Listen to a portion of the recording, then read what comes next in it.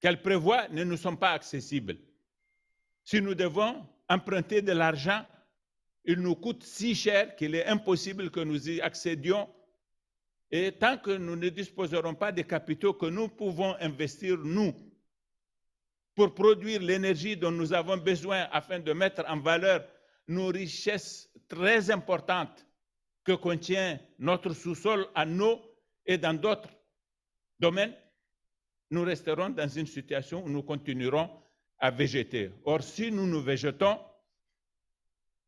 cette situation va générer un état de fait qui va avoir son impact sur la stabilité du monde et nous continuerons nos débats sur la migration.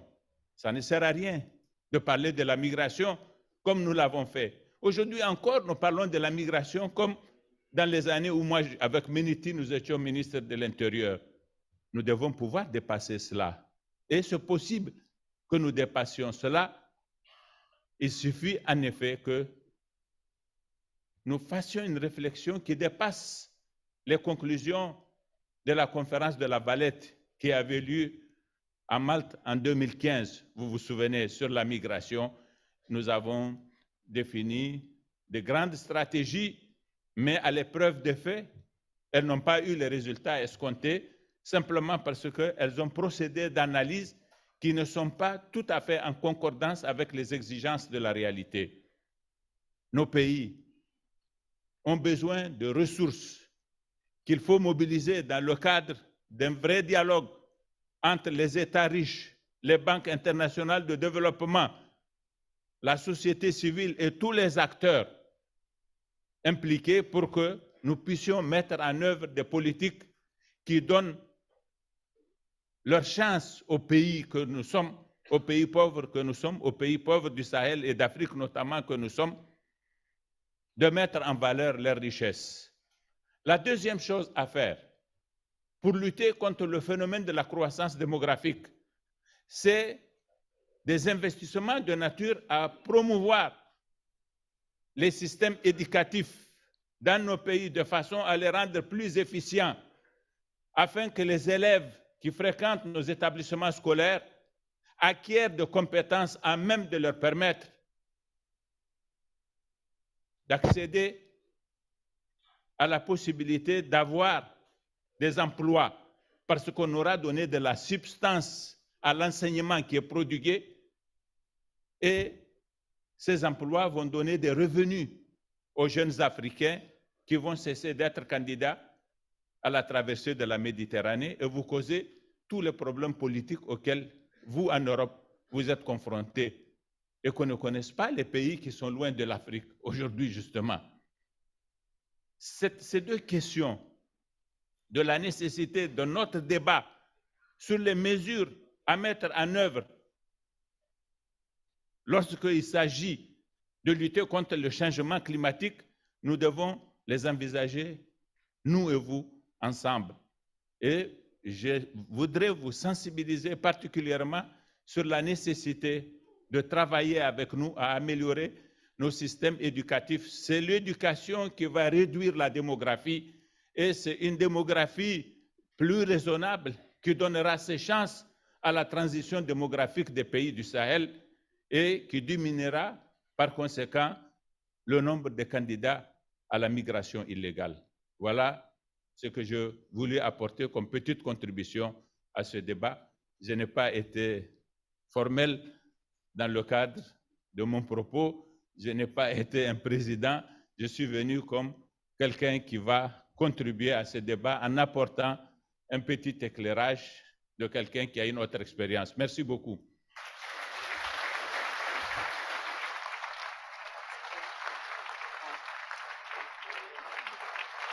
The Executive Vice President of ISPI, Paolo Magri, is now reading a message from His Holiness Pope Francis.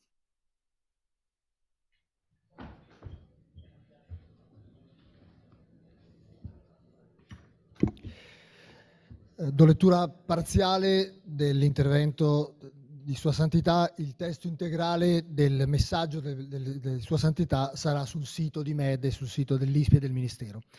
Illustri signore e signori, Cordiale saluto in occasione dell'8ª conferenza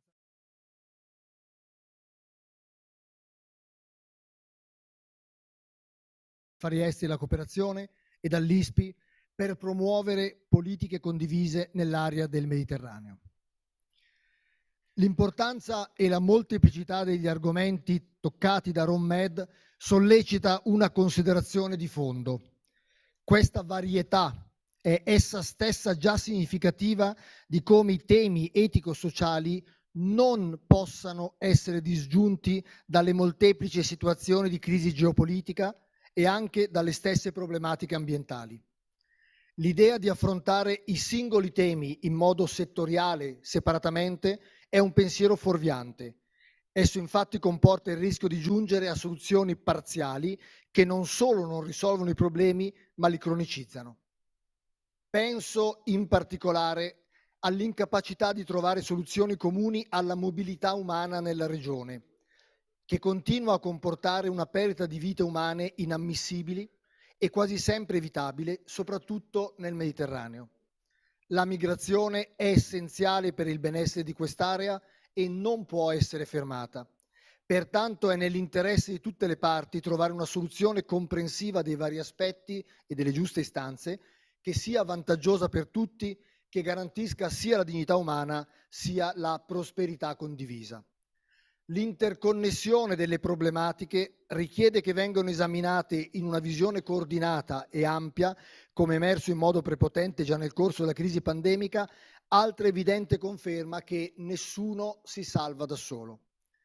Tale globalizzazione dei problemi si ripropone oggi a proposito del drammatico conflitto bellico in corso all'interno dell'Europa fra Russia e Ucraina, dal quale, oltre ai danni incalcolabili di ogni guerra in termini di vittime, conseguono la crisi energetica, la crisi finanziaria, la crisi umanitaria per tanta gente innocente costretta a lasciare la propria casa, la crisi alimentare che colpisce soprattutto i paesi più poveri.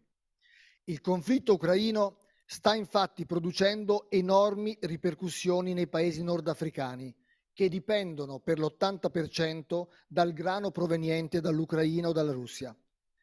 Questa crisi ci esorta a prendere in considerazione la totalità della situazione reale in un'ottica globale, così come sono globali gli effetti. Pertanto, come non è possibile pensare di affrontare la crisi energetica, a prescindere da quella politica, non si può al tempo stesso risolvere la crisi elementare a prescindere dalla persistenza dei conflitti, o la crisi climatica senza prendere in considerazione il problema migratorio, o il soccorso alle economie più fragili o la tutela delle libertà fondamentali. Né si può prendere in considerazione la vastità delle sofferenze umane senza tener conto della crisi sociale, in cui per un profitto economico-politico il valore della persona umana viene sminuito e i diritti umani vengono calpestati. Tutti noi dobbiamo acquisire una sempre maggior consapevolezza del fatto che i problemi della Terra sono il grido del nostro pianeta maltrattato, che rispecchia a sua volta il grido della stessa umanità sofferente. Risuonano a questo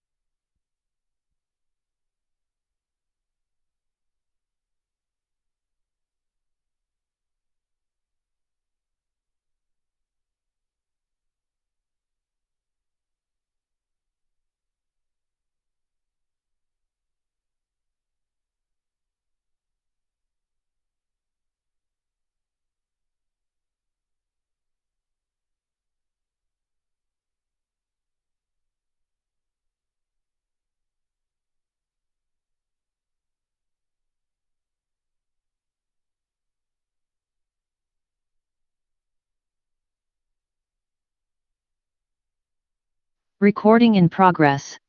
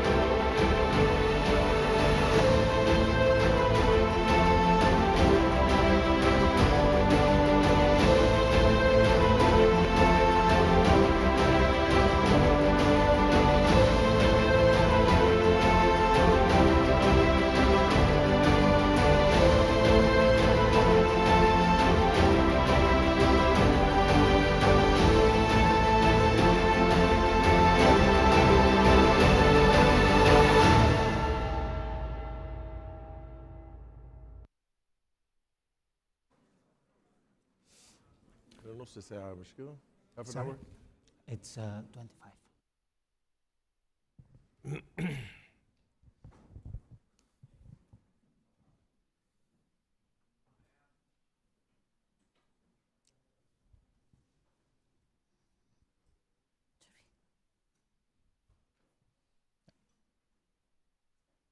Good morning, everyone. I'm Dr. Dalia Ghanem, senior analyst at the EU ISS, which is an EU agency, the official think tank of the European Union. I am responsible for the MENA portfolio, and today is my pleasure to be here with my colleague Paul for this amazing interview. حضرة الوزير شكرا على قبول الدعوة وعلى قبول الإجابة على أسئلتنا. I leave the floor to Paul. Dear Minister, thank you very much for being here. My name is Paul Morillas. I am the director of CIDOB, the Barcelona Center for International Affairs, a think tank on global issues based in Barcelona. And it's our pleasure to welcome you here for this, after the opening, the official opening of this event, to start discussing some of the things that were present in the preliminary remarks by President Mattarella and others. And in particular, I would like to start with a question to the Minister on the geopolitical context that surrounds us all, particularly, of course, having seen a status of perma-crisis or continuous crisis in the world from the pandemic, and now more recently the war in Ukraine, and all the consequences that these crises are having upon us. So the first question, of course, is what is the role about the geopolitical context in which Egypt is currently placed, and also in terms of the broader international developments that are taking place? Well, thank you very much. I'm happy to be with you this morning, and definitely the geopolitical context is not beneficial. It's been turbulent and disruptive over the last 3 years, as you mentioned, with the pandemic and subsequently the Ukraine crisis and the subsequent results in terms of the impact on the global economic environment, the disruption to supply chains, the insecurity, food and energy, all have placed quite a substantial burden on peace and stability.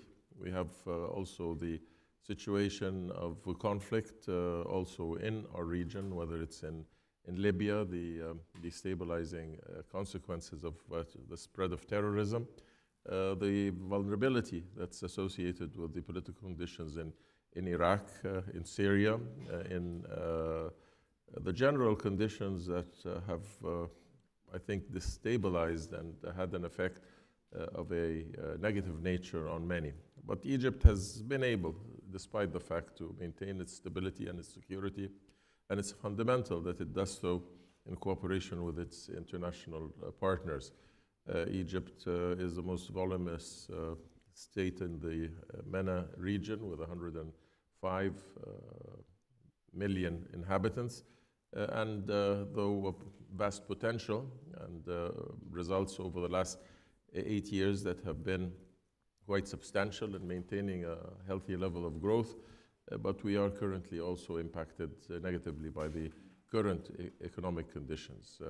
But politically, we, I think, are contributing quite effectively to stabilizing the situations of conflict in our immediate vicinity, in Libya, in the Sahel and Sahara, and to, again, on the basis of cooperation, find how we can regain equilibrium to the general geopolitical circumstances. We are cooperating with the Arab Contact Group in trying to find a peaceful resolution to the Ukrainian-Russian conflict, and we will continue to participate in all of the various forums that are available with a clear dedication to multilateralism and its benefits. Egypt has hosted the 27th edition of the UN Climate Conference. It was the pride of many Arab and African countries, as Egypt is the fourth, actually, African country to host such an event. What is your assessment of the main achievement of this conference? We were happy to have hosted this important meeting. This is the largest multilateral UN conference on the whole. And certainly this year's conference has been particularly challenging because of the number of participants, which almost reached the 50,000 actual participants, the expansive nature of both the green zone and the blue zone, the participation of all of the stakeholders, whether negotiators, civil society, the private sector, and the interest that has been generated related to climate change and the impact of climate change. And from a legal negotiated perspective, of course, the main achievement has been the loss and damage fund, which has been established, a objective that has been in the making now for the last 27 or 28 years.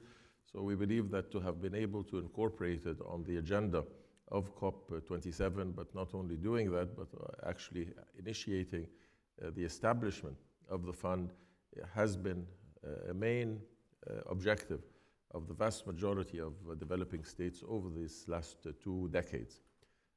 We are hopeful that within this year, we will be able to put in place the operational mechanisms for the fund, and that the fund will be supported so as to provide necessary assistance to the most vulnerable and those that meet the very dire situations of the impacts of climate change, as has been demonstrated this year quite abundantly, whether in Pakistan or in even Europe and the United States and in South Africa, where turbulent weather events have really had a very severe impact.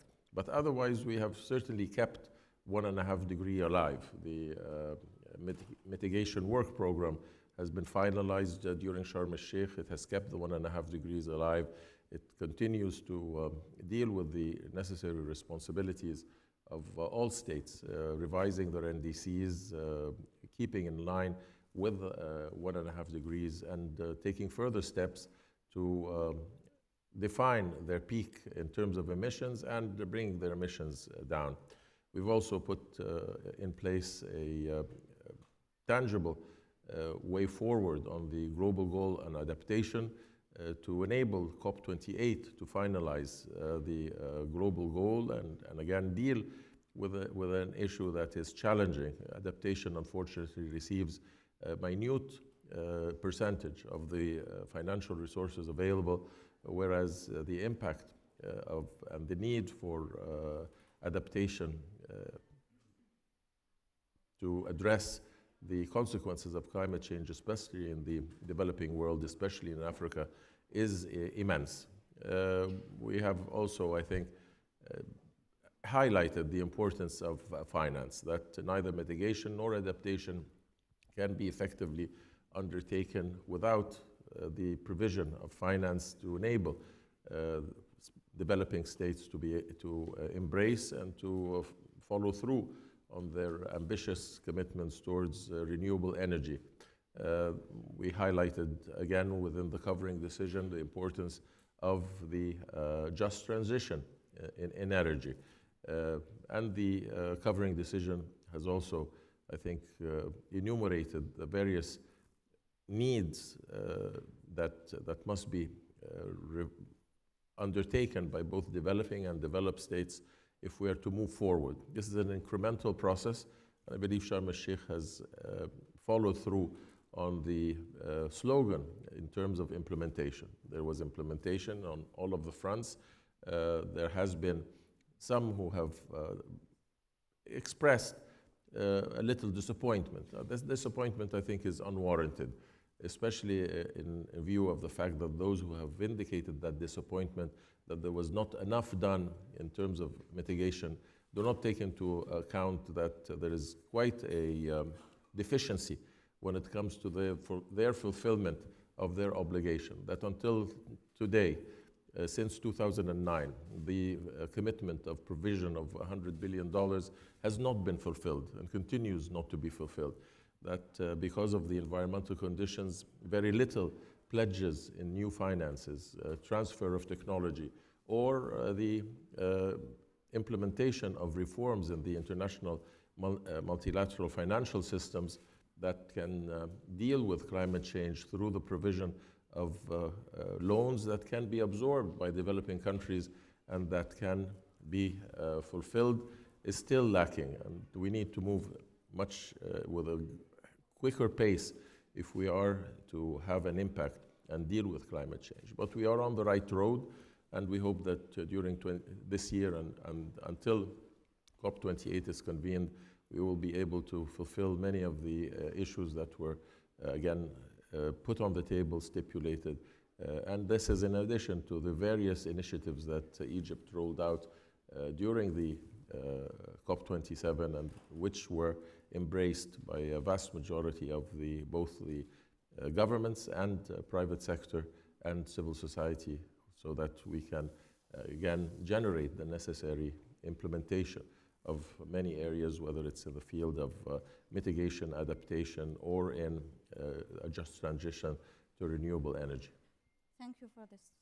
Dear Minister, we've covered first the geopolitical context and different dimensions of security at a global scale. Now we've covered multilateral initiative, including on climate change. I'd like to bring you to the region and discuss with you a bit what you think are the main threats to stability, to security in the region, and also what can Egypt do to ease the tensions that are present in the region. And I'm speaking particularly, of course, of the Israeli-Palestinian conflict, that it seems to have reached a boiling point, a very difficult circumstances after the elections in Israel and the questioning of the Palestinian leadership. To what extent, what do you think your country can do to contribute to stability in the region? Well, our role has been indispensable over the last years in having the ability to communicate and to collaborate with both our Israeli friends and our Palestinian brothers to encourage the reinitiation of a political process that can provide what is the consensus among the international community, that the resolution to this conflict must be based on a two-state solution, two states side by side, Palestinian state on the borders of 67, 4th of June 67, with East Jerusalem as its capital. And we have highlighted in our communications, in our interactions, the beneficial nature of this situation for both Israelis and Palestinians to finally end the turmoil and the conflict and the loss of life, and to create a new environment in the region built on cooperation, on integration, and the benefits that can be extracted from cooperation among all states in the region. We maintain this as a matter of principle, and we encourage the main proponents to undertake their responsibilities in this regard. But it is up to them to demonstrate the political will to undertake the difficult decisions. And of course, these last years have been somewhat turbulent because of the political nature of the internal situation in Israel with the successive governments and the electoral process. Again, there have been times of escalating conflict and military actions where we have intervened to contain the situation and to regain calm and stability. And we will continue to play this role in cooperation with the parties and cooperation with other regional players, Jordan and others. And we hope that we can see a new era of peace and prosperity based on a two-state solution. Egypt has, been a big country that has been voicing the concerns of MENA countries, but also of African countries. Can you tell us more about the African dimension of the Egyptian foreign policy? What are the challenges? What are the opportunities? Of course, Egypt is an African country. Its association and its a place within the African Union is well known, and we have always demonstrated our commitment to the best possible levels of cooperation among the African states as a matter of a past and a present and a future. We see the vast potential that is available, and we see the complementarity that exists within the African countries. But of course, we see also the challenges related to lack of development, lack of infrastructure, lack of education, the conflicts that exist, and of course, also the expansion of a terrorist threat. All of this really highlights the need for even greater cooperation. We, I think, have a degree of optimism because of the ability to recognize within the African context the need for greater integration. And the recently conducted African Free Trade Agreement and its entry into force provides an opportunity and a basis upon which to increase the level of cooperation and complementarity between the African states. But I think an area which has always been highlighted by His Excellency President Sisi is the connectivity of infrastructure in Africa and how that can, first of all, provide the commercial opportunities, provide the interconnectivity and enhance the ability for not only trade and commerce, but also for the movement of very vibrant, demographic, young and capable African societies to take advantage of the opportunities to provide the entrepreneurial abilities and to contribute to the development of Africa with its vast resources. Of course, this also depends on the support that we receive from our partners, the developed countries, but we can rely on each other. We can rely on the institutions that are present to facilitate a greater growth, a growth that is needed.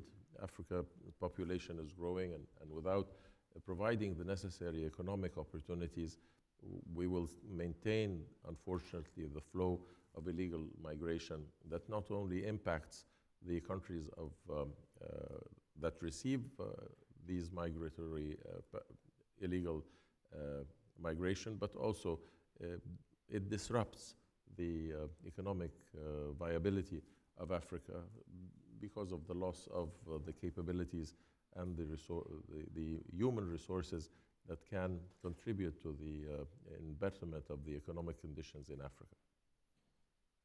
Minister, we discussed the consequences of the Ukraine war, and of course, two of them that are prominent are the food crisis that has come after it, and the energy crisis that also has made prices rise. These are two clear examples on how the war cannot be seen as something far away from any country, but actually affecting all of them.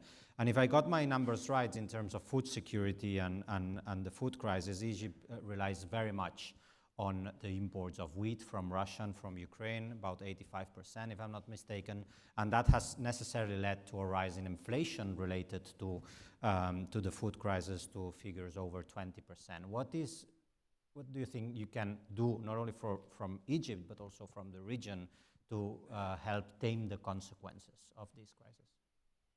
Well, you're quite right. The crisis has had a deep impact because of the food insecurity and energy insecurity, and the rise of prices and the amount of additional cost that has been entailed by Egypt. Egypt is the largest food grain importer in the world, and the price of grain has increased, but also the price of fertilizers, the price of shipping, supply chains disruption. All of this has had an impact on the global inflationary pressures, in addition to our own internal inflationary pressures associated with these additional costs. So primarily, we need to resolve this crisis. We need to find a political solution that can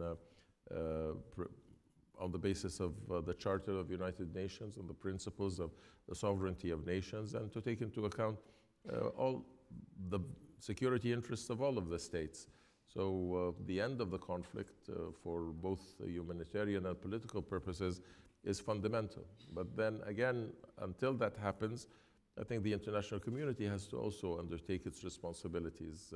There has been some relief provided by the United Nations grain exportation system that was put in place, but it needs greater transparency, and it hasn't really had the necessary impact, whether towards Egypt or towards Africa in general. So we need to bolster that system and assure that it will provide the relief for Egypt and other Middle Eastern countries and Africa.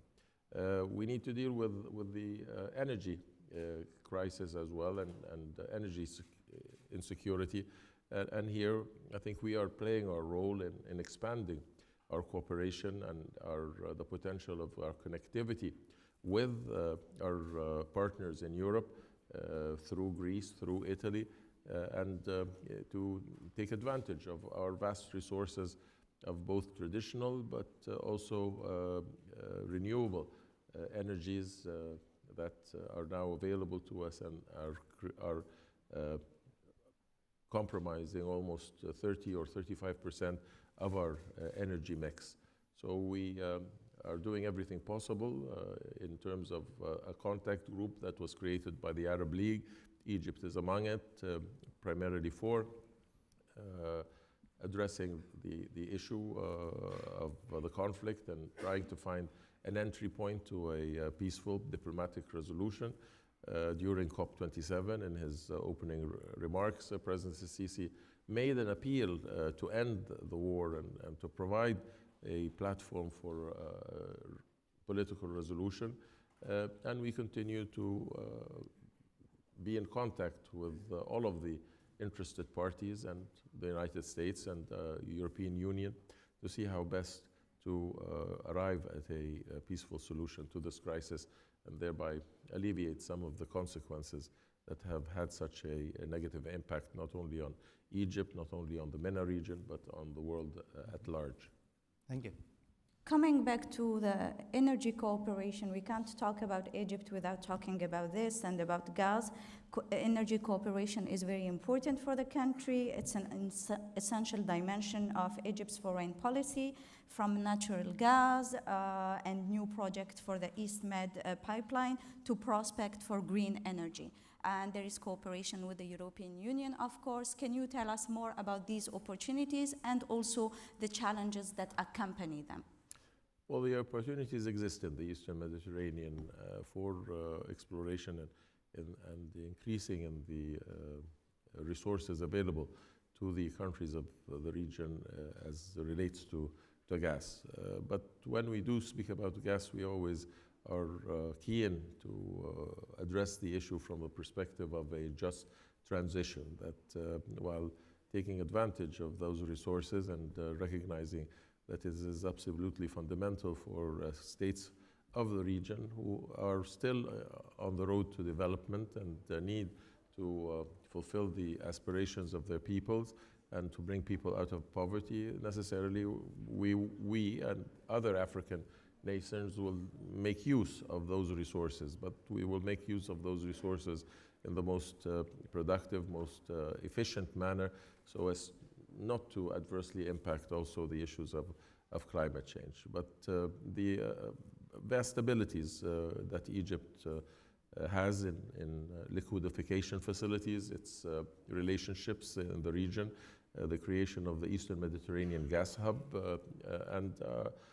the most recently signed memorandum of understanding between Egypt, the European Union, and Israel does provide an ability to be able to not only take advantage with the states of the region with this energy source, but also to provide a diversity of energy reliance to our friends in Europe. And we are discussing how best to undertake this, whether through liquidification or through pipeline connectivity, depending on the viability and the economic potential.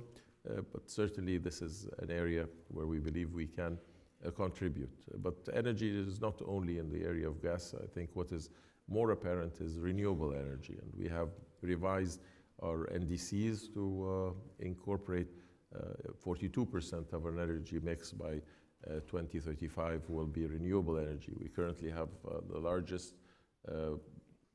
solar farm in the world. We have connectivity. We have strengthened our network. We are connected both to Africa through Sudan and to Asia through and the Middle East through Jordan, and have the potential to continue to provide greater connectivity of renewable energy. And this is not to mention also green hydrogen. And we have, on the margins of the COP, initiated a major production facility, actual production facility for green hydrogen in cooperation with a Norwegian company and financed by a consortium of both private and public sectors, which is potentially the energy of the future. So we are diversifying, but we are moving more towards renewable energy, towards clean energy, so as to fulfill our responsibility when it comes to climate change.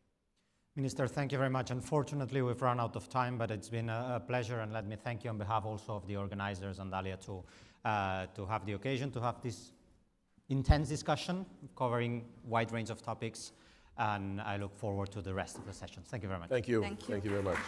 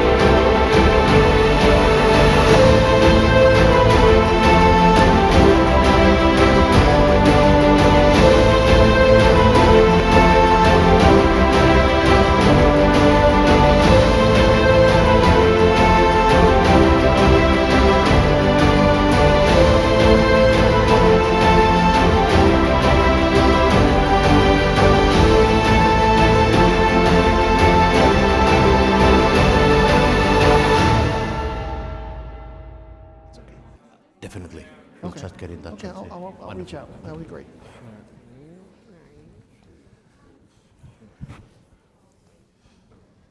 Hello, everyone. My name is William Wexler. I lead the Rafik Hariri Center and Middle East programs at the Atlantic Council in Washington, D.C. And I want to welcome you to this, what should be a very interesting discussion on the present and future of the terrorist threat and the responses to terrorism.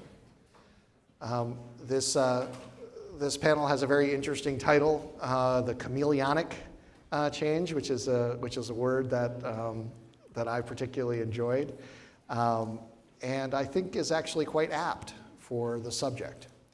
When it comes to the threats that we all encounter from terrorism, the most important consistency is change. And we've seen that over the years as terrorism has evolved from a problem that was largely and predominantly a question of state sponsorship to one that moved to independent groups that were financed through networks of donors, to self-sustaining entities that aspire to run populations. Terrorism is not all the same thing. There's lots of different kinds of terrorist groups that differ tremendously in their motivations, in their environment, in their goals, and thus the threats that they pose. Terrorist threats also differs tremendously in geographies. There was a time at which a certain geography in the world was the center of our perception of the terrorist threats in Afghanistan and Pakistan. Then it moved to Iraq and Syria. Now a lot of the attention is in Africa, and it will continue to move again. And with each one of these evolutions, there is an evolution in the tactics and approaches that the West and the other parts of the world that are threatened by terrorism take in response. Sometimes it's a military response, sometimes it's a law enforcement response, sometimes it's an ideological battle, sometimes it's a question of internet security, sometimes it's a question of winning the quote-unquote hearts and minds, and sometimes it's a very local issue. And in order to address these, our responses have to change in each place. And as we look to the future, we can anticipate threats changing even more. As the United States exits Afghanistan, the questions are very much open about what the future of the terrorist threat is there. As France exits some of its work in the Sahel, as local dynamics in Mali lead to Russia coming in and much of Europe leaving MINUSMA, these will affect the terrorist threats as well. We have with us an absolutely wonderful panel. Let me just introduce each one in turn, and then we're going to have a conversation that's going to first talk about the threats and challenges, and then talk about the solutions and approaches. Person immediately to my left is Ilka Salmi. He is the counterterrorism coordinator for the European Union since last year. He was, before that, the permanent secretary of the Ministry of the Interior in Finland from 2018 to 2020. And he was the director of the Finnish Security Intelligence Service from 2007 to 2011. Before joining the Ministry of the Interior, he served as director of the EU Intelligence and Situation Center. There are very few people that I can think of that have the perspective on counterterrorism that's appropriate to this conference as Mr. Salmi. Next is Olivier Roy, who, for those of us who have read about counterterrorism for years, needs no introduction, but I'll give it anyway. He's a senior researcher at French National Center for Scientific Research. He's a professor at the École des Hautes Études en Sciences Sociales and a visiting professor at the University of California at Berkeley. He's headed missions in the OSCE, he's headed offices in the UN, and he's been a consultant for many decades to the French Ministry of Foreign Affairs policy planning staff. Next on the line is Mona Yacoubian. Her work, which I follow all the time in Washington, D.C., at the U.S. Institute of Peace, centers on conflict analysis and prevention in the Middle East. Her particular areas of focus are in the Levant and Syria, Lebanon, and Iraq.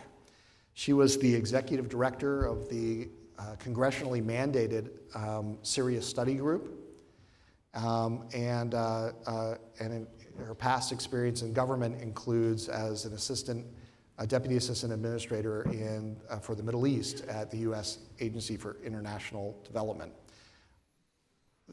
And finally, but absolutely not least, is Hisham Helier, my old friend and colleague previously from the Atlantic Council. He has since moved on to much, much more important things. He is a senior fellow at the Royal United Services Institute.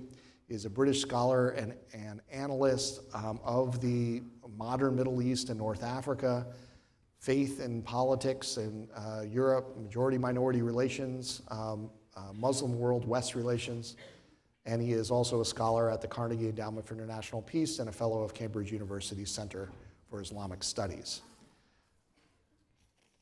With that, let me start, Mr. Salmi. Can you talk about, right now, how Europe sees the threats, the most important threats of terrorism? Is it from individuals that are self-radicalizing online? Is it from organized threats? Is it from a particular geography? Where does the EU, and are there differences between the perceptions of some of the member states? Indeed. Thank you so much, and indeed, good afternoon, ladies and gentlemen. It's really my pleasure to be here and address some of the questions today. And indeed, I do believe that, of course, my perspective is from the European or the EU's point of view, but then again, I do believe that many of these issues are actually quite global, so in that sense, makes sense to look into that.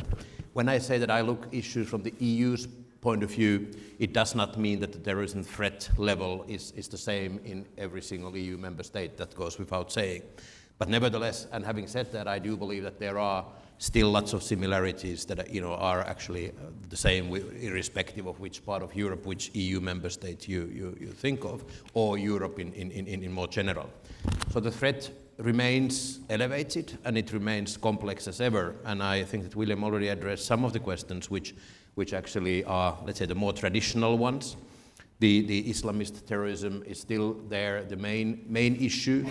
The threat from Daesh, Al-Qaeda still exists, and actually the relatively recent developments, be it in Northeast Syria, Iraq, or in Afghanistan, actually underlines this issue, and happy to say a few words about that in a second. However, at the same time, I think the most pertinent threat towards Europe is actually the, let's call them lone actors, or what do we want, actually those who are inspired by terrorist narratives and actually get radicalized online and get their innovation from the social media, internet platforms, what have you. So this is actually something where we have to look very, very closely, and I think this is actually, when we discuss what are the measures that we could address, certainly, looking into the new and emerging technologies is hugely important. For me personally, one of the key regions geographically is Northeast Syria still, even if the caliphate has been defeated as a geographical entity in a way, it's still an issue, and especially camps like Al-Hol, where we have still lots of women and children, as well as, of course, the foreign terrorist fighters who are detained in the region, is an issue that I would say a strategic issue for us.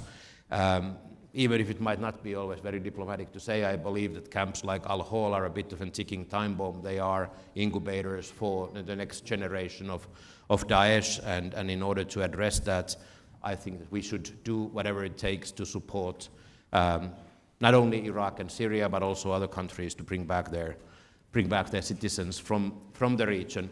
And actually, personally, I have been visiting the region a couple of times during the course of this year, and also engaged with the Iraqi government and authorities in order to understand how we could assist the situation in the camps, and especially the repatriation and the reintegration process of Iraqi citizens from the region.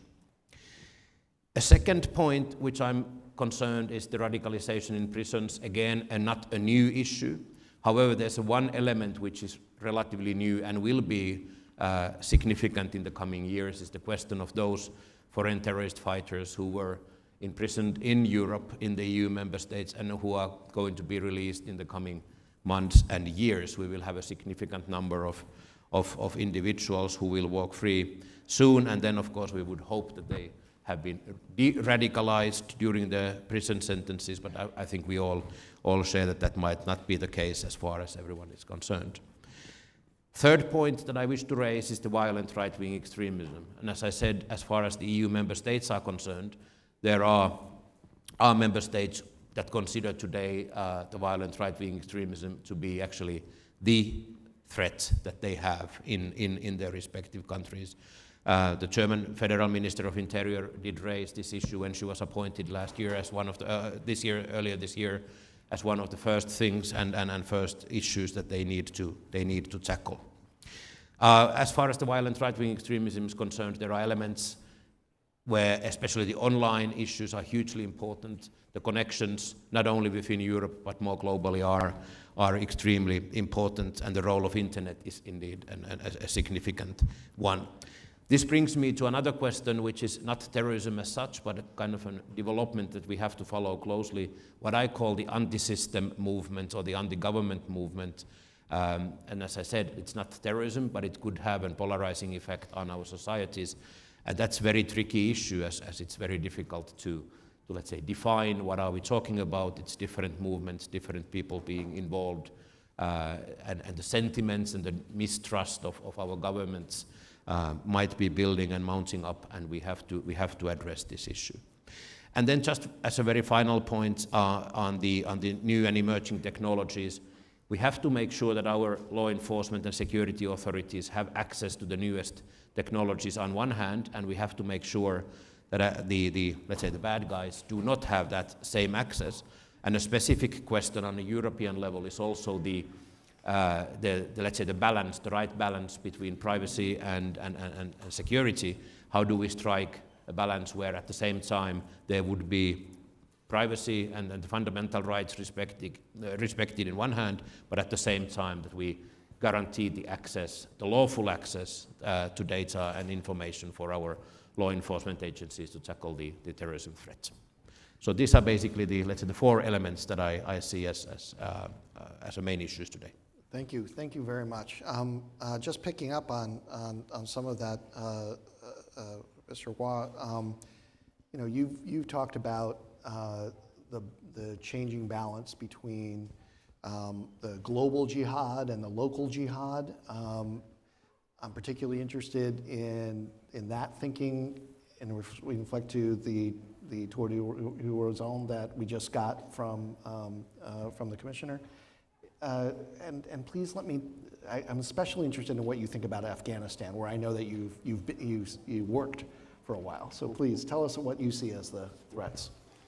Yeah, it started in Afghanistan, the creation of a network of global jihadists under the leadership of bin Laden. And then in the early 90s, they left the area and they went mostly to their countries of origin, where they created some radical networks and so. So until 1995, there is, I would say, almost a physical connection between what was going on in Afghanistan and global terrorism. But from 1995, we have a new generation. We have a generation of homegrown radicals, people who were born, educated in the West, for instance, and who radicalized in the West, not in Afghanistan, and then decided to go to Afghanistan, Pakistan, Yemen, and so, and to join any available jihad. So they went to Bosnia, they tried to go to Chechnya, they went again to Afghanistan, to Yemen, and later to Syria and Iraq. So for almost 20 years, 1995 and 2015, 16, we have the same profile. second generation Muslims, migrant Muslims, and converts. A lot of converts. We tend to ignore, the factor of converts, but it's sometimes like something like 25-30% of the radicals involved in jihad and terrorism. These people joined. At the beginning, they were not linked to an organization, but at the end of the 90s, they joined Al-Qaeda. And then they joined Daesh and went to Syria to fight. They had good training, they had networks of logistics, etc. And they did, of course, 9/11, the Bataclan in France, Madrid, London, etc., etc. Since 2016, we have a change. Now. We have no more well-organized networks. That's finished. We have more and more individuals, sometimes lone wolves, who use makeshift weapons, knives, for instance, who are not very efficient. They kill and they are killed, or they kill themselves. And their profile is far more diverse. So what I see is a decline of a global jihadism. And it's less a threat than it used to be. My guess, but it's just a guess, is that it's largely linked to a generational phenomena, but we might go back to that. But what is on the rise now is local jihad. Niger, all the Sahel, Somalia, Sinai, etc. This local jihad, they used to link themselves with an organization of global jihad, either Al-Qaeda or Daesh. So they make allegiance. But in fact, they fight locally, and for local reasons, as the president of Niger explained this morning. It's largely linked, to what I call the political anthropology of the society. And interestingly enough, we have no terrorist spillover of this local jihad, global terrorism. Let's take an example. France was in the first line in Mali to fight against the local jihad since 2013. We had a lot of terrorist attacks after 2013. None of the terrorists involved in this attack claimed to act because of Mali. They all claim that they wanted to avenge the people in Syria and Iraq. They all claim to belong to a global jihad, and none of them, even the guy who came from Sahel, did mention the local jihad in Sahel. So this disconnect between local jihad and global jihad is something which is very important. I am not sure that I have all the cues on that, but we have to look on that. And if we go back to the source, in Afghanistan, well, in Afghanistan, the Taliban are on our side against terrorism. They are not on our side about women's rights. That's clear, But about terrorism, they are fighting Daesh. They gave all the insurances that they will not host radical groups, and they cooperate. Because, in fact, there is a cooperation with the Taliban. Of course, we have no choice. So Afghanistan is no more, the place of radicalization. I didn't hear about young radicals coming from Europe going to Afghanistan now. It's not fashionable, Afghanistan, and it's probably not very funny. That's another story. So I think that Afghanistan is no more an issue. Pakistan is more a problem than Afghanistan, far more a problem. Because still there is the radical movement in Pakistan have I will not say global agenda, but there's a global perception of what Islam is. They are connected with diaspora, etc., etc. So I think now that the narrative of the heroic global jihad is running out of steam. It doesn't mean that there will be no terrorist actions related to jihad and so, of course, but on a smaller scale. But that it means also that we have other threats now than we used to have during the last 20 years. Thank you very much. Mona, let me turn to you next. It's still the case that the greatest concentration of terrorist fighters are in Syria right now, by most estimates, even as our attention goes elsewhere. And as we've already heard, the potential for a lot more terrorists to come out of camps and jails there is potentially a ticking time bomb, as we heard. Can you tell us how the Levant in general sees the terrorist threat and how you see it? Yeah, thank you so much, Will. And it's a real pleasure to be here and, frankly, to be on this esteemed panel. So I want to push back a little bit on the ticking time bomb metaphor. But before I do that, I will certainly associate myself with the analysis that, indeed, there are still a concentration of ISIS fighters, although they are not holding territory. They're largely organized as sleeper cells. But there is certainly a concern, I think, about ISIS resurgence. In other words, we can't take our eye off the ball. Mm-hmm. That being said, that word chameleonic, I think, applies quite well to what I want to talk about, which is that I think we are looking at a very complex evolution of the challenge. And I think the place we see it best is in the El Hol displacement camp. Why I say that, I think El Hol is unprecedented. I think you'd be hard-pressed to find another place in the world that has this mix of security and protection challenges. For those who don't know, El Hol is a camp of about 55,000 residents, mostly women and children. 50% of them are under the age of 12. They primarily are comprised of people who streamed out of ISIS's last territorial stronghold in Syria and Bahus. And so you have this mix of real security challenges, for sure. The camp is increasingly porous, increasingly dangerous. There were raids undertaken within the camp that revealed maybe 300 ISIS operatives in the camp. They've recovered weapons. So this is not your typical displacement camp. But that being said, again, the majority of the camp's residents are children. And they don't have access to education. They don't have access even to adequate humanitarian assistance. And so the real challenge, I think, here is trying to understand the composition of this camp, and frankly, more importantly, how to empty the camp. Mm-hmm. Because the camp as it is not tenable. It's in a very volatile part of the world. We are, as we sit here, waiting, I think with great concern, to see if Turkey will actually make good on its repeated threats to take another incursion into northeast Syria, which would, I think, very much disrupt the operations around both the securing of the ISIS detention sites, which are the 10,000 plus fighters who are being held, as well as the camp of El Hol and smaller camps. All of this is being undertaken by a non-state actor, the Syrian Democratic Forces, which are a Kurdish force, in partnership with the US and others on the ground.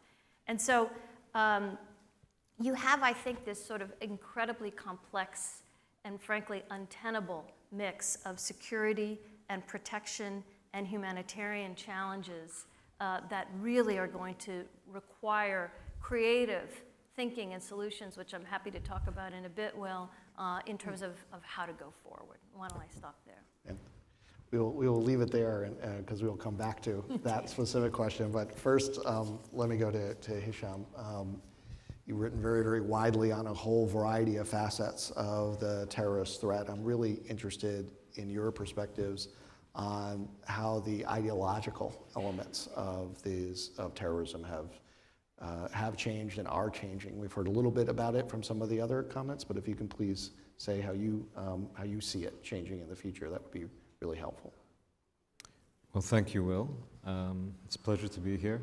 I'm very happy to be at Med 2022 and on such an illustrious panel and with people in the room that I recognize and I'm very pleased to catch up with.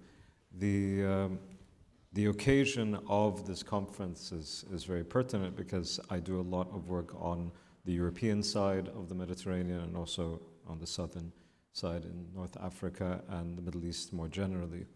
And ideologically speaking, yes, there have been developments in terms of how these groups view their ideational bases. But something else that is quite interesting to me is how we, on the other side, from the counterterrorism space, we also view that ideological development as well. And what I've seen over the past I'd say 5-10 years. There are two things happening at the same time. One, the threat of radical Islamist groups and ideologies has decreased in comparison to what it was before. The nuance in the discussion has somewhat increased, at least in certain places, and others is still in a very bad place. And between the north of the Mediterranean and the south, there's often a difference of opinion as to what constitutes an ideological threat and what doesn't. And on a policy level, this is something that's actually very difficult to overcome when we try to engage in joint policy initiatives across countries. And this, by the way, happens within Europe as well, but very often between North and South. It becomes very difficult for us to do joint programming to identify joint threats because we simply don't always agree on what constitutes an ideological extremist group. You mentioned the Kurds in Syria. The Turks have a particular view on certain groups. DC has a very different view, and so on, and so on, and so on. Different types of Islamist groups, different opinions on whether or not they constitute groups that should or should not be engaged with, and so on. I agree completely, by the way, on the comment about the foreign fighters issue. I think it's something that we're going to have to grapple with very soon, and I'm not sure that we're really prepared for it. And also on the far right issue, and I'm very glad to hear the coordinator speak about that, because at least in my own country, in the UK, the evidence base is extremely clear. The threat that we need to be most concerned about, not only, but most concerned about, is far-right extremism. And for purely ideological reasons, not evidence-based reasons, but ideological reasons, we shy away from that. We don't engage with identifying it. And there's one final aspect to this, and I don't want to belabor this point. The mainstreaming of far-right ideology across the continent, and frankly further beyond, constitutes a major disruption in terms of how we then analyze and identify extremist threats. When we talk about these jihadist groups and so on, nobody's worried about them being elected in open and free elections. I'm very concerned about that on the European continent. I'm very concerned about that, frankly, with regards to the United States, where far-right movements are not on the far, aspect of the political spectrum. They're not on the margins. They're in the center. And even when the groups themselves are not voted for, their discourse, their rhetoric, their concerns and approaches, they're very much part of the mainstream. And that's going to have increasing repercussions on how we identify threats going forward. Thank you very much. I think we've got a very good overview of the disparate kinds of threats, in both geographically, ideologically, types of terrorist organizations. Now let's turn for the second half of our discussion about what we do about these threats. The reality is that a lot of our approach to this has been driven by an assessment over time, is that while there are lots of different terrorist organizations that pose lots of different challenges locally, that there's a certain kind of terrorist organization that prioritizes external attacks. The response to that has been to prevent them, by using mainly military means in ungoverned spaces, from having the kind of sanctuary, physical sanctuary, from which they can act with impunity, which leads them to those external attacks. And the changes that we've just discussed didn't happen like the weather. They happened because military action was taken to take down the caliphate. We're seeing the release of some of those military actions. We've certainly seen it in Afghanistan with the US withdrawal. And then we've seen a recent action by the United States to take out Zawahiri in Kabul, thus showing that despite the distinctions between the Taliban and the Islamic State, that the connections between the Taliban and its Haqqani network and the key elements of al-Qaeda still remain quite significant and problematic. And we've seen the Europeans significantly pare back on their actions in across the Mediterranean in this. So the question for you then is, given that environment and given the threat, where does Europe go next with this? Is there, Europe is obviously focused on Ukraine. Some of the military capabilities are being moved specifically to that direction, German helicopters and others. But where does Europe go next? Is this going to no longer be an area of focus? Or are they going to be focused more on the sanctions campaigns, on the ideological fight? And then the very last question I have to ask, since you brought it up and it's come on, what is finally the prospect for taking in some of the foreign fighters? These are European nationals who fought in Syria, in Iraq largely, and are still there. And I will just say that one of the more, I won't say who and I won't say from which country, but one of the more entertaining conversations that I've had in recent decades was after, from an American perspective, after having Europeans demarche and talk to me about the need to close Guantanamo again and again, which I completely agree. There was a degree of irony when one European government official said, "I have the solution for the foreign fighters. Why don't you take them to Guantanamo?" And it wasn't a joke. So let me throw that over to you. Good, thank you. Allow me to focus on actually three things on the kind of a response. So the first one, if I go back to Northeast Syria and to Al-Hol, and by the way, I agree everything that what was already said, what the EU is doing now, and as I said, this is very high on also on my personal agenda, is really to see how can we decongest, the camp. 55,000 individuals, indeed, more than half of them underaged, 94% women and children, and then we have the 10,000 plus foreign terrorist fighters who are actually in prisons in the region.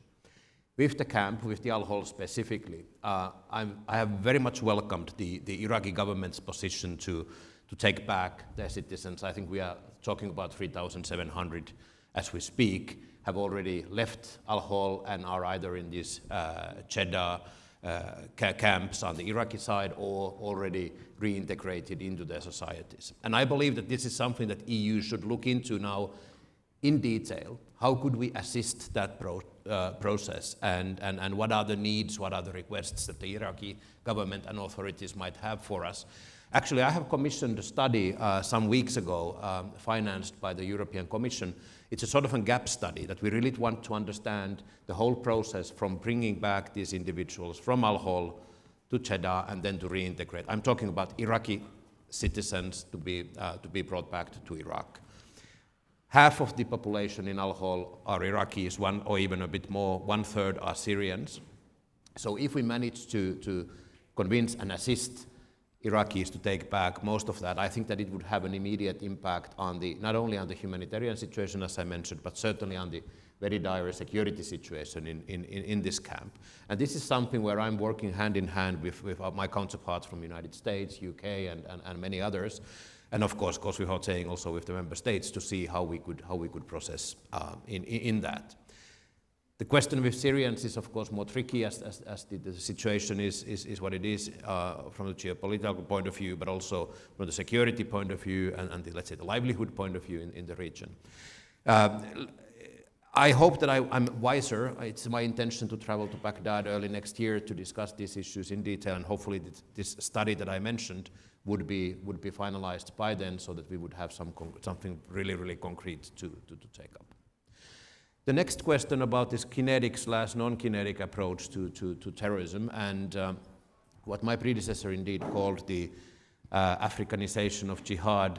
He was very worried, Gilles de Kerkhoff, many of you certainly know him, was very worried about the things and the development especially in the Sahel region, in the coastal states. At the same time, of course, in East Africa, Horn of Africa, and in Mozambique as well. And now what we are discussing, and I think I was very impressed by the speech by the president of Niger, as Niger is one of our key partners in trying to see what the Europe could now do. And my angle is, let's say, the civilian approach in this question, kind of a multidisciplinary, non-kinetic approach. Could we bring something to these discussions? Could we bring something to the, the concrete activities in the region? And as I know that many of us, be it from the Europe or from the US, we are leaning towards Niger to see how we could do that. So also something a bit more concrete coming up in the coming months. There is, together with the EU CSDP missions in the region, we are planning to organize a seminar, a conference where we hopefully would get also very concrete proposals from the Nigerian side and from the whole Sahel region, how we could proceed. Then the third thing that I just wanted to raise in the end is on this online radicalization aspect. The so-called terrorist content online regulation came into force this year in June, and actually it's a regulation which forces the internet providers and platforms to remove any terrorist content within 1 hour when there has been made a referral by competent authorities of the EU member states. And I'm very interested to see how this works. At the same time, I'm also convinced that the internet platforms have to actively do their own work and not only wait for these referrals, as has been the case until now, and to use artificial intelligence and other tools to tackle any terrorist content that we see in the digital world. We will do sort of and the Commission is also forced to do a sort of an impact study on this new legislation, how well it functions and whether it's efficient. So hopefully we'll also have in let's say in a year's time a better understanding how well this legislation actually works. One thing that I'm still in the online world, I'm worried, while let's say the bigger platforms, service providers are actually quite committed into these rules, we have the smaller ones which might not actually go along with the current state of play, and we have to see how we could bring them on board and how to share the best practices with them as well. But certainly a challenge for all of us. Thank you.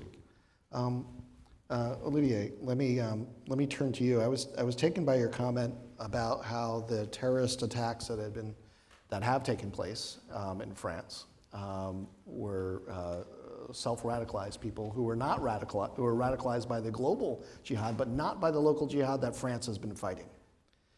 Do you anticipate that changing in the future? And if not, does that say that the Salafist jihadi movements that are very violent, I mean, just this week, I think there was another huge, in Mali, a massacre, but that they are different from some of their other predecessors in that they're not looking for external attacks? And how does that change European or French policy? Well, if you look at the local jihad now, they have an anthropological basis. Let's take in my university, there is a research group working on pastoralism in Sahel. They are anthropologists, they don't do politics. They work on the relationship between climate change and pastoralism. But they came to us, we had a program on jihad and terrorism, they came to us because they told us, our pastoralists now, they became jihadists. They are fighting for jihad from Mauritania to Somalia. So we have a social routing, you would say, of jihad in local jihad, which explains that there is no or little, until now, spillover outside. While in Europe, you don't have a social basis for jihad. The jihadists, they are not lone wolves, they are in groups, networks, and so, but they radicalize online, exactly. Very few of them did radicalize on a mosque, and so, and none of them had a past of, I would say, social worker, political militant, unionist, and so, or simply preacher. They have no past of being a militant in a Muslim community or society. And that's the good news. And the bad news, because it's very difficult to spot them, because they have no routing. But the good news is that there is no social movement with them. While in the local jihad, yes, you have a social movement, and for good reasons, unfortunately. Thank you. Mona, you teased us with your last comment that you had solutions to these very difficult problems. Please Indeed. So I'm going to pick up on a few of Mr. Salmi's comments as well, because I think there is a consensus that, as I think for obvious reasons, that the situation in northeast Syria, the situation of the El Hol camp, is simply unsustainable. And the answer is to empty the camp.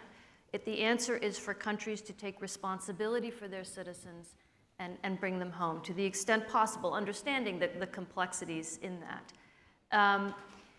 There are 28,000 Iraqis in the camp, and Iraq recently has agreed to begin to take its people home. It has started. I think the magnitude of that challenge is enormous and cannot be underestimated. Syria, as rightly pointed out, poses different problems. There are those in the camp who simply cannot return home. They hail from regime-held areas and are not willing to go home, and we have to respect the international law with respect to a non-refoulement, not pushing people back to places where they're not comfortable. All of that being said, I do think there are some things that can be done to start to accelerate this process.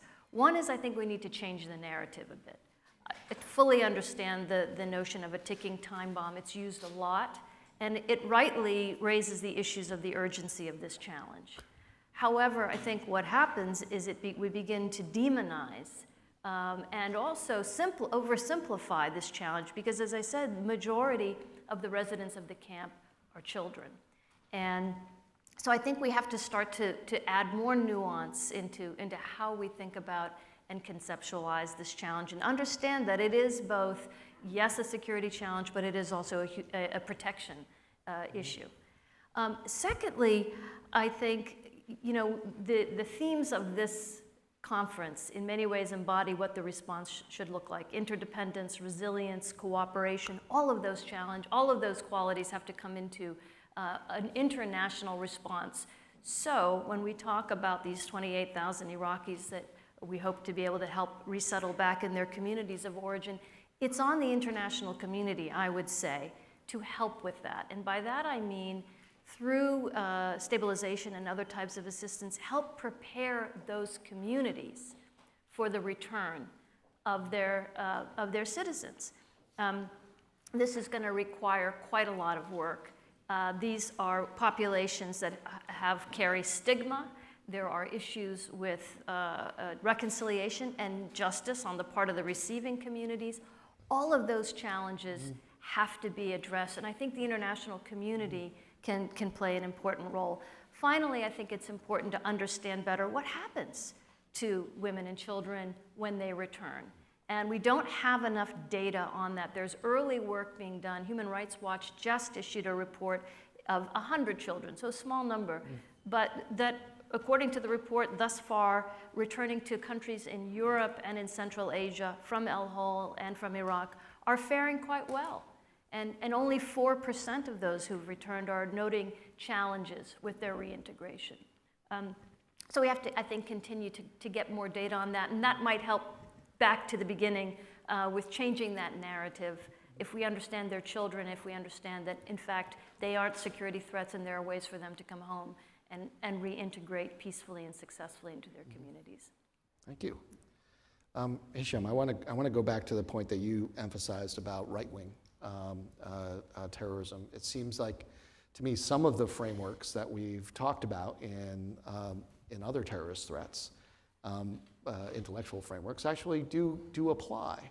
There is an ideological movement that spans borders about great replacement theories, about others, and you see terrorists in the United States, in Europe, put out manifestos that echo, in fact, sometimes copy and paste language from other terrorists in other borders that have the same ideas.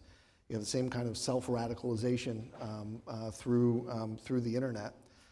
I'm wondering what we've learned in terms of the de-radicalization efforts from other contexts that might also apply to right-wing terrorist threat, which I think you appropriately say is growing.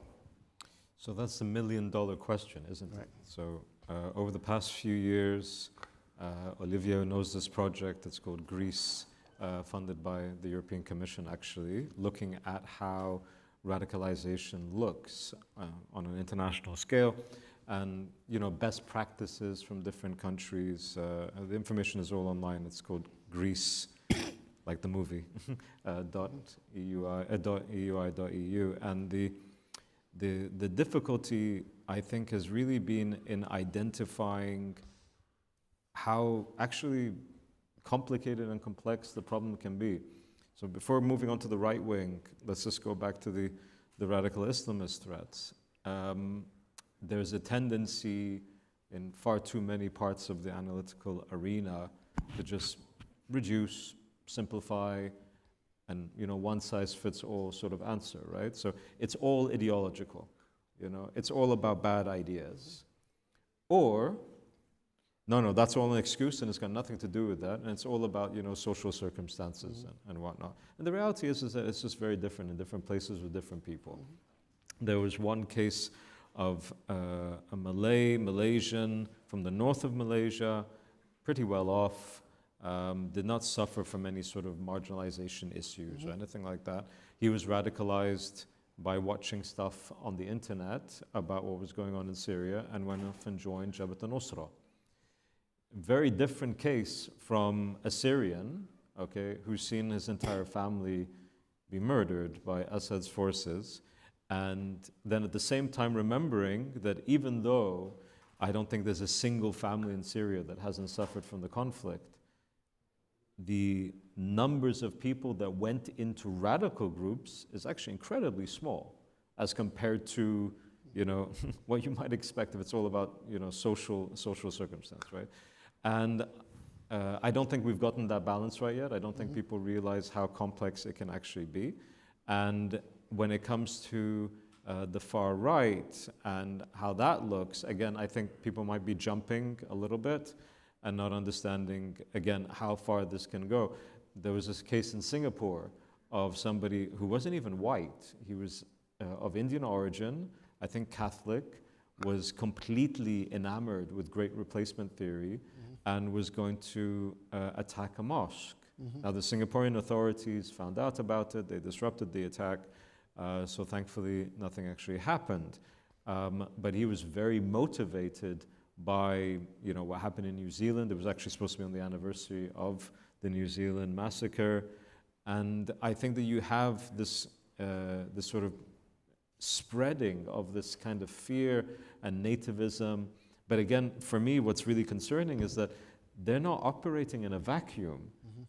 Great replacement theory is by definition far right. It's also found across the political spectrum in the center and center right of many European states and in the United States, right?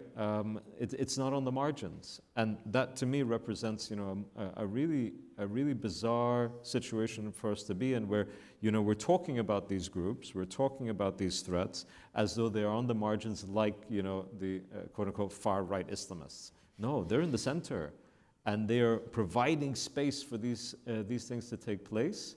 And I don't know what that, I suspect I know what it means for the near future, but we're certainly not learning about lessons from previous terrorist threats at all. On the contrary, I think we're really stuck in this ideological universe. We should be looking at best practices, as few as there are, okay, but we should be looking at best practices. Instead, we're denying that the problem actually exists to the scale that it is. With regards to, I'll bring it back to the UK for a moment. We have a prevent strategy that is supposed to be about countering radical ideas. All of the data shows we should be focusing on the far right. All the data shows, and it's very clear within the Home Office and so on. But we have a political imperative on top that says, no, we're not going to do that. Actually, quite blatantly, nope, that's wrong. We're going to focus on Islamist stuff. You're putting our country in jeopardy.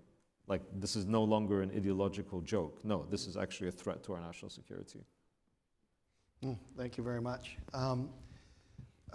Let me ask a question to the entire group about a subject that has not come up, and that's Iranian-backed terrorism. Iran is the most important state sponsor of terrorism.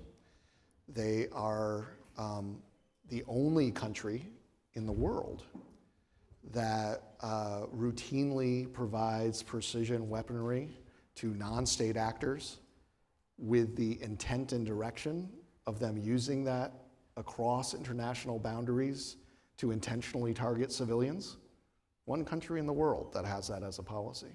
We've seen recent cases in Europe of an attempt of a bombing in Paris by Iranian-backed elements.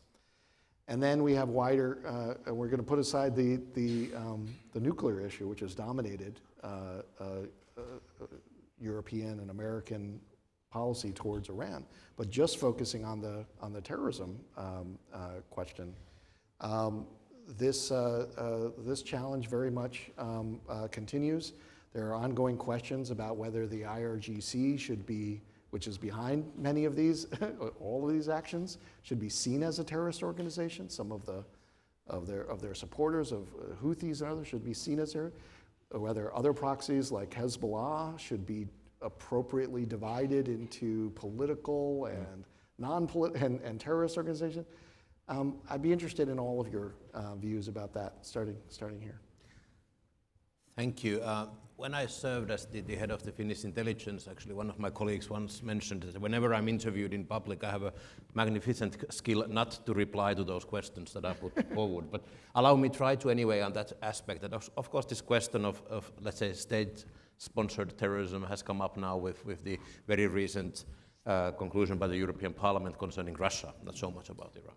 Just keeping in mind, and perhaps this is my reply for the time being, is that we do not list countries as such the same way as US does, as the EU. And I think this is exactly now one of the, let's say, the mandates for us, for my office as well, to look into this issue. Should we do that, based on the European Parliament's decision? And, what would that then mean, and what would be the right ways to tackle this issue? It was also interesting, if I may, and this is indeed, a bit of a footnote, it was interesting to see that in the US there is also a discussion now concerning Wagner, whether that should be listed as a terrorist organization. So that probably would then go in a way to the same direction as you were referring to. But indeed, until we don't have that system listed as such, let's see what we can do. Thank you. Well, you have state terrorism when the terrorists are agents of the state. They are usually citizens from the country, and they are on duty. In this case, it's political, diplomatic, and strategic problems. It's not a problem of sociology of terrorism, of who is doing what. No. So it has to be addressed by addressing the state who is responsible. Then you have some states who use existing terrorists. We use people who were not motivated by this state. So we know, and many countries did that at a time. Iran, Pakistan also, etc., Russia also. It's not new. It was very often the case with the communist countries in the 60s and so. So here we have two problems. One is to address the state who is responsible for supporting or for having given asylum, for instance, for a terrorist group. For instance, the Taliban, we discussed that with the Taliban and with the Doha agreement, and they agreed not to let terrorists act from their territory. But then when you have, homegrown, local terrorists, it's not a matter of being supported by a foreign state. It's a really indigenous and local issue that we have to address locally first. Voilà. So I'm going to pick up exactly on Professor Hua's last point, which is to look at the context in which particularly Iranian-backed groups are thriving, whether it's in Lebanon as Hezbollah or certainly in Syria or Iraq.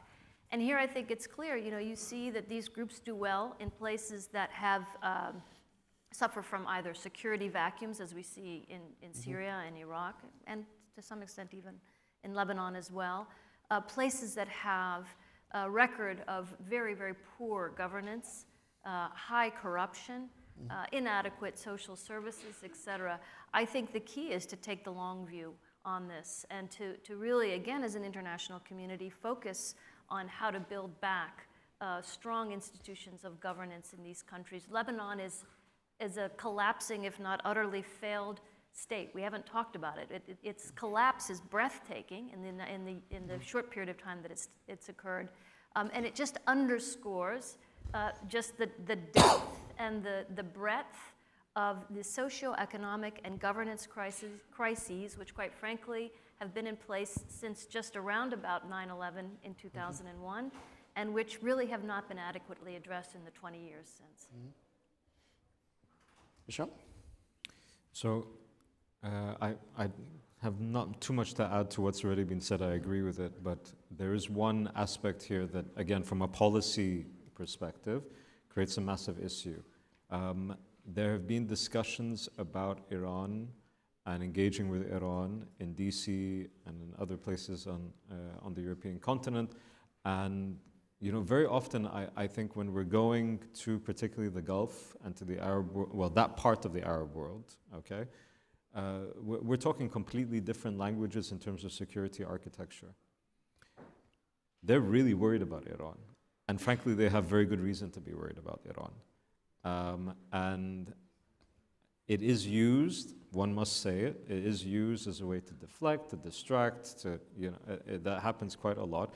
But it's also based on a genuine concern and fear that Iran is being given oxygen to actually continue the sorts of activities that you say.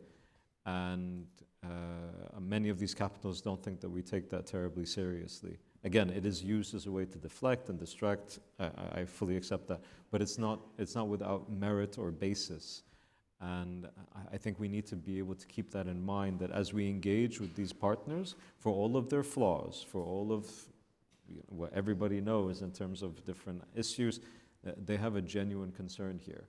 And it's not one that we can simply ignore or put to one side in favor of some sort of grand idea about peace in the region. I'll never forget being in another room similar to this one, where there was a discussion about how the Arab world and the Iranians should just accept to, quote unquote, share the region.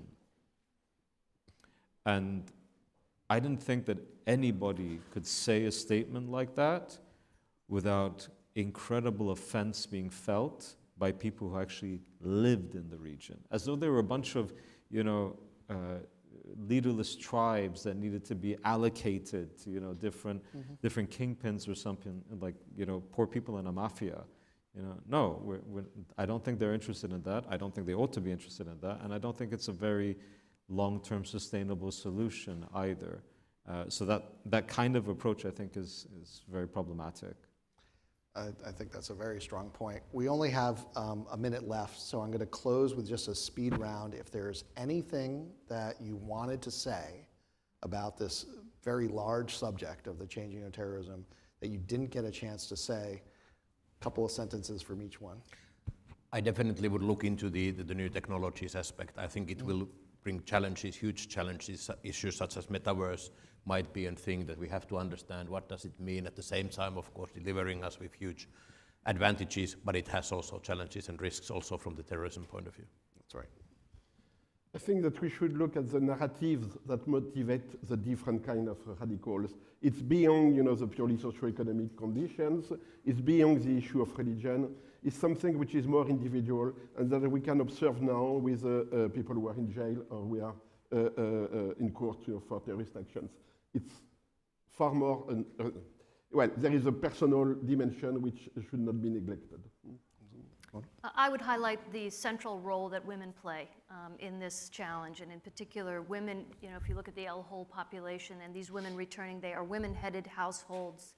Women are key to ensuring their children's protection, their children's education, and I think that they are too often ignored in the equation, and so I think we need to put them front and center on this. Yeah, you're here. I feel like the flashing means I should call a friend or choose 50-50. Shameless plug, we're releasing a book from this Greece project early next year on different types of extremisms. And I think the different types of extremisms discussion really needs to be taken seriously. Climate crisis is going to create all sorts of things in terms of how people respond and react. We've already seen these new conspiracy theory-based extremisms that are actually not far right. They're completely new, different things. And environmentalist extremism is going to take root as well for very justified reasons, I'm sure. But I think that we need to have an open mind about the width and breadth of the things that we're going to be facing. With that, I'm going to say thank you very much to this wonderful panel. Thank you, Will. I really appreciate everyone here. Thank you.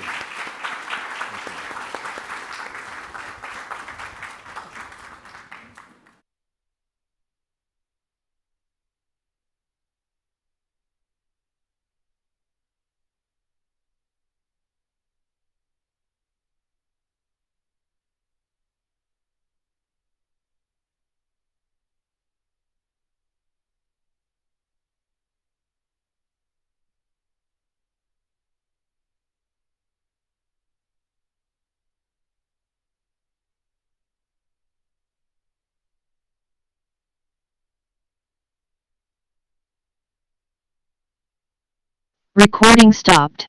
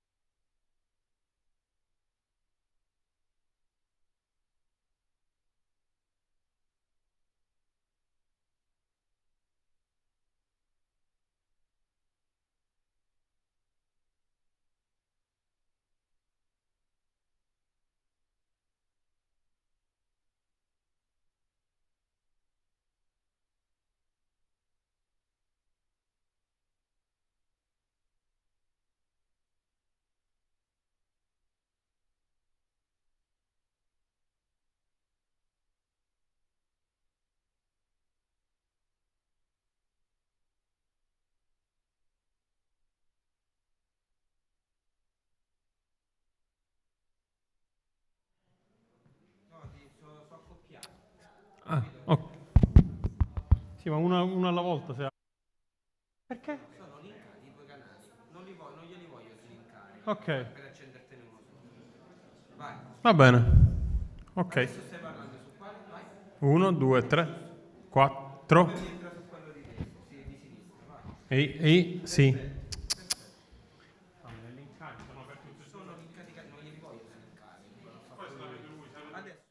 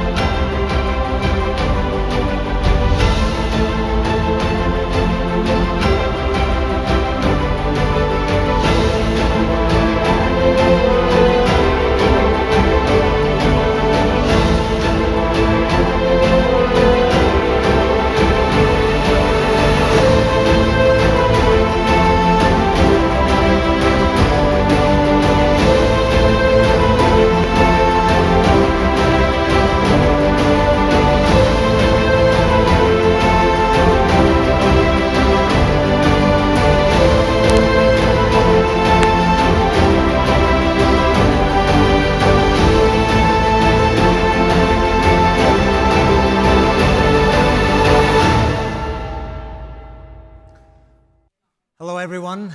Welcome to this very urgent and timely session titled Sahel, North Africa, Europe, Addressing the Vertical Pathway of Instability. My name is Ali Aslan. I'm an international TV presenter and journalist based in Berlin, Germany. And on behalf of the European Council on Foreign Relations and the Konrad Adenauer Foundation, it is my great pleasure to welcome you to this very pertinent and timely session. We will have many speakers here for you assembled in just a moment. You already see the seats behind me. They will all be filled one by one.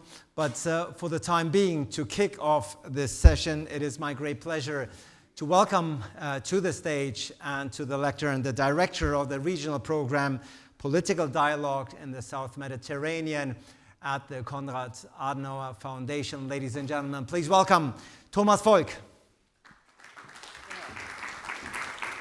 Thank you very much, Ali Aslan. Dear ladies and gentlemen, excellencies, it is my pleasure to welcome you also on behalf of the CAS regional program based in Tunis on political dialogue in the southern Mediterranean, and together with the Rome office of ECFR, led by Arturo Vavelli, we are organizing this panel discussion on Sahel, North Africa, Europe, the vertical pathway of instability. And you see already I'm speaking quite fast because we have a number of high-level speakers with us on the panel. And we are especially looking forward to the keynote speech by the EU Special Representative to the Sahel, Mrs. Emanuela Del Rey, who will shed light on the EU strategies in the Sahel and give us some latest insights on the relations between the developments in North Africa and the Sahel. For us, the starting point of this project was that after the war in Ukraine started, we wanted to shed light on questions of food security, of energy policy, and the interrelated connections between countries in Northern Africa and the Sahel region. It is very clear that we can no longer look at these two regions as monolithic, isolated blocks, but it is about widening the horizon, having this macro area approach to the two regions, and looking how topics such as security and migration, as mentioned, food security and energy policies, but also topics of systemic rivalry, new actors being present in both regions, and general geopolitical questions are connected, and how European countries, Italy and Germany, but also the European Union in general, can react, come up with combined and multidimensional policy approaches. And that's why we are so honored and happy to have Emanuela Del Rey, as mentioned, as EU Special Representative, but a number of high-level experts on the two regions with us. Without any further ado, I hand back and thank you all for your attention. Thank you.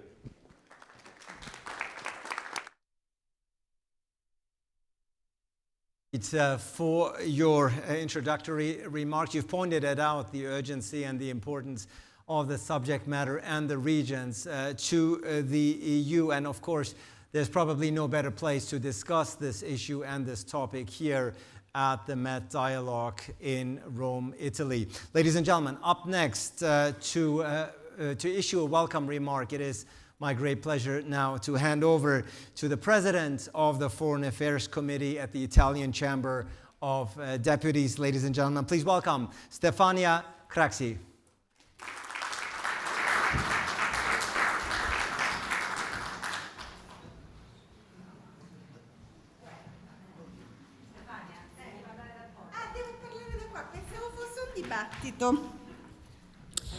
Allora, grazie innanzitutto per questo invito, questa iniziativa che è un'iniziativa che mi trova particolarmente affezionata.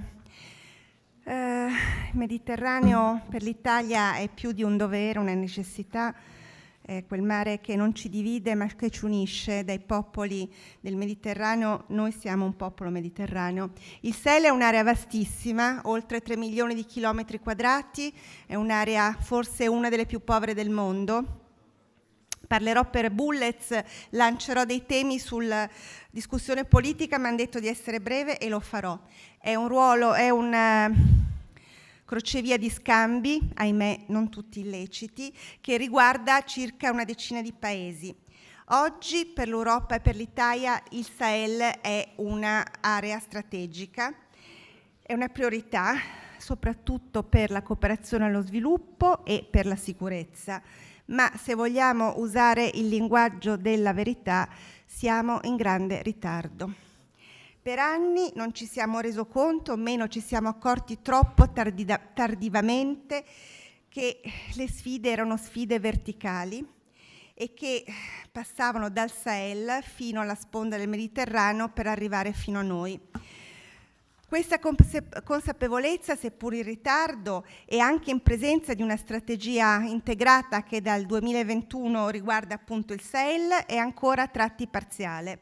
Dico questo perché sebbene la crisi del Sahel sia stata definita giustamente una crisi multidimensionale, poiché vede intrecciarsi problematiche che vanno dalla sicurezza alla politica, a questioni etniche, economiche e di sviluppo, a fronte di istituzioni fragilissime, un'importante crescita demografica e sfide climatiche che sono sempre più difficili. Ho sentito parlare moltissimo negli incontri di oggi di disertificazione che sta sempre più avanzando. Non è ancora pienamente maturata la consapevolezza, vengo da 2 giorni a Bruxelles, che proprio nell'area del Mediterraneo allargato e Mediterraneo profondo si consuma un pezzo non marginale del conflitto russo-ucraino, che non solo rileva devastanti effetti, parlo della crisi, per possibile carestia alimentare, ma anche perché alcuni possibili effetti della guerra in Ucraina hanno effetti dirompenti nel Mediterraneo. Tutto anche perché in realtà come la Libia, il Burkina Faso, il Mali registrano una sempre più crescente presenza russa che si presenta sia militarmente, penso alla brigata Wagner, sia con campagne di disinformazione tese non solo a destabilizzare l'area, ma anche a dividere e destabilizzare la stessa Europa. Comunque l'obiettivo di apportare difficoltà al sistema europeo. Senza un Mediterraneo pacifico votato allo sviluppo, il progresso, la costruzione di un nuovo ordine mondiale di cui si parla tanto sarà impossibile. Altro tema, quindi il Mediterraneo deve diventare centrale in una strategia complessa tesa a ricreare condizioni di stabilità su tutti gli assetti geopolitici ed è una consapevolezza che ancora si deve fare strada in Italia e in Europa. Altro tema fondamentale che metto sul tavolo, la competizione intraeuropea. Dobbiamo dirci con franchezza che in questi anni il Mediterraneo è stato spesso terreno non di confronto ma di scontro fra gli attori europei, un'area di competizione più che di collaborazione, ed è una collaborazione che non è mai stata foriera di successi per nessuno. Penso ad esempio alla Libia, dove con la Francia abbiamo perseguito obiettivi diversi e contrapposti, il risultato che abbiamo perso entrambi.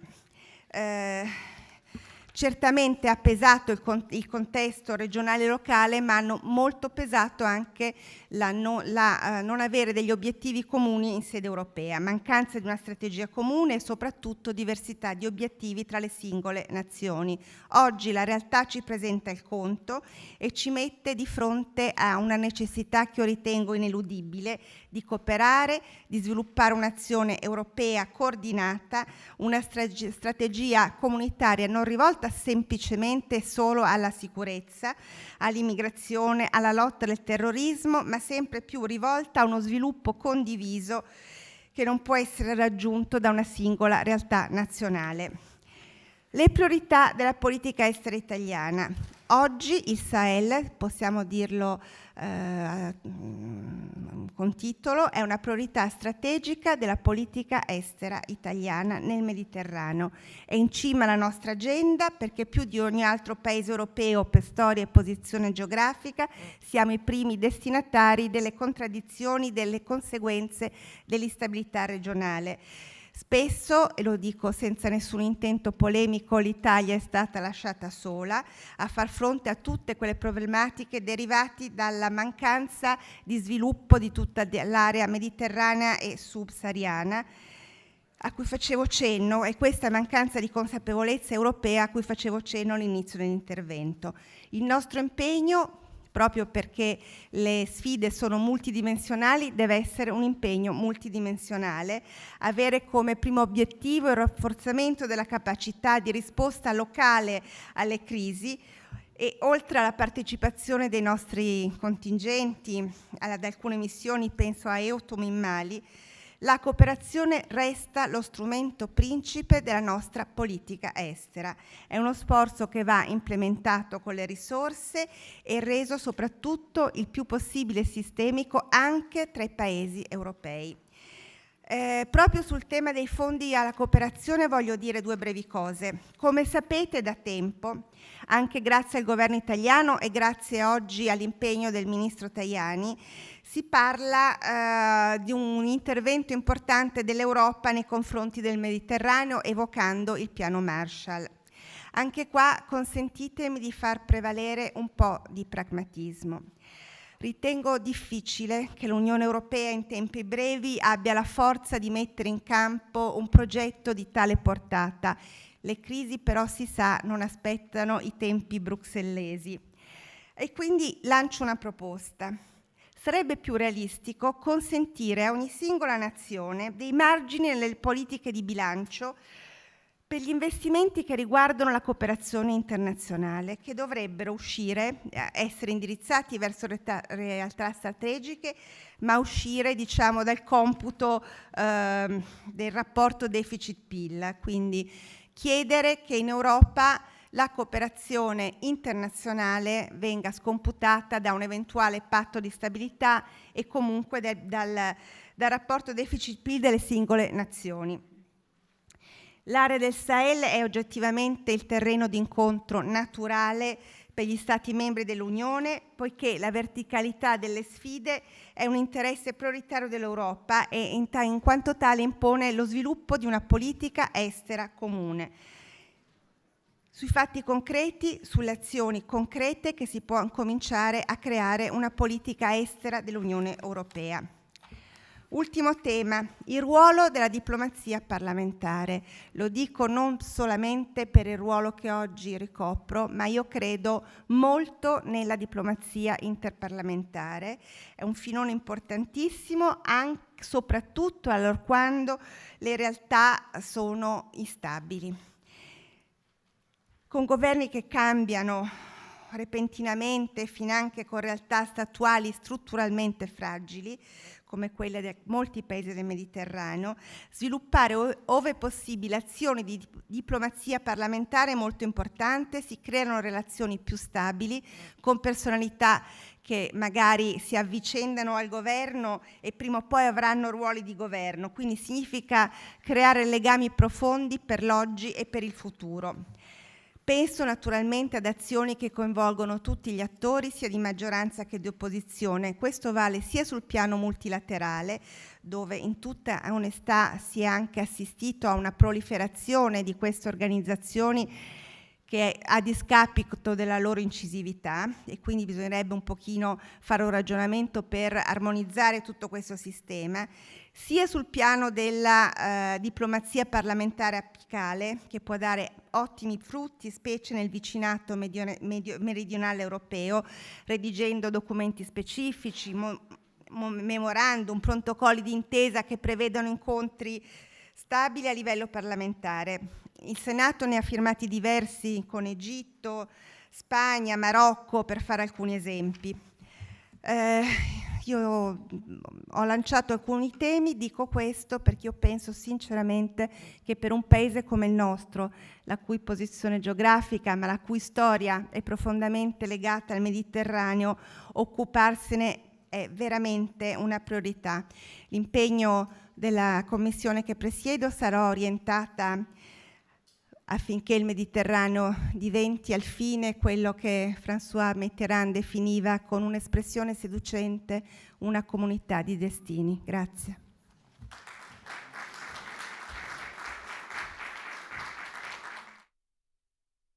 so much to Stefania Craxi. Thank you so much to the President of the Foreign Affairs Committee at the Chamber of Deputies here in Italy, ladies and gentlemen. So we've had introductory remarks. We heard the introductory remarks. We heard the welcome remarks. Now to officially kick off this session, it is my great pleasure to welcome the EU Special Representative for the Sahel, ladies and gentlemen. Here she is already, Emanuela Del Rey, ladies and gentlemen.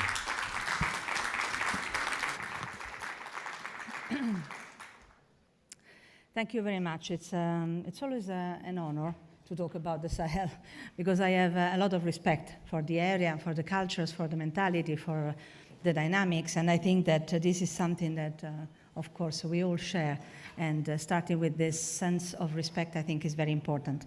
Of course, I'm very honored also because it gives me the opportunity to share some views that I think are fundamental today to define our strategy for the future in a more efficient way.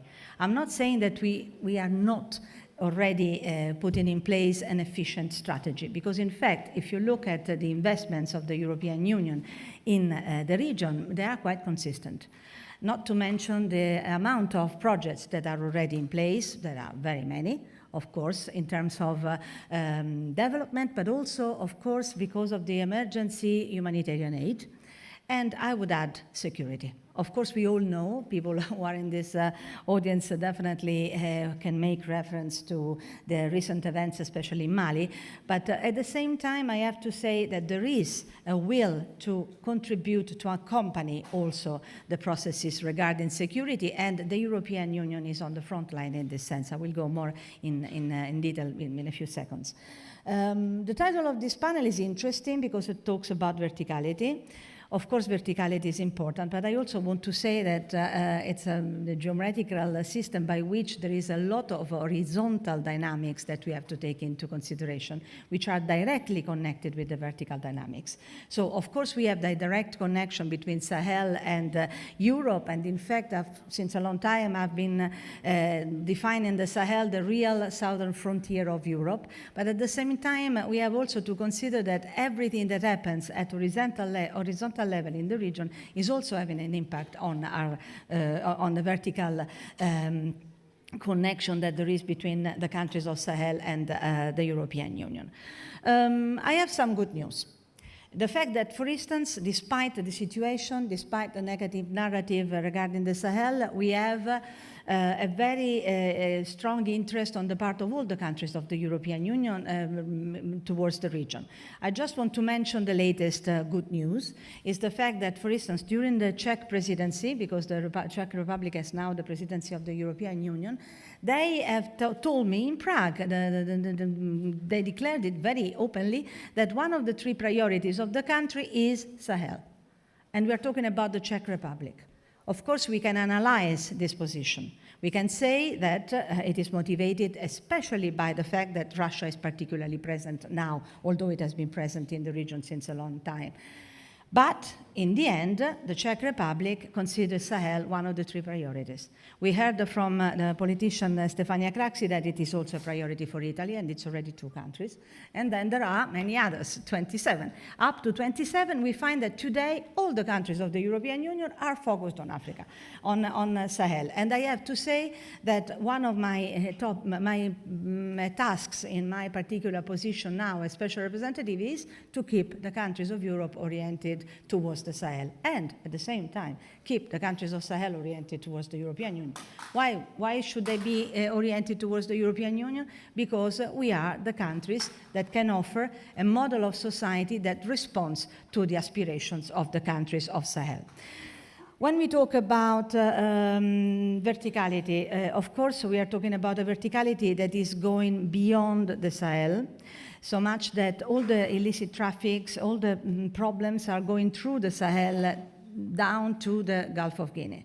So the problem is multiplying, and of course this is one of the reasons why we are now today reflecting more on the Sahel, because if it also goes beyond the Sahel, of course we have to really be engaged even more. In what way? And this is the real problem.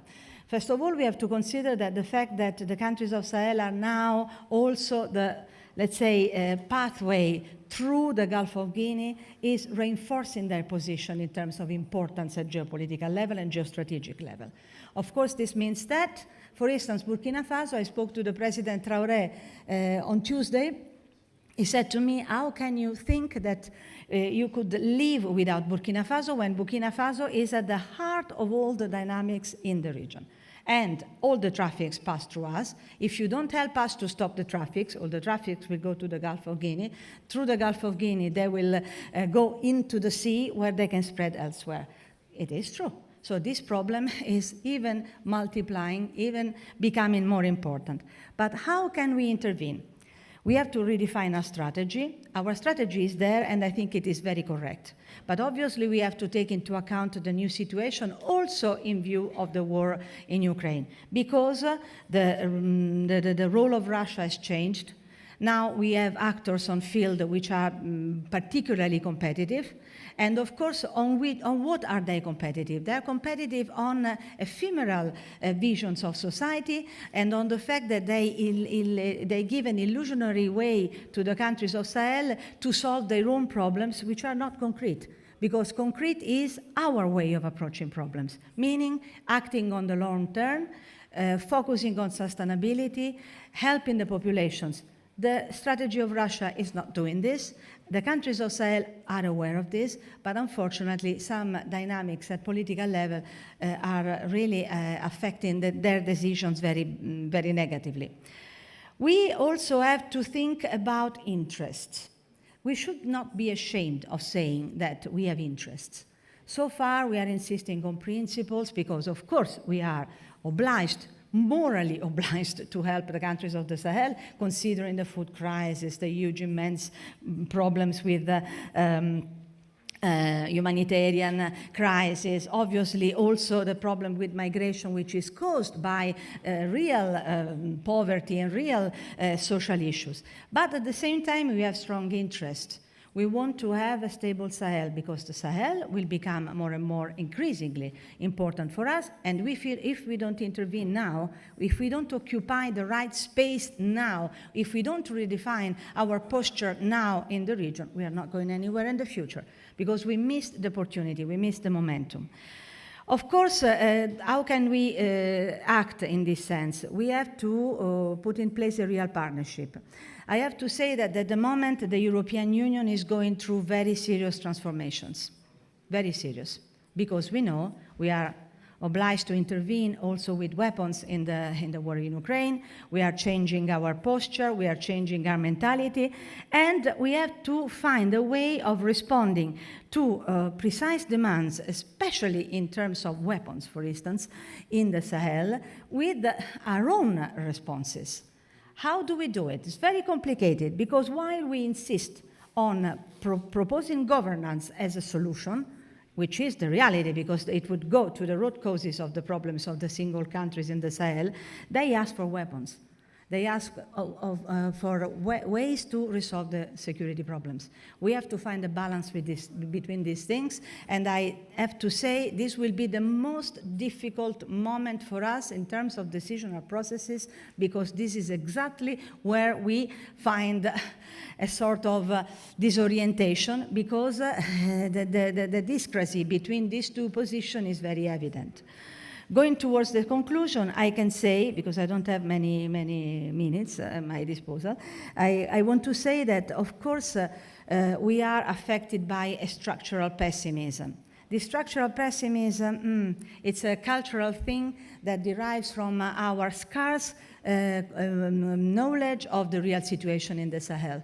We don't know much. This is why recently I've been appealing to complexity all the time, because I think that superficiality, especially in serious decisions at military level, at also development cooperation level, are really having a huge impact in the long term in this region. So be careful not continue with this structural pessimism, because we have to find the positive resources in the region, which are there. Also because if we aim at ownership, meaning we want African solutions for African problems, we have to trust the Africans. And this is one thing that is still difficult for us to do because we don't know them, and we don't know how much the dynamics internal to the region are lively and important. We have to accompany the processes and become part of the processes.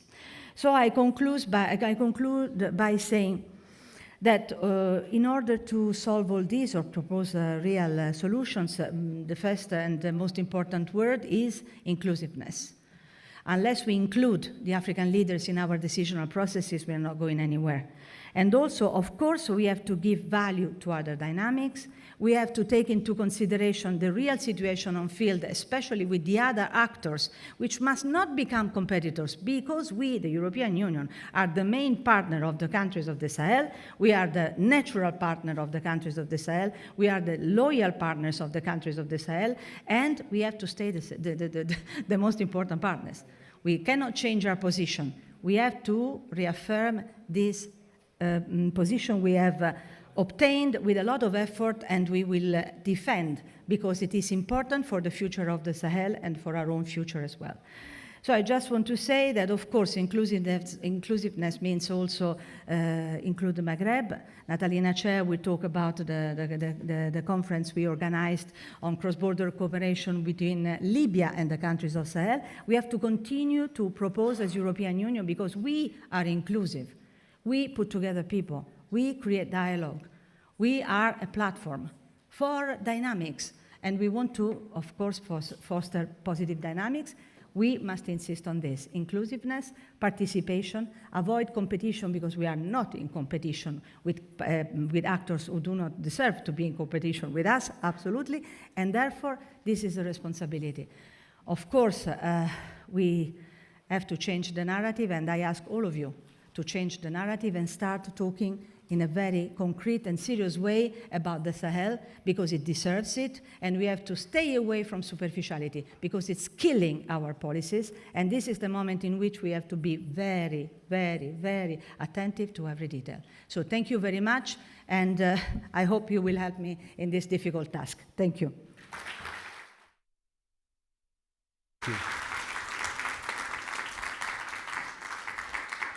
Thank you so much to Manuel Derey. Thank you so much for your remarks. We have to change the narrative, says the EU Special Representative for the Sahel, and that's what we will try to do in the remaining 30 minutes. We have 6 seats here, and all will and shall be filled. First up, he's a Senior Policy Fellow at the ECFR. Please welcome Tarek Megerisi, ladies and gentlemen.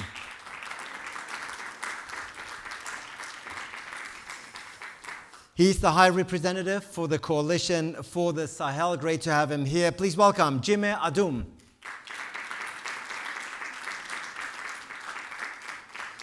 She's the Director for North Africa at UNECA. Great to have you with us. Susanna Szwidrowski, ladies and gentlemen, is here with us. She's already been mentioned. She's the Head of Mission at the EU Border Assistance Mission to Libya. Natalina Chea, great to have you. He's the Alternative Executive Director at the World Bank. I'm sure has a lot to say. Abdul Salam Bello, ladies and gentlemen, is here. And last but certainly not least, she's the Managing Director for the Middle East and North Africa of the EEAS. Great to have her. Hélène Legal, Hélène, great to have you with us. And while Hélène is taking her seat, 30 minutes, quite a limited time, obviously, to discuss this very packed agenda, but we'll try nonetheless. Tarek, let me start off with you right away. The session of the title of the session gives it away: the vertical pathway of instability from the Sahel to Europe, passing through North Africa.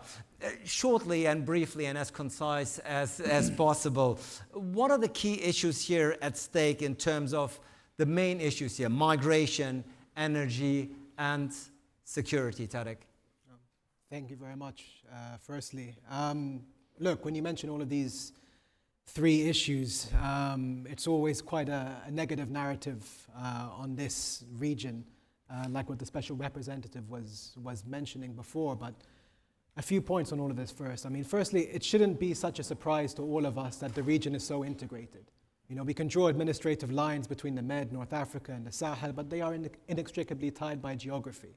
You know, just like how something that happens in Greece can affect the rest of the EU, something which happens in Mali or in Libya will ripple throughout. This should be considered normal. You know, if one of these countries should crumble into instability or should have some kind of effect, then it will trickle down to the rest. You know, it's almost like those old slinky toys. You know, if one starts falling down the step, inevitably the rest of it will continue. It's a domino effect. Exactly. And you know, with these issues that you mentioned, you know, we can talk about migration and people smuggling. We can talk about drug smuggling, weapon smuggling, the movement of fighters. But to me, these are all just symptoms. You know, the thing which ties the region together is not criminality; it's destitution. You know, you have huge populations who don't seem to have anything to live for anymore. They don't have any economic opportunity. They don't have any potential for advancement. And they are kind of ruled and controlled by leaderships and by governments who are very venal, very self-serving. And this is where we kind of complete that verticality, because these leaders know that all they have to do to escape any accountability, to escape any pressure, is to go to Europe and to talk about security and security issues. And so all of this again gets framed in these kind of short-term, overly securitized measures, which perpetuates the situation. And this is going to bring me to my last point, which is the one you mentioned on energy. So energy should be considered to be the big miss from this region. You know, the crisis of Russia and Ukraine came, and all of a sudden energy from North Africa is important. But why wasn't North Africa in a position to be able to be a better provider or a better place for an investment? It's because this kind of big picture strategic view of the region has not really been put into practice. I mean, I'm sure some of my co-panelists will talk about how the southern border of Europe is not actually under sea, it's in the Sahel. But why doesn't that extend further? You know, why is it only kind of securitization issues which takes the downward vertical route rather than other partnership building, sustainability, and long-term? You know, we talk about other superpowers. We see the Russians acting in the region.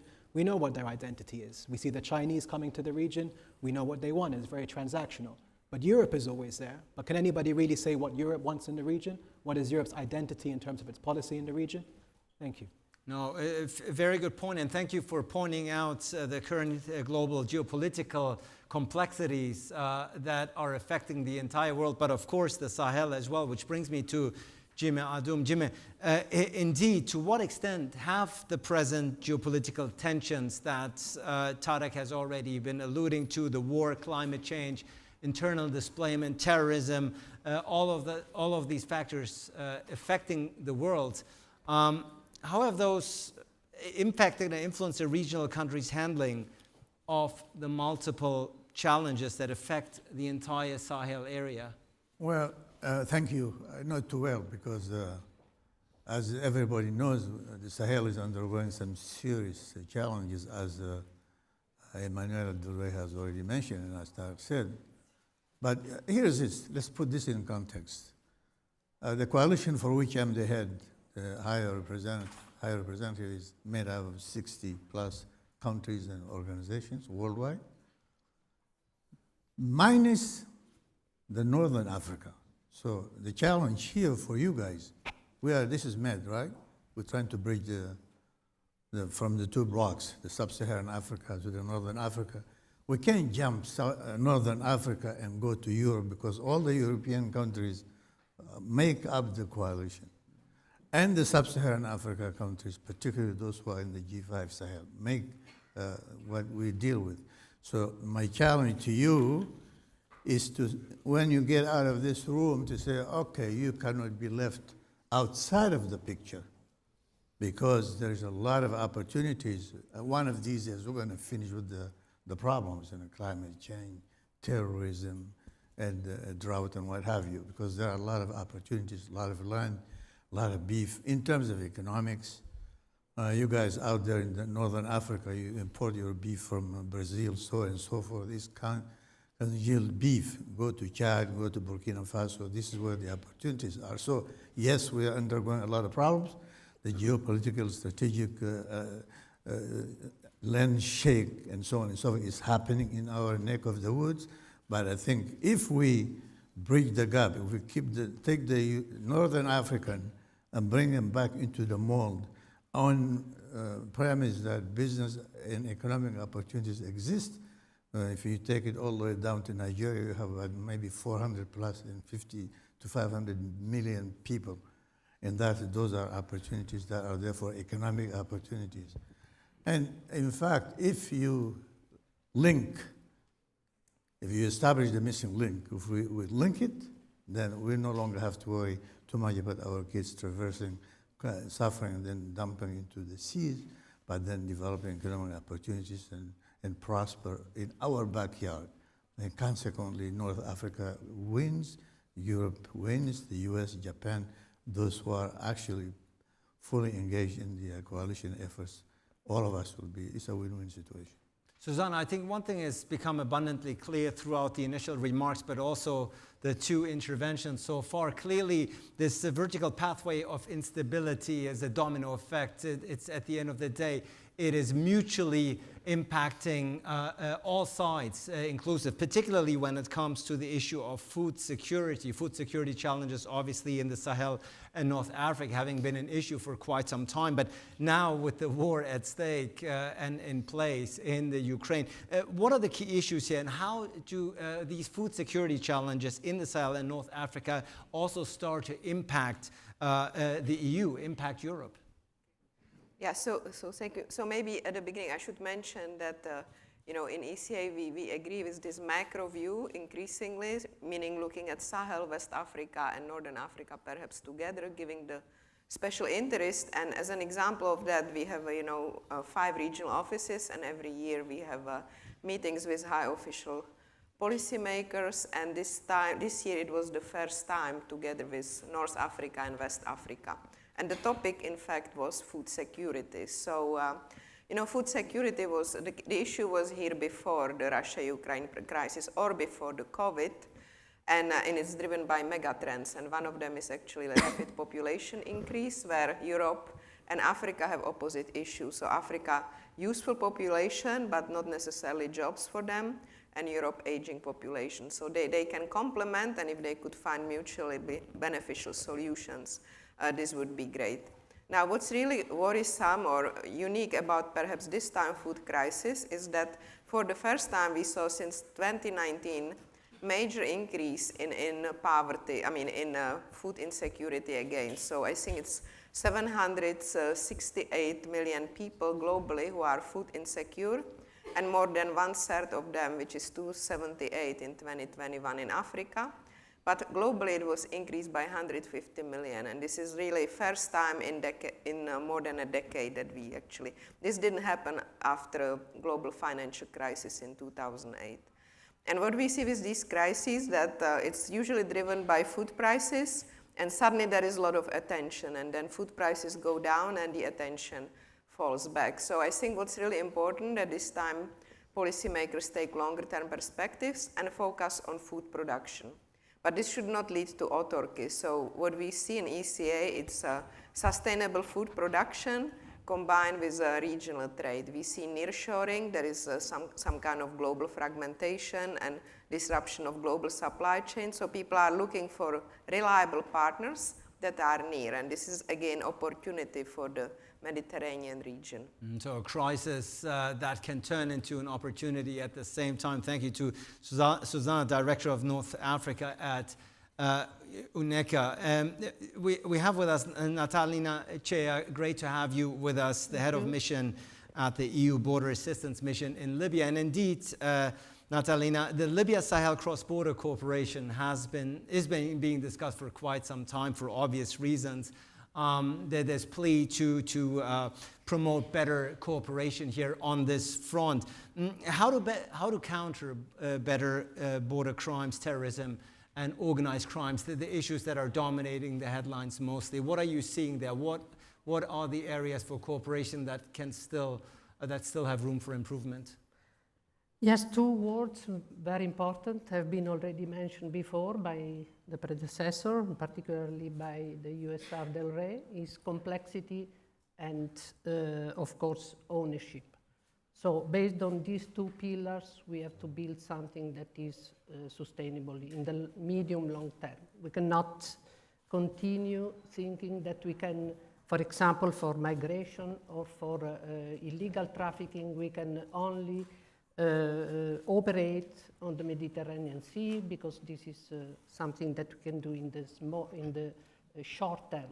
But in the long term, we need a strategy and an holistic approach for the border. Talking about, for example, Libya, we should consider the whole territory, all the borders, including east and south. South is fundamental for the Libyans. They are requesting the European Union to invest on this.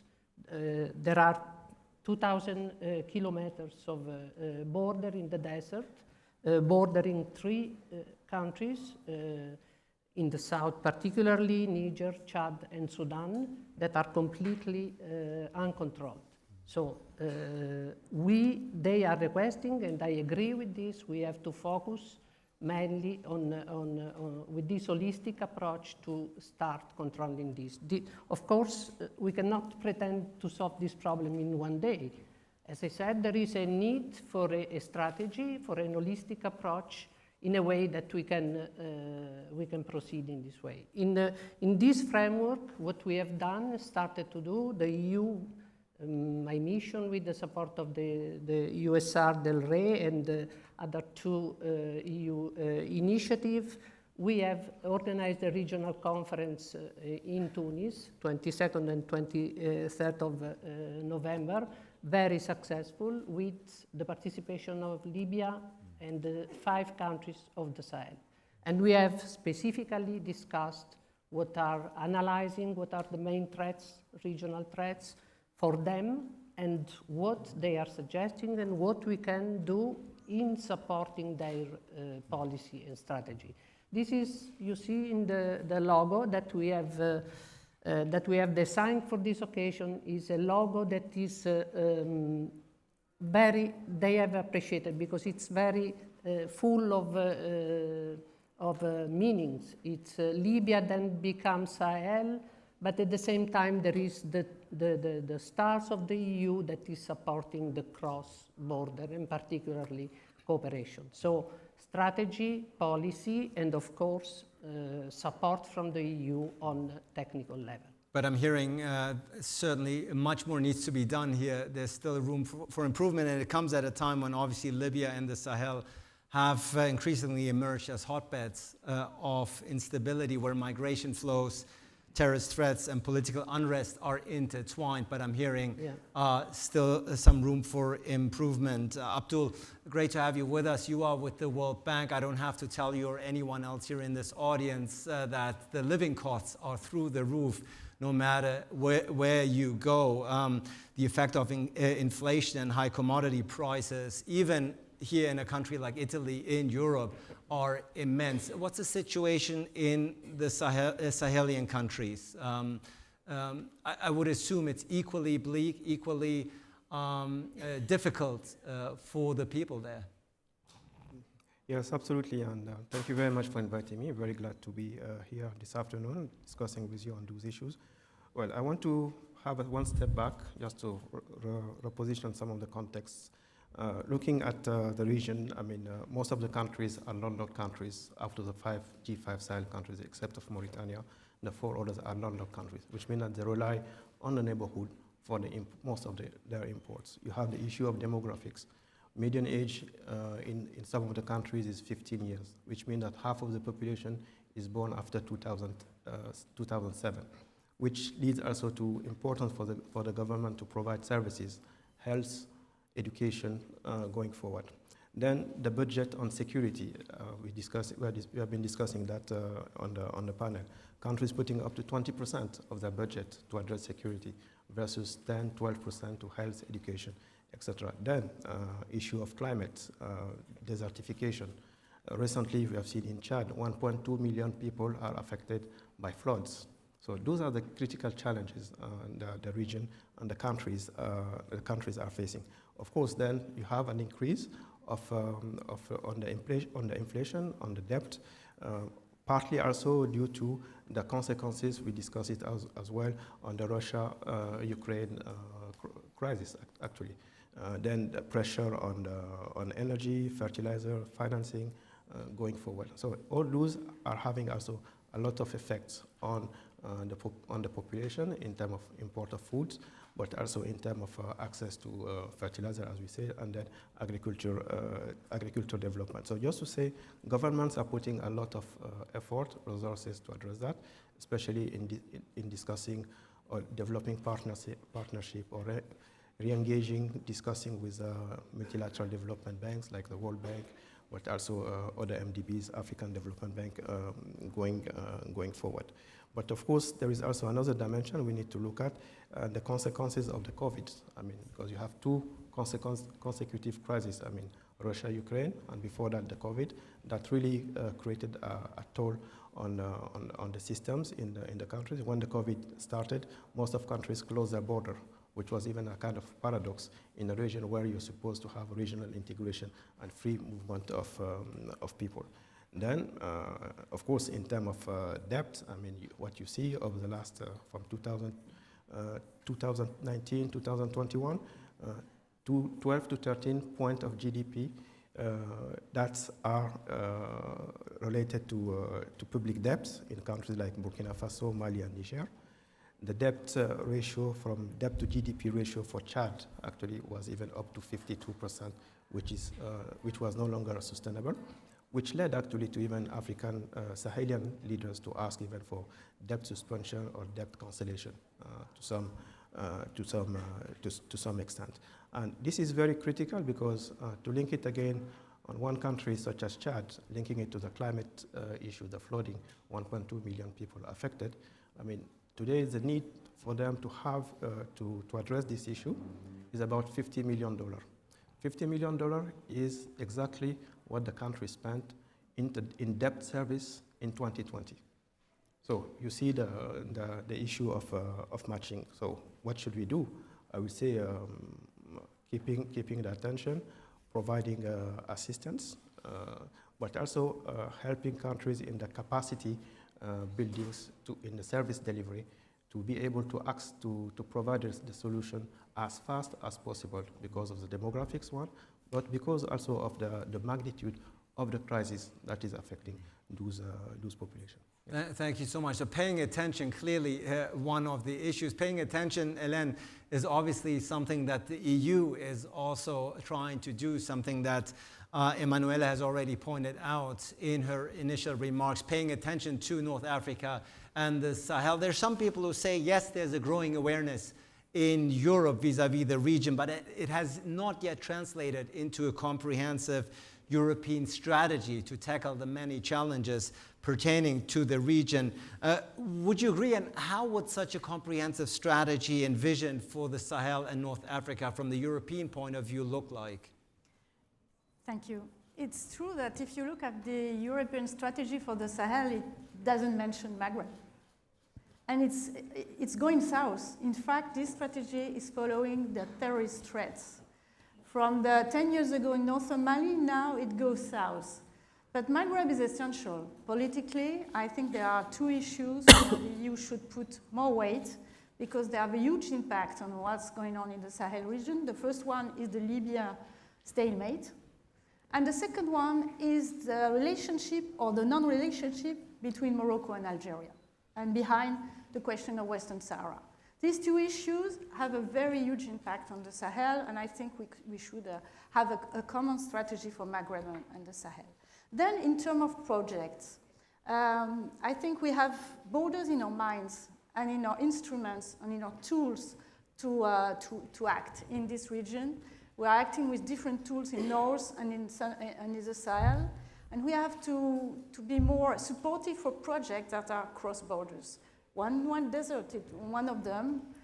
Another one, for example, can be the Great Green Wall Initiative, where the EU is putting 700 million a year. And there is also this concept of global gateway we are working on in the EU. And the idea is connectivity, digital, transport, energy, infrastructures, and to get together the European funds, the banks, like the EIB or the EBRD, the member states, and also private sector, So thinking cross-border in terms of project would be an asset for this strategy. Thank you so much. We will, of course, continue to watch and follow the European strategy and execution on that particular front. Time is running fast. We don't have much time, but I do, with your permission and your assistance, want to go through a quick, rapid second round of questioning before we wrap up, Tarek. Libya and Tunisia, Tunisia in particular, one of the countries that gave hope for some time as far as a democratic awakening is concerned. Unfortunately, we are seeing some backsliding here on that front. From your point of view and your expertise, can we expect Libya and Tunisia to be more or less stable, politically stable, in the near future? If you're looking at the current situation, what is your assessment? Well, the short answer would be no. This slightly. I'll give you 30 more seconds to elaborate. Yeah. Look, unfortunately, on both fronts, you see the trajectory is going downwards, right? I mean, in Tunisia, we have this democratic backsliding that you've mentioned, an increasingly authoritarian president. But the real driver of instability there is not the politics, it's the economics. You're seeing a situation now where shops are increasingly bare, where the economy is crumbling and starting to threaten to become more and more akin to something like Lebanon or Sri Lanka. And that would be a real cause of instability in the broader region. Libya, unfortunately, is the example par excellence of what I was talking about in my first response, whereby a population of 6-7 million is being held hostage by 50 to 100 elites who are keeping the country in political stagnation whilst they profit to a grotesque degree. There is no progress on the political process, and you know that from stagnation, eventually, insecurity, instability, chaos will come. But a quick word, because I'm a think tanker, so I always have to end on a policy recommendation side, is that, you know, for all the officials in the room and for all those who work, I feel so often it's almost like they think of themselves as helpless observers, like they just sit and watch the region sink into instability. But it doesn't have to be that way. You know, we are dynamic actors. Europeans do have the ability to influence things.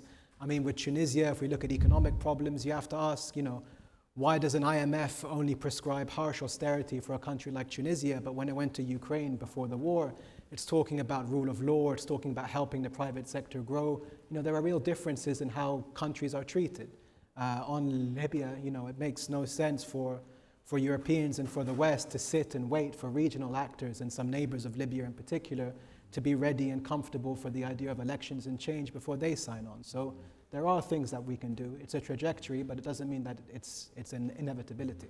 So in the short term, rather pessimistic, I'm hearing, but a plea for external actors to get involved and assist and cooperate. It's pessimism, but there's always hope, right? It just depends what we want to do. Absolutely. Jim, as far as hope is concerned, obviously you as a high representative of the Coalition for the Sahel, I think it's part of your job description. You have to be optimistic to do that job.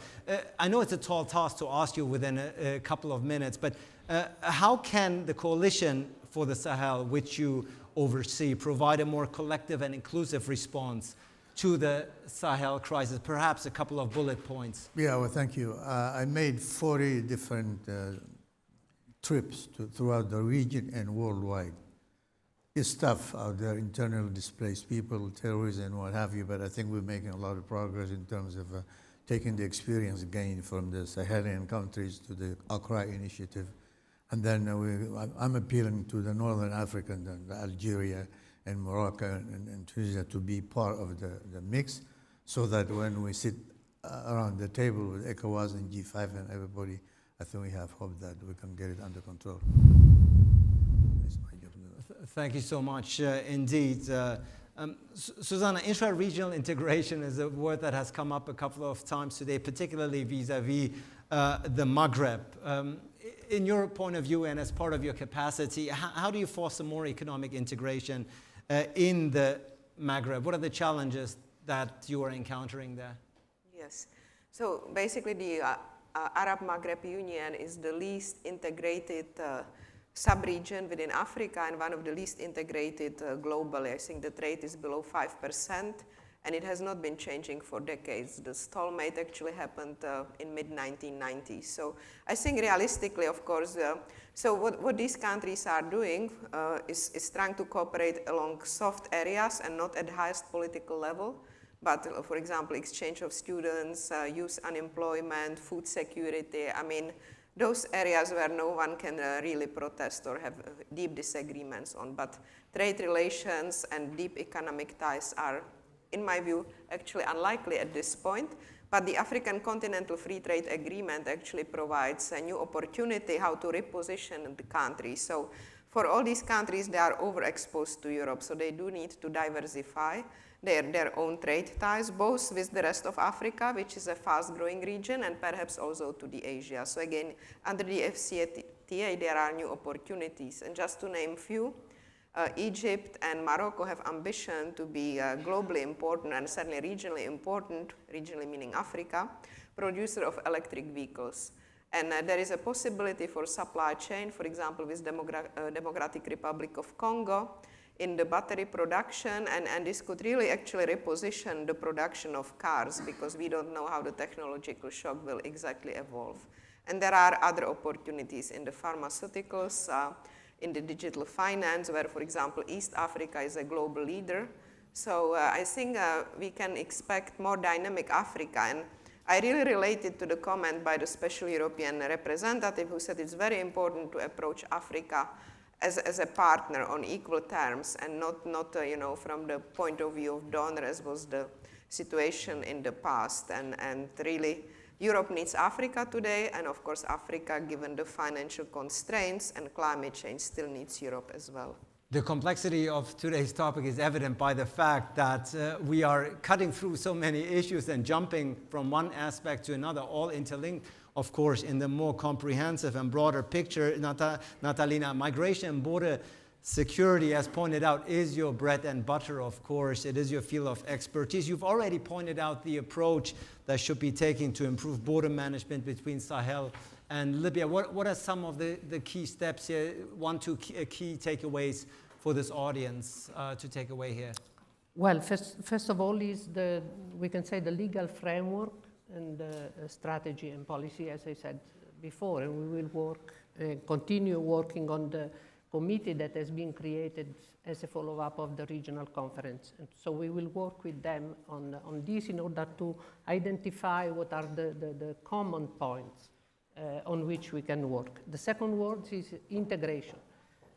Integration for us, for the EU, for the international community, we should use the integration in a way that we can really cope all the needs that and the requests that they have in terms of capacity building, in terms of equipment, and so on. And why, for example, when we have defined a roadmap for intervention, why not to organize it like a donor conference on border management, Libya, Sahel, in order to be more concrete on this. And finally, I would like to mention the role of the communities. For example, between Niger and Libya, there are different communities that are very linked between them. So we can invest on this, on the role of the communities, and develop something that is called now the community policing. That is how to build trust between the population and the security forces. And this is fundamental. We have seen also in the regional conference, one panel was dedicated to them. And the common approach that they have, it's really impressive. So we can work and build on this. The role of communities, Abdul, just briefly, that brings me to the fact that we haven't talked much today about the role of civil society, civil organizations, of the private sector in transforming, in improving the lives of those in the Sahelian region. Perhaps before we wrap up the session, you can give us some food for thought in this regard. There's a couple of points here. Myself being a Sahelian as well, I mean, I have to remain optimistic on all those challenges. And someone used to say, Pessimism is about of mood, but optimism is about of will. So we have to remain committed in terms of supporting the region. To come back to your question, I will say 2 points. One, CSOs, NGOs, so non-state actors, definitely where I think we need also to continue supporting in those areas is helping them in the role of ensuring accountability mechanism, institution strengthening going forward, but also service delivery, especially in some areas where you have difficulties of access to region. Also, some of them, they have also better risk appetite than other organizations, where they can also provide resources, support, and also tapping also on their knowledge on the landscape and the cultural dimension in various regions. Regarding the private sector, definitely, I think that's where we need also really to scale up the support and the investment there. Access to additional resources, financing, for instance, on the climate. Hélène Legal mentioned the Great Green Wall earlier, but in areas of energy, how to provide also job for the youth, big demographic push, youth, women, investing in the rural area, looking at the opportunities for pastoralism, but also looking in terms of instruments, how to provide de-risking instruments because of this narrative on the Sahel where you have risk apprehension in this. So how to provide resources to reduce the risk perception to increase private sector investment in those countries. Thank you. Thank you so much, Abdul. And finally and lastly, Hélène, we've talked about the EU's policy towards the Sahelian region and North Africa, but let's zoom in with the last question. Let's zoom in North African countries here for a second, if you allow for it. How can the EU foster political and economic reforms in those countries, in Northern African countries? We've already talked about the situation in Tunisia, for instance. Tarek was very clear that he's saying institutions, you didn't mention it by name, but such as the EU are not just inactive bystanders. They can actually get involved. What is your take here? Yeah. Through the years, the EU has developed a very comprehensive and integrated policies vis-à-vis North Africa, with Association Council, the Union for the Mediterranean, the Southern Neighborhood Policy Agenda for the Mediterranean, which is very comparable to the Eastern neighborhood policies. But it's time maybe to reflect on that. And that's why at the next European Council in December of Head of State of Government, we'll have a discussion on our Southern neighborhood policy. So it's time for all the think tankers to push their ideas through the head of states. I think we have to think economically. Susanna spoke about the non-integration of the Maghreb region. EU is integrated at 70%, the Maghreb at 2%. And we have to think economically. Maybe the deglobalization is also an opportunity, because it's an opportunity for nearshoring and more investment, private investment in our southern neighborhood. Another opportunity is green energy. In Eastern Mediterranean, the gas has produced some peace initiative, including between Israel and Lebanon. Why not the green energy in the Maghreb could also be, the issue for integrated this region in its relation also with the EU. Ladies and gentlemen, Sahel, North Africa, Europe. I think one thing has become abundantly clear throughout this discussion in the last 60 seconds, how connected all the issues are, how complex they are, but not insurmountable. I think despite the difficulties, the hope factor, the optimism factor is very much needed, something that Emmanuel Del Rey has pointed out in her initial remarks, that yes, the situation is difficult, it is complex. I think it has become abundantly clear, but it is not insurmountable. Thomas Volk, Stefania Craxi, and Emmanuel Del Rey, thank you so much for kicking off this session, obviously to the European Council on Foreign Relations and the Konrad Adenauer Foundation for hosting this very pertinent, important, and timely session. But most importantly, Tarek Megerisi, Jim Atum, Susanna Shvidrovsky, Natalina Chea, Abdul Bello, and Hélène Legal. Thank you for providing a great context for this session. This is your applause. Thank you so much.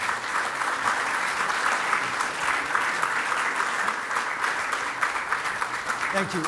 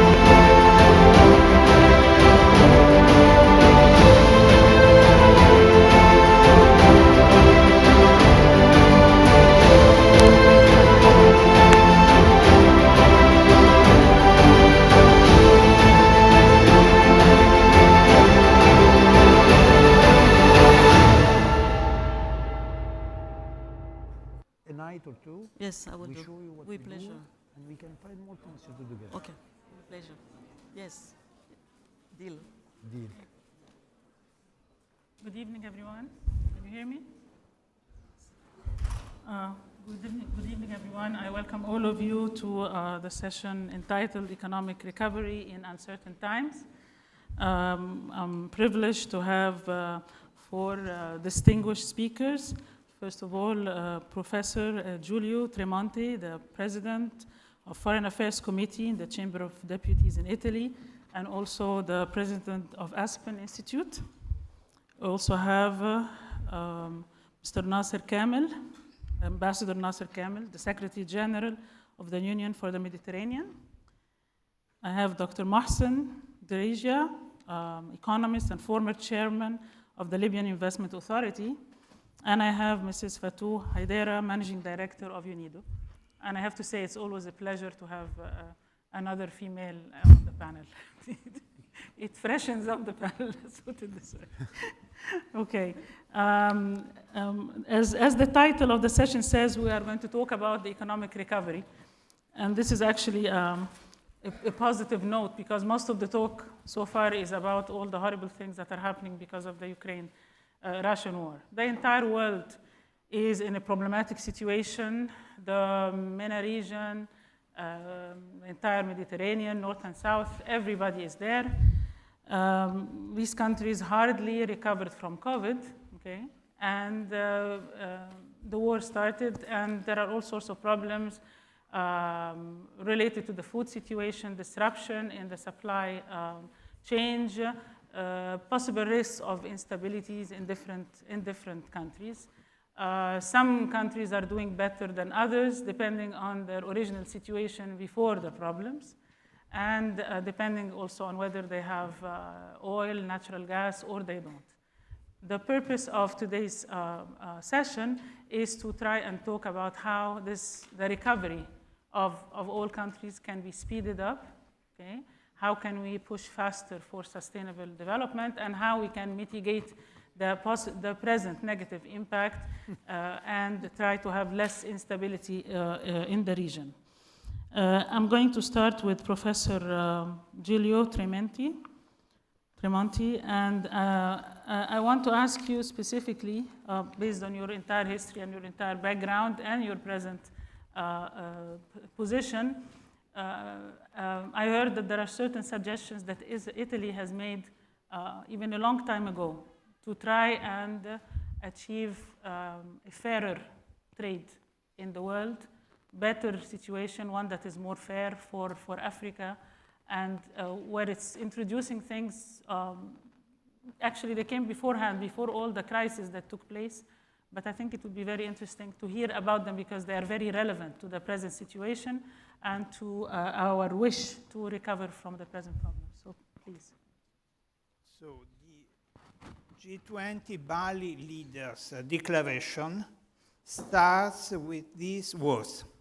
14 years ago, the leaders of the G20 met for the first time, facing the most severe financial crisis in our generation. Today, we reaffirm our commitment to cooperate as we once again address serious global economic challenges. In 2008, and I remember very well that year, crisis was really dramatic, but it was not resolved. It was merely postponed, and in a quiet and artificial way. That is by creating an enormous amount of artificial money. And empirical evidence in this regard since then, the unit of account has changed from billion to trillion. This was because crisis was not at that time, was not purely financial. It was the crisis of globalization itself. It was crisis, the starting of the crisis of globalization as a political model.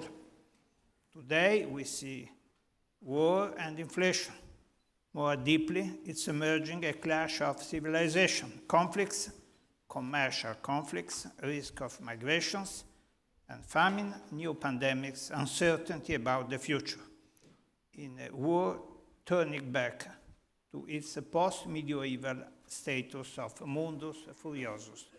Another way to represent the present situation, you are traveling on the Titanic, you go to the bar, you ask a whiskey with ice, arrives the iceberg.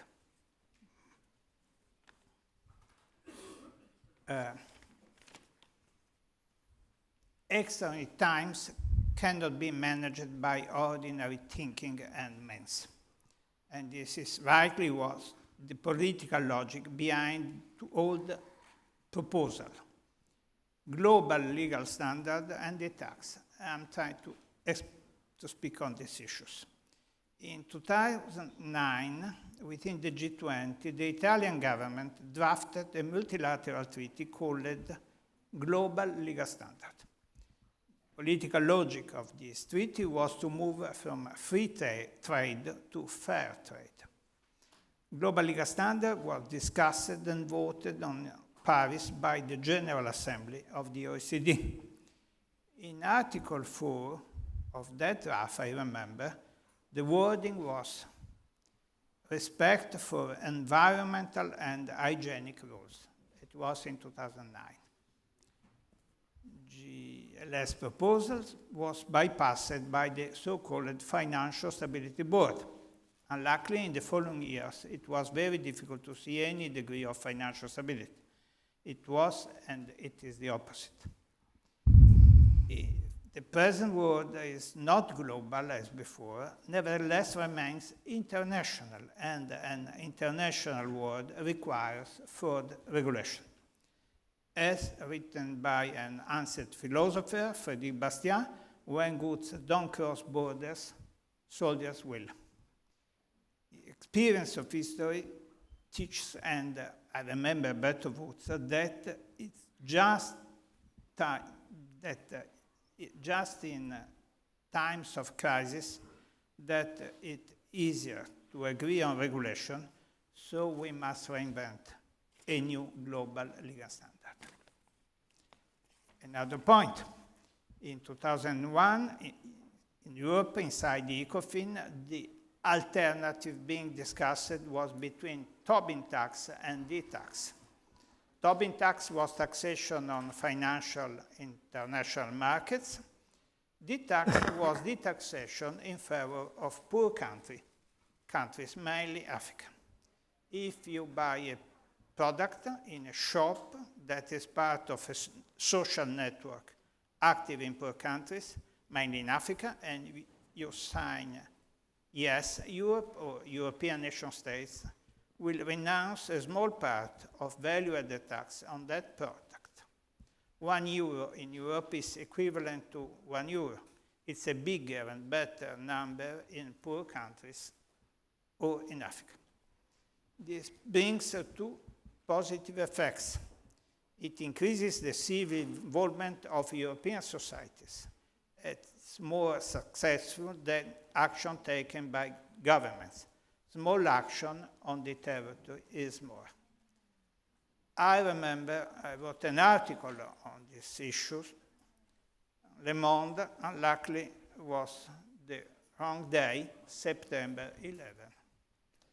From that time, another much worse history started. But I am confident that today another and better history can start. In the logic of the so-called parliamentary diplomacy, the Italian Foreign Affairs Committee, together with the Foreign Affairs Ministry, we are working, and I hope with you as well, on these initiatives. Thank you. Thank you very much. Thank you very much for your speech. I think there are two suggestions that were made here that are very interesting because they are very relevant, okay, and would help move from free trade to fair trade. One of them is the global legal standards. This is what his professor has been talking about, and the tax for the African goods. And it's good that somebody remembers Africa, because Africa is in deep problem, especially these days with the climate, and they contribute only 3% to the emissions, and yet they bear the full cost. So thank you for remembering Africa. Thank you. And thank you, and I understand that you have to leave, so you are excused, and it's our loss. Let's give him another hand, please. Thank you. Thank you very much. Thank you. Thank you so much. Thank you. Thank you so much. All right. Now we move on to our three other speakers, and let me start with Ambassador Nasser Kamel, who's actually Egyptian and was taken great positions in Egypt before being the Secretary General of the Union for the Mediterranean. And let me start by asking you, what can the Union for the Mediterranean do? What are, as far as the initiatives and the projects are concerned, how can they contribute to the mitigation of the negative impact of the present situation and reduce the instability in the region? Thank you. Well, let me start by commenting on what you said on the panel. I'm a member of a pledge which is called No Woman, No Panel. So I will never participate in a panel where no women are participating. Okay. Now that's a great starting point. I might give you extra time for this. This is actually an Italian initiative. It's an Italian initiative that, as soon as it came out, and I'm imposing this at the level of the Union for the Mediterranean. So we do not participate in any panel that is male-dominated. And you've got an extra minute because of this. You take it. Well, let me start by answering or tackling the second part of the question, which is the instability that the region is facing, economically speaking. The Mediterranean, even before COVID and the war in Europe, is one of the most fragmented regions when it comes to economic integration because of the economic culture in some part of our region. When we look at the region at large, we see that economic development and economic cooperation is lacking to a certain extent. Infrastructure and interconnection between our countries and even the trade frameworks that govern relation between our countries are not yet developed to a degree that will enhance a win-win situation for the country in the Mediterranean at large. This fragility has been compounded, of course, by the crisis, and I think you will be tackling this in your second part of this panel.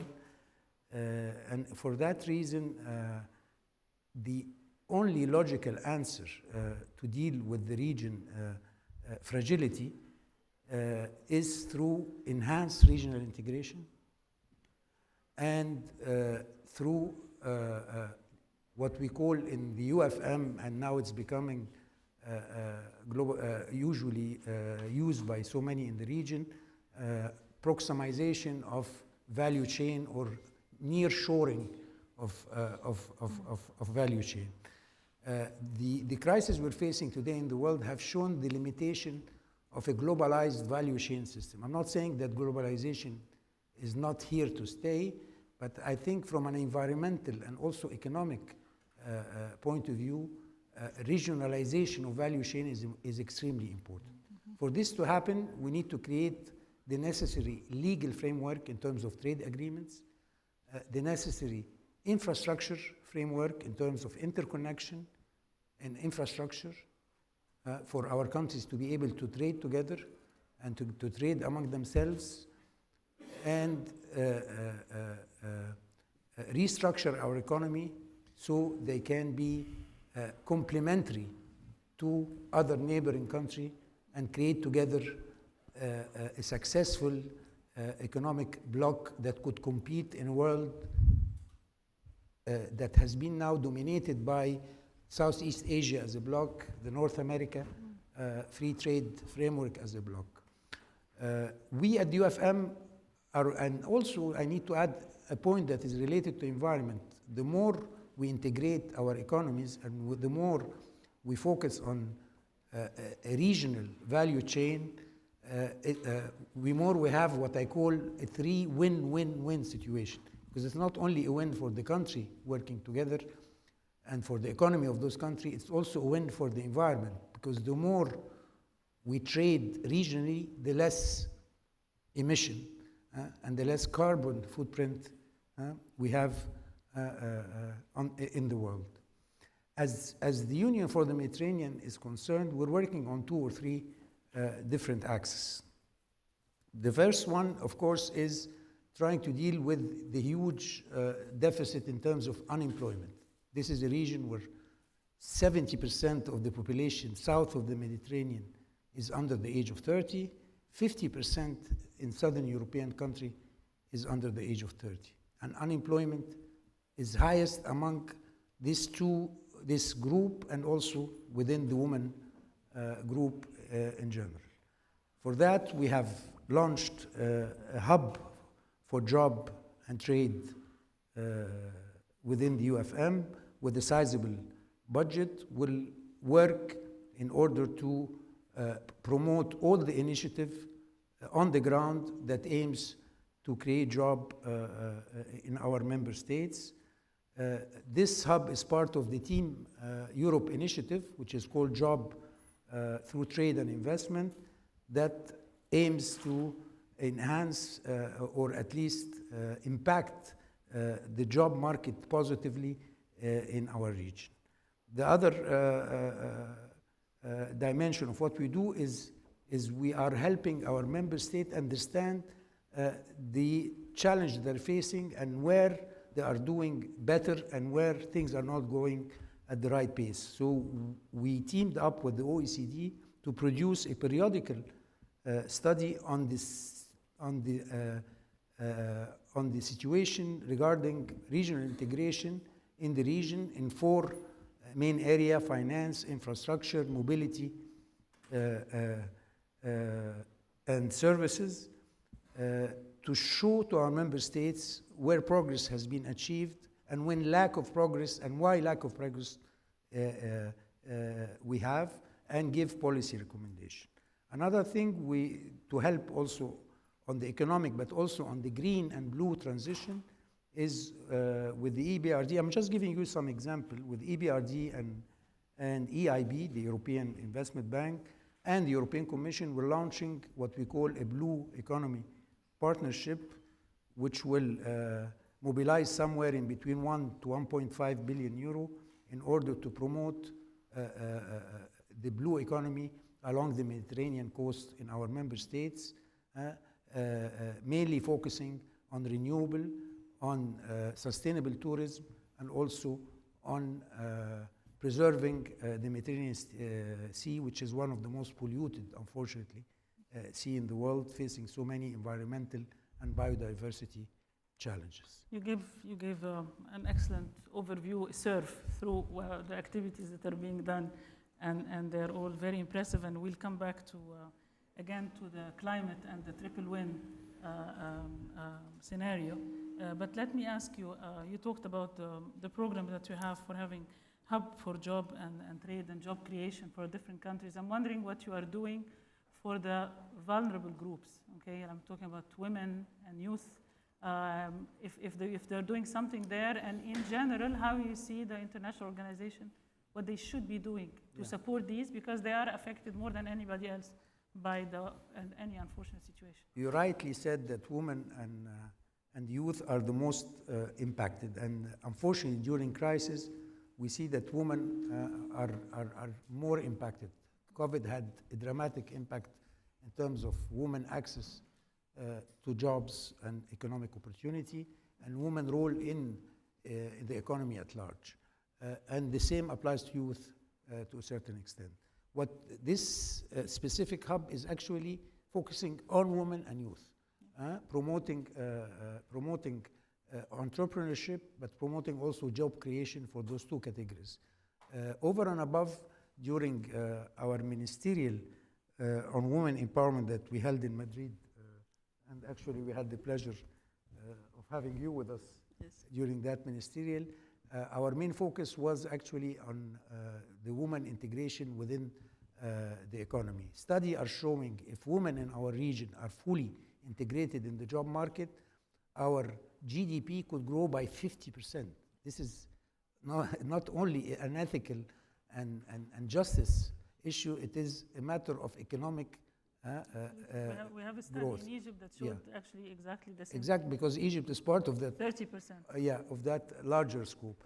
So minister in charge of that file agreed to lobby and work together to change even the legal framework within our member states in order to move towards what I would call positive discrimination in order to empower women economically in our region. Most of our grants, we have a grant called employment grant scheme, is actually solely directed at women and youth in our region. So most of our activity and most of our very limited financial resource are targeting those two groups specifically.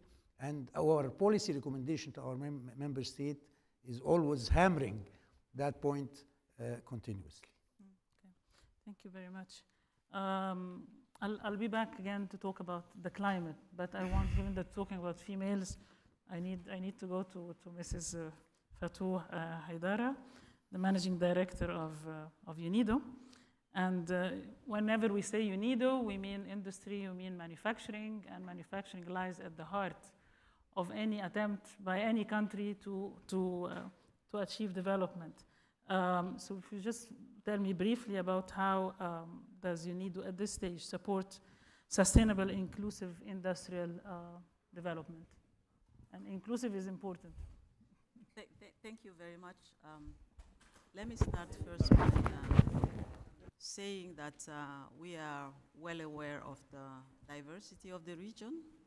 Economically, MENA region is diverse. Countries are at diverse stage of economic development. So whatever I will be saying here takes this into account. Will not take the risk to generalize the industrial performance of the MENA region.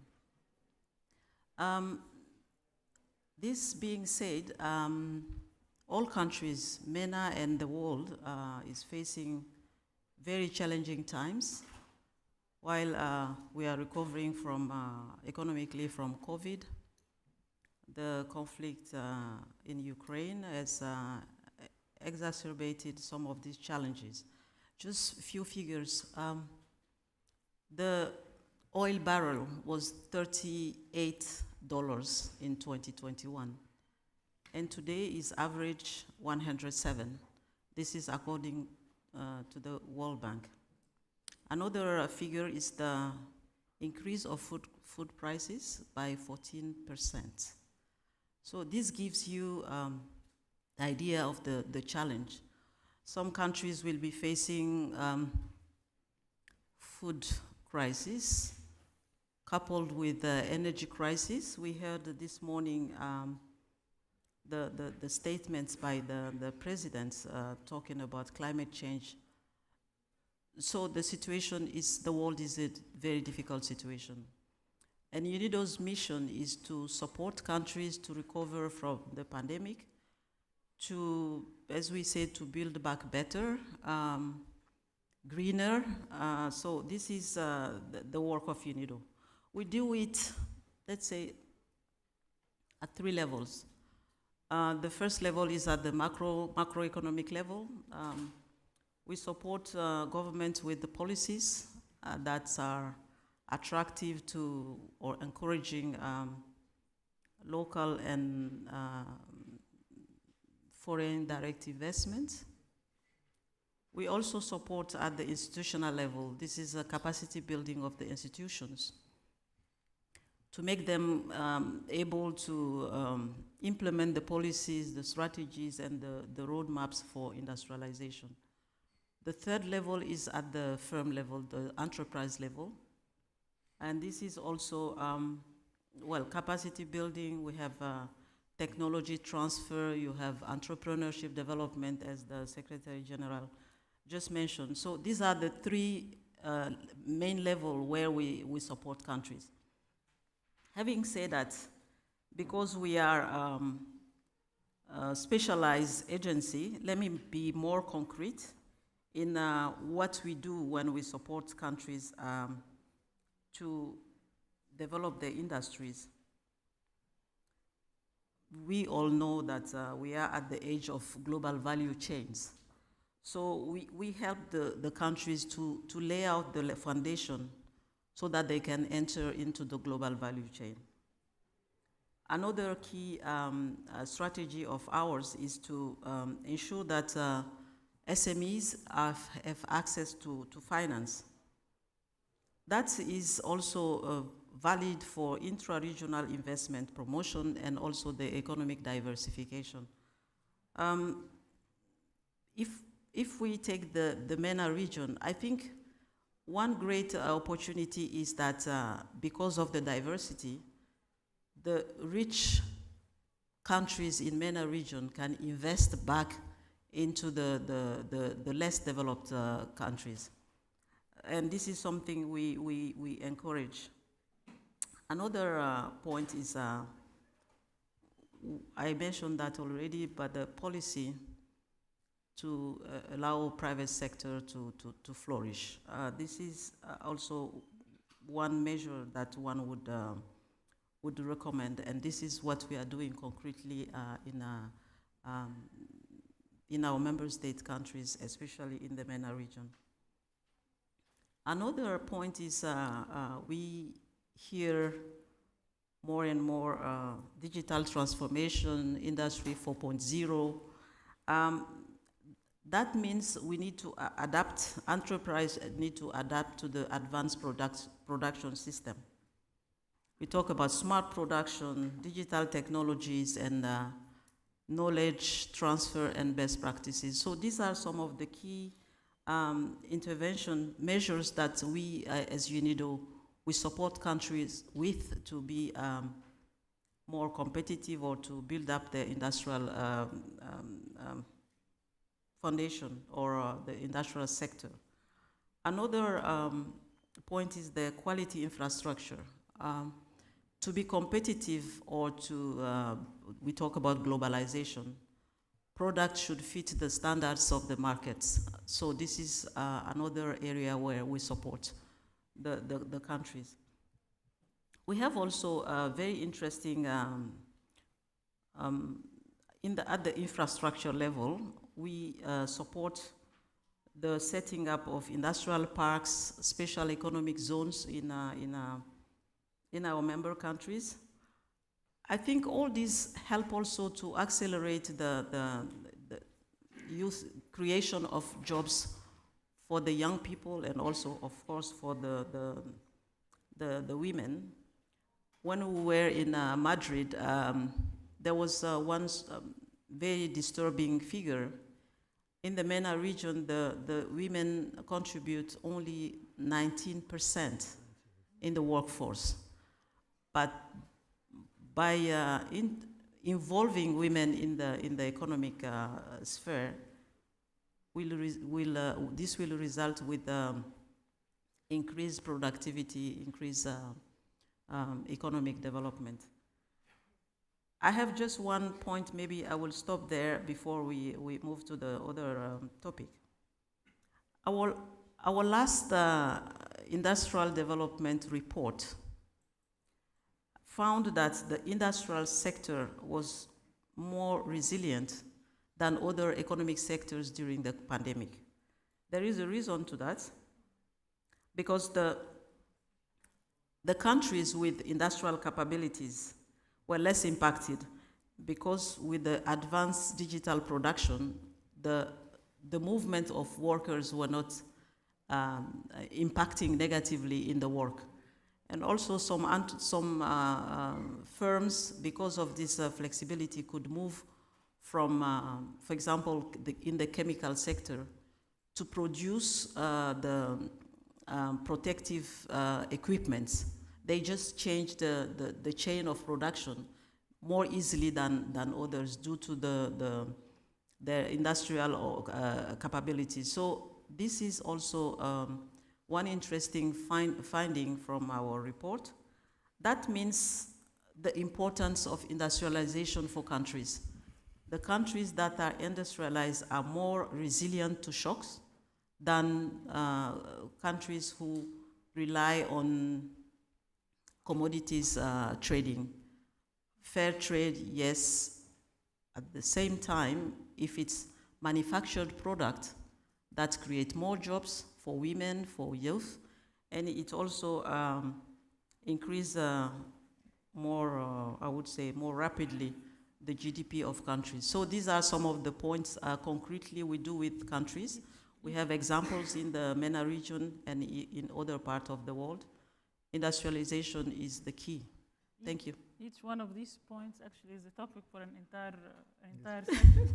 Okay, we'll come back to industrialization being the most important when we talk about the climate and the environment and the challenge that this is putting on Africa, as a matter of fact, for industrialization. But let me ask you a question. You talked about entrepreneurship and you talked about the private sector. Most of your work, UNIDO's work, is always done again through the ministries, through the government. So would you tell me a little bit more about how you incorporate the private sector and the entrepreneurship? How do you encourage these? Well, thank you. Yes, at the origin, we as a UN organization, we work with governments. But as I mentioned just at the introduction, we work at 3 levels. We work also with the private sector. We have some concrete partnerships with private sector association. Our entry point with the private sector is capacity building, because when we talk about competitiveness of an economy, that means the productivity of the private sector, the competitiveness of the private sector. This can be ensured only if there is a partnership between the government and the private sector. This is why it's a realistic approach. I think this is what all governments have taken from pure public sector driven economies. Now we move to partnerships between public and private sectors to achieve development. At our level, we have, I mentioned the technology transfer, entrepreneurship developments through concrete training, and also now we are talking about digitalization. We have also activities towards, we call it reskilling or upskilling, to make sure that the enterprises are competitive. So this is how we work with the private sector. Of course, we can talk a bit more in details about that, but this is what I could say at this stage. Thank you. Thank you very much. And we'll be back to the extent that we have time for it. But let me move from the international organizations to the situation of a specific country, Libya. We have with us Dr. Mohsen Derijia, former chairman of the Libyan Investment Authority, a very important authority, one that is typically accused of not taking the country forward or applauded for taking the country forward by making the right investments at the right time. But let me ask you first, Libya is in a very unfortunate situation with political divisions. And then on top of them, there were all the challenges that everybody else faced. They had their political divisions. Just at the beginning, briefly, what is the impact of the political divisions, plus COVID, plus war, on the economic situation right now in Libya? Well, we can look at Libya as a globalization of politics problem as well. Libya is in a situation where for a long time, it was isolated from international events economically because it had healthy reserves and had small population, and level of oil production and government expenditure were at a level where it can easily absorb shocks, international shocks. This has changed now with the political division poorly managed economic policy. And in addition, you have these shocks, which are unusual. The combination of COVID followed by the Ukraine war has led to a situation where, although usually Libya would benefit from higher oil prices, it is paying more in cost of imported goods, which Libya relies on very much. So the imported inflation has really taken away more or less all of the benefit that Libya should have had from the demand for energy. Usually, when you have a global recession, you'll have a decline in commodity prices, including oil, and that will impact on Libya's income. But in the current situation, you have recession plus high energy prices plus high inflation. This requires a unified country, unified institutions, and unified economic policy, which is not available for Libya. This, of course, has impacted on people with lower income, even middle income people have been impacted by the increased prices. And also there is also the element of growing population without growing private sector to absorb the demand for jobs in the economy, which has meant that the government is paying more and more salaries. It is not totally dark, because given a unified government, unified policy, it's relatively easy in Libya. It has the resources to change its economy, restructure it, and grow its private sector. There are hundreds of thousands of young people who come onto the job market at the moment, and there are no opportunities in the private sector, and there are no opportunities, real opportunities in government. And so these are absorbed in government roles where they cannot grow, they cannot develop. And this is a huge loss, because this is a human capital that is being lost on Libya, and a lot of energy that is being wasted as well. And I'm sure there's a high percentage of women that are looking for jobs. Their chances are completely lost in comparison to the guys. Yes, absolutely. Probably, yeah. I mean, they are in the same situation, but it's also worse for them because of the security situation. So it's doubly difficult for women, and there aren't really many mechanisms that deal with these problems in a special context, trying to rectify the situation. Although on the positive side, there are increasingly more women in leading roles, and I think it's very important because they bring in the multitasking ability that men don't have. Yes, yes. And usually men deal with only one problem at the time. Very, very glad that you recognize those. I do, yeah. Okay. Now, based on your experience in the investment authority, what do you see as the priorities for investment in Libya? I mean, if you were in charge right now for this authority, what would you ask for, irrespective of the conflicts? What would you do? I think a key point in Libya is to grow the private sector. And so far, there are many issues with growing the private sector in Libya. There's a funding issue, there is skills issue, there is loss, there's a real brain drain in Libya.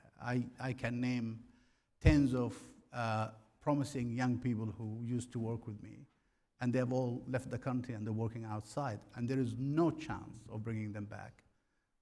Salary gap, work environment gap, development gap, all of these issues need to be addressed, and these issues cannot be addressed, unfortunately, with these short-term governments that we have been having, because you need a policy to work on all these issues simultaneously. So I think that the private sector is key for Libya, more than anything else. And the reason being is that the economy is not sustainable, even with high oil prices, when you have almost 85% of the population are in public sector jobs. And even people working in the private sector still keep public sector jobs for security. So developing the private sector is key. And that, of course, will mean developing the financial sector, developing the vocational training and educational sector to deal with that, opening new opportunities. And there are huge opportunities for development in Libya. There's no doubt about that. But that's where you start. Okay.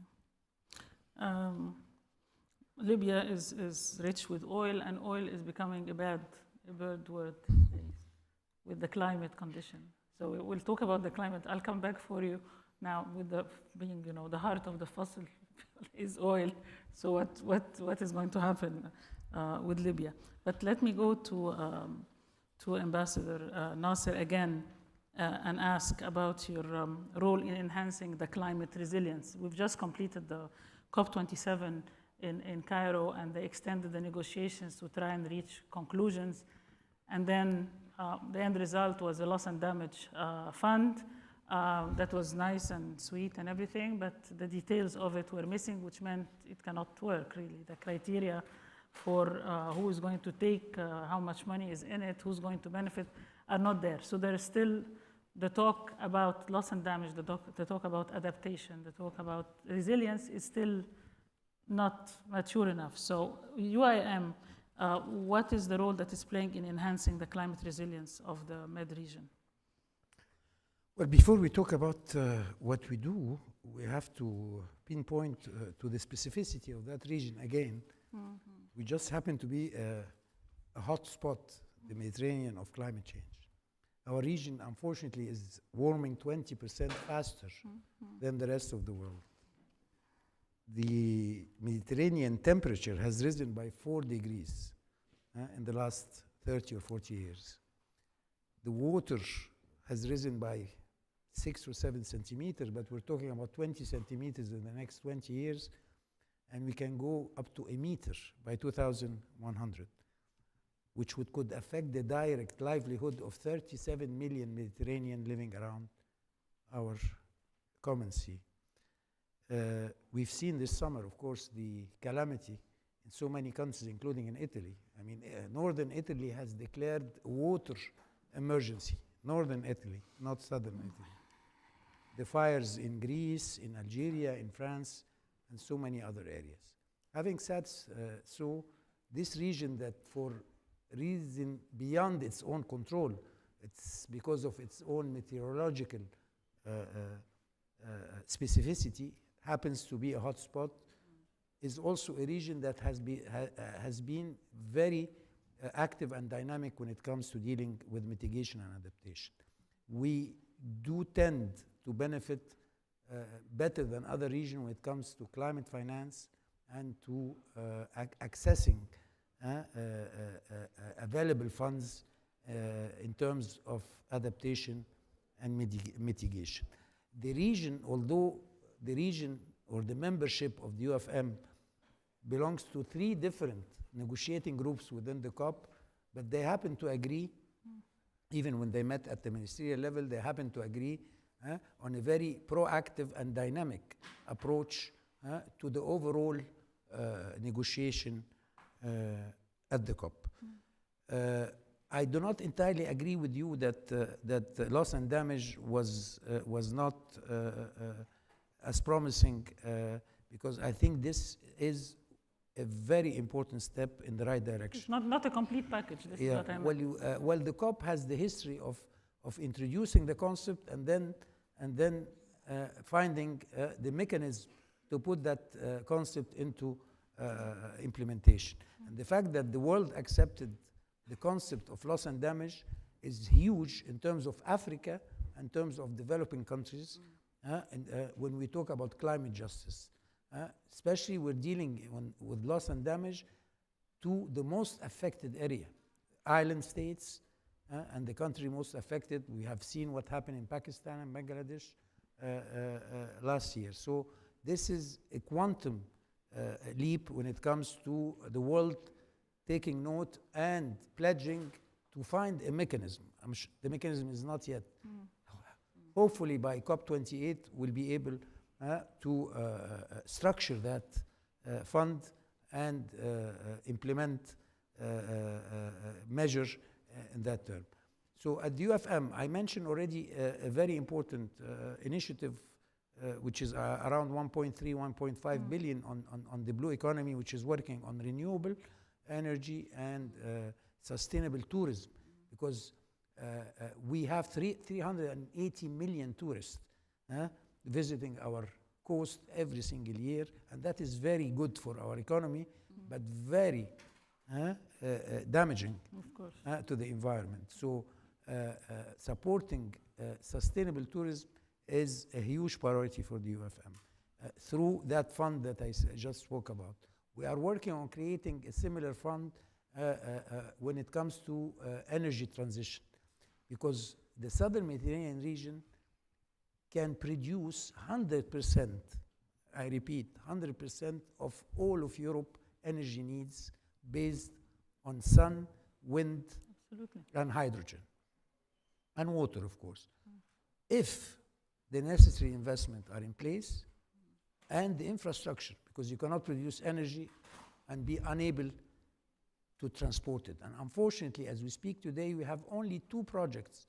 One that will connect Morocco to Spain, and another one that will connect Egypt to Greece, electricity connection based on renewable. This would be renewable energy exported to Europe. If we do not invest more between Egypt and Italy, for example, and other, and reach a certain economy of scale, and that's exactly what we're trying to do, to create alliances, mobilize resources, find funds, so we can get into this, as I said, win-win-win, and this is, it would not be even a triple win. This would be because it will create jobs and employment. It will solve Europe energy dependency that has become extremely apparent with the war in Ukraine.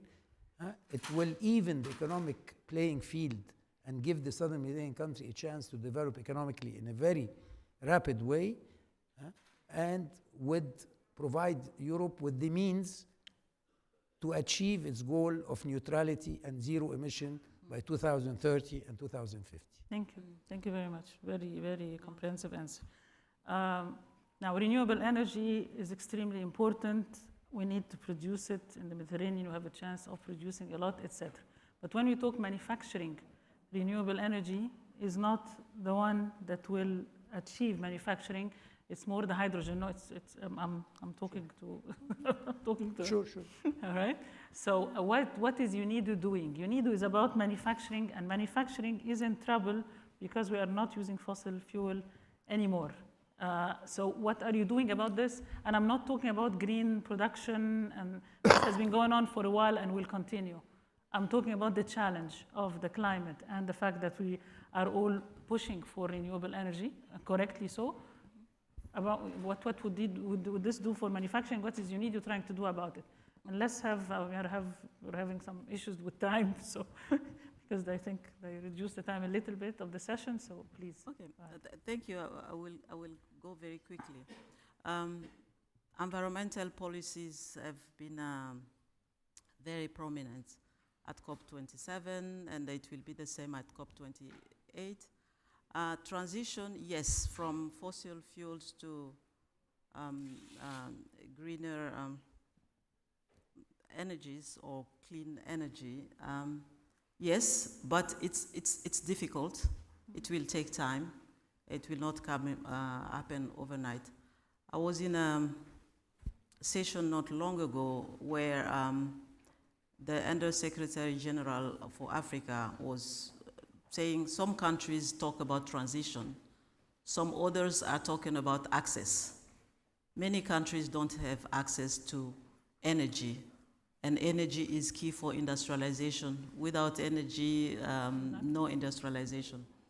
But concretely, how UNIDO supports the industrial sector, we talk about industrial efficiency.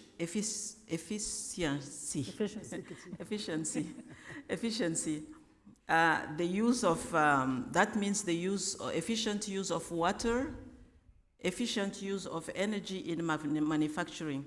This happened by supporting enterprises to have the right technologies to do so. And also, we support countries to promote low carbon sources of energy. We talk about renewable energy, you talk about green hydrogen as well. But the digital transformation and industrial policies, that's also facilitating the integration of SMEs into the global value chain, help them in adapting to the climate change. Another key program of UNIDO is supporting to produce high value or value added goods and services that advance the competitiveness of countries despite the climate change related challenges. To summarize, we help in the area of efficiency, we help in the area of developing more green technologies for more green production. One point that I would like to also mention is that we have funds. We have funds where we support countries, but this is small. It's the 3-5 millions. That's not solved the problem. But we are partnered with bigger funds, the GEF, GCF for the adaptation, for the mitigation. Actually, whatever we do in the area of industrialization to support our member countries, we do it in partnerships. You heard the many challenges. One partner cannot do it. We have to be everybody has to be together. Many around the table to support the countries. So our interventions are very concrete, and we have examples in many countries in the MENA region, elsewhere in this area. Thank you. In our last minute, very quickly, for each one of you, a very quick question. What would be the top priority thing that is needed at this point with the situation of the world, from where you are? Libya. Renewable energy production. I think it's crucial to expand that, and it's crucial to rely less on fossil fuel. The fossil fuel will be with us for many years to come, but its use should be less in producing energy, more in producing manufactured material. On top of renewable energy, which is really a priority, nearshoring, meaning creating a regional value chain that would be beneficial for the region. Absolutely. And has an impact on the environment and climate change. Thank you. I will take from the Secretary General to say that we need to ensure the competitiveness of the economies through the medium and medium enterprises. That's very important. Thank you. Thank you very much. Thank you all. It's cooperation. I'm challenging with the time here. You have to see the time from where I am. So it's cooperation, it's international dialogue for everybody, it's the 4 winds, it's the nearshoring, it's the renewable energies, and small enterprises, women. Thank you very much. Bye.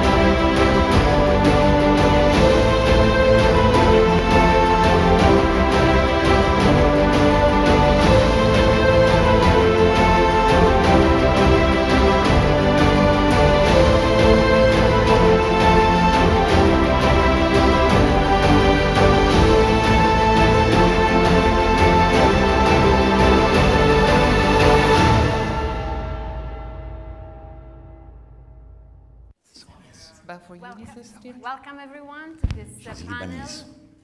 Lebanese. Yes. People, rights, development, the recipe for peace. So we have the tall order to find the recipe for peace in 1 hour. But to help me, I have 7 leading figures who are focusing really on humanitarian assistance and are really present across the MENA region and beyond.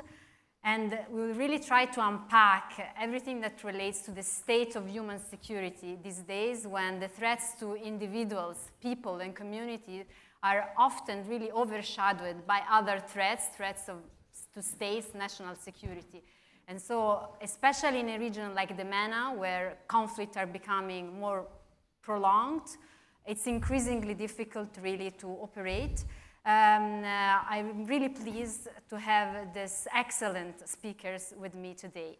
I would like to start with Mr. Francesco Rocca, President of the International Federation of the Red Cross. And really, if you could give us an idea of how has changed the work of the International Federation of Red Cross in MENA in the past years, especially after the pandemic. Thank you, please. Thank you very much. Thank you for the question. It has changed a lot.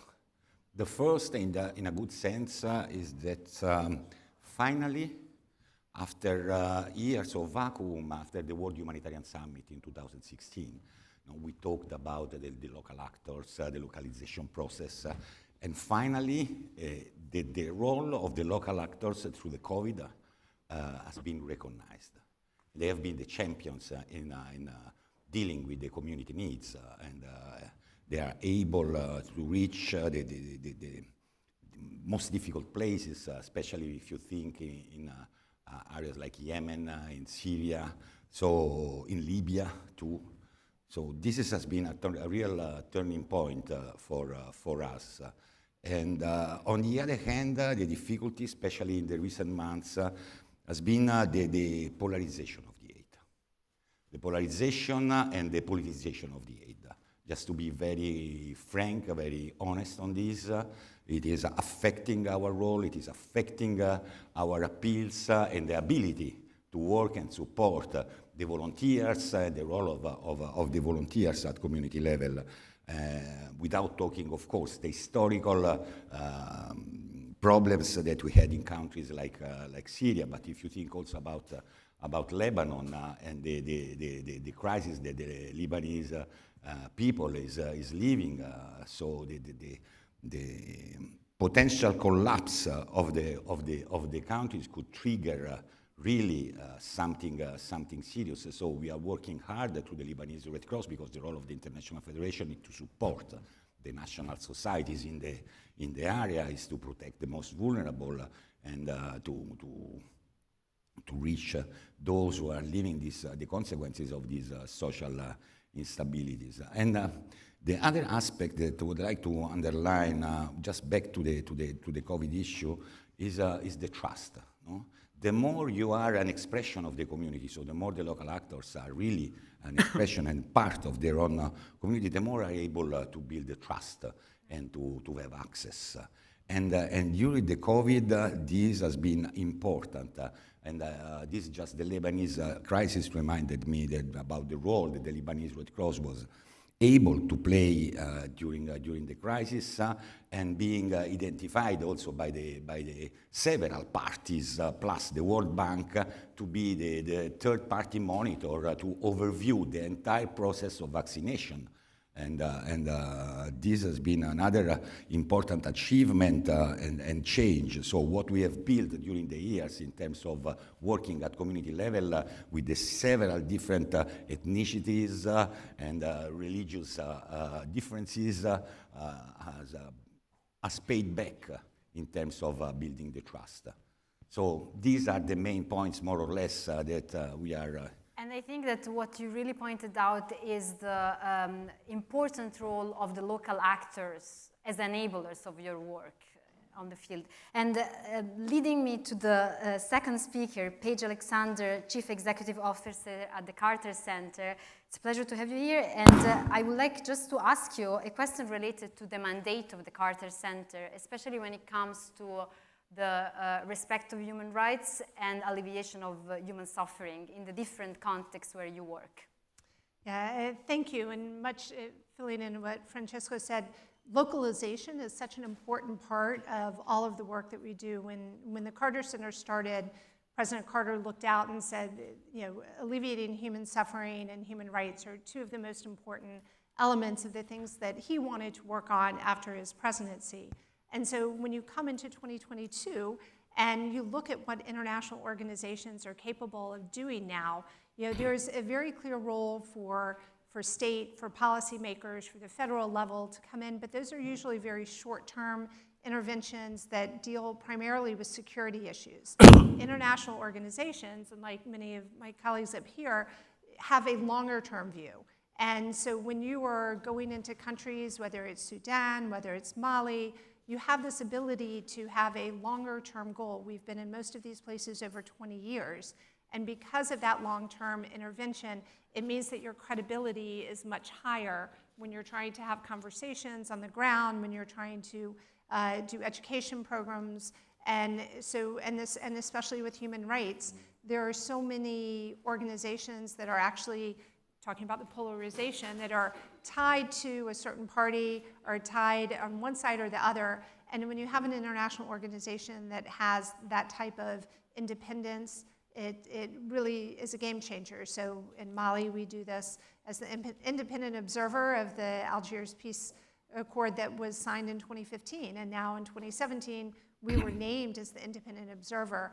And for that reason, we now can go in and talk to both sides. And I think that addresses the polarization piece. Excellent. And really, you raised the issue of trust also, which is a very difficult one to address. And speaking of that, I have the pleasure to have Lea Baroudi, who is the founder of March, an organization which deals with increasing challenges in governance, and the governance crisis that unfortunately Lebanon is facing. Can you share with us a bit what has been your experience of founding this organization? Yes, sure. Thank you first for having me. So as my colleague said here, so Lebanon has been undergoing a very tough crisis that is economical, but also, in my opinion, is extremely political. And the main root cause of this crisis is not economical. It is the sectarian divides that have been going on and that have resulted in a 15-year civil war back in 1975. And therefore, these sectarian divides, because Lebanon has 18 different religious communities that actually still fear each other now, today. And so even though war stopped, the conflict has not actually ended.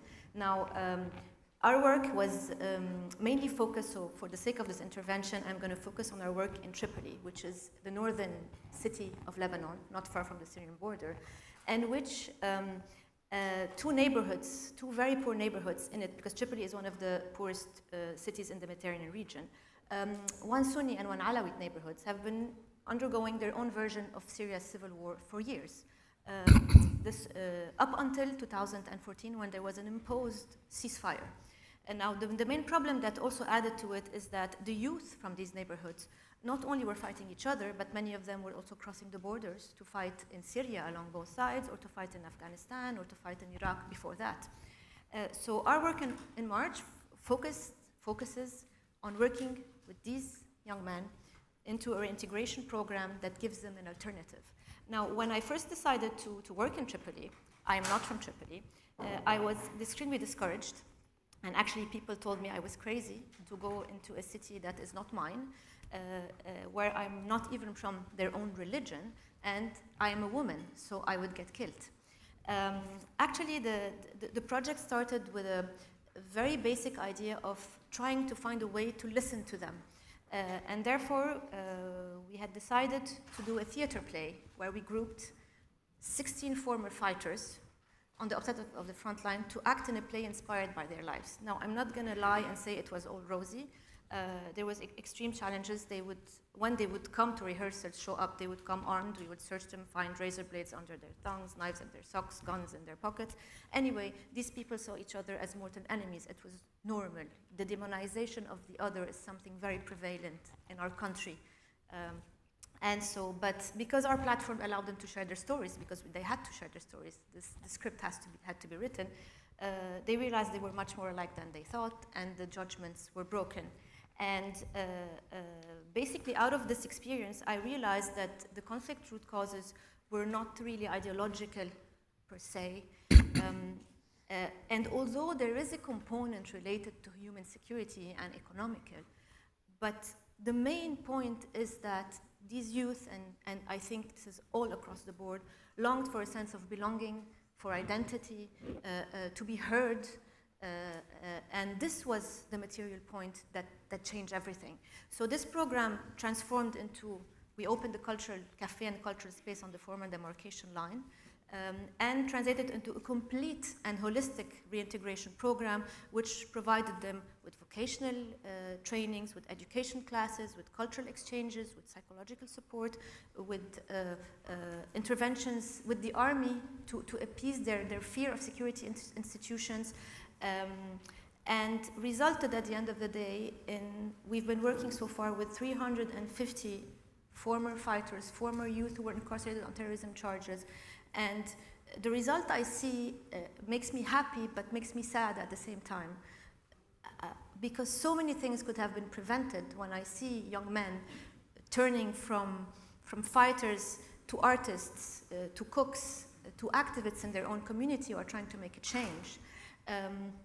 It taught me one basic thing, is that we should not disregard how much fear of the other, how much a threat to one's identity, how much the need to belong and to matter are really drivers of conflict. Conflict is created more irrationally than it is rationally. And even though human security is important because it creates these emotions if they don't exist, fixing or addressing these issues is mainly related to providing an alternative to these communities for them to feel like they matter, like they're included, like they are listened to, and they are part of whatever decision is being taken.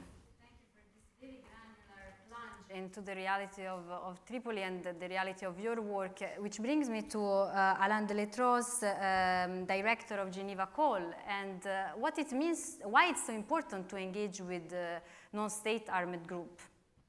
Thank you. Well, I think what we just heard is showing why it is important, and I could not agree more than what you just said. I mean, Geneva Call, as you know, is basically, at the moment as we speak now, in all armed conflicts, with a few exceptions in Africa. And our mission is very simple to express, is to get out there, get in touch with armed non-state actors or armed groups, or many of them call themselves de facto authorities, and bring them to something very simple, respecting basic principles of international humanitarian law. And from there, we can build up. But I think what you just said is what we see everywhere.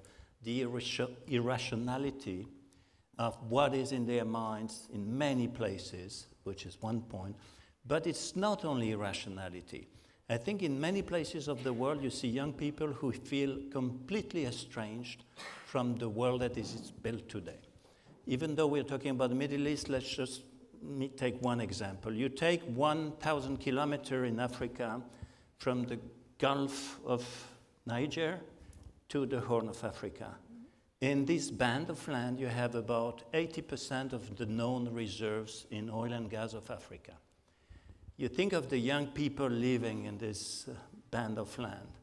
What kind of influence can they have on the money made? Basically zero. You put another phenomenon in there, which is the same in the Middle East. How many weapons are out there? And this is the responsibility a little bit of our countries, the Western countries. Yeah. We are the biggest exporters of weapons and small arms. Weapons are everywhere. You have people feeling estranged, you have weapons everywhere.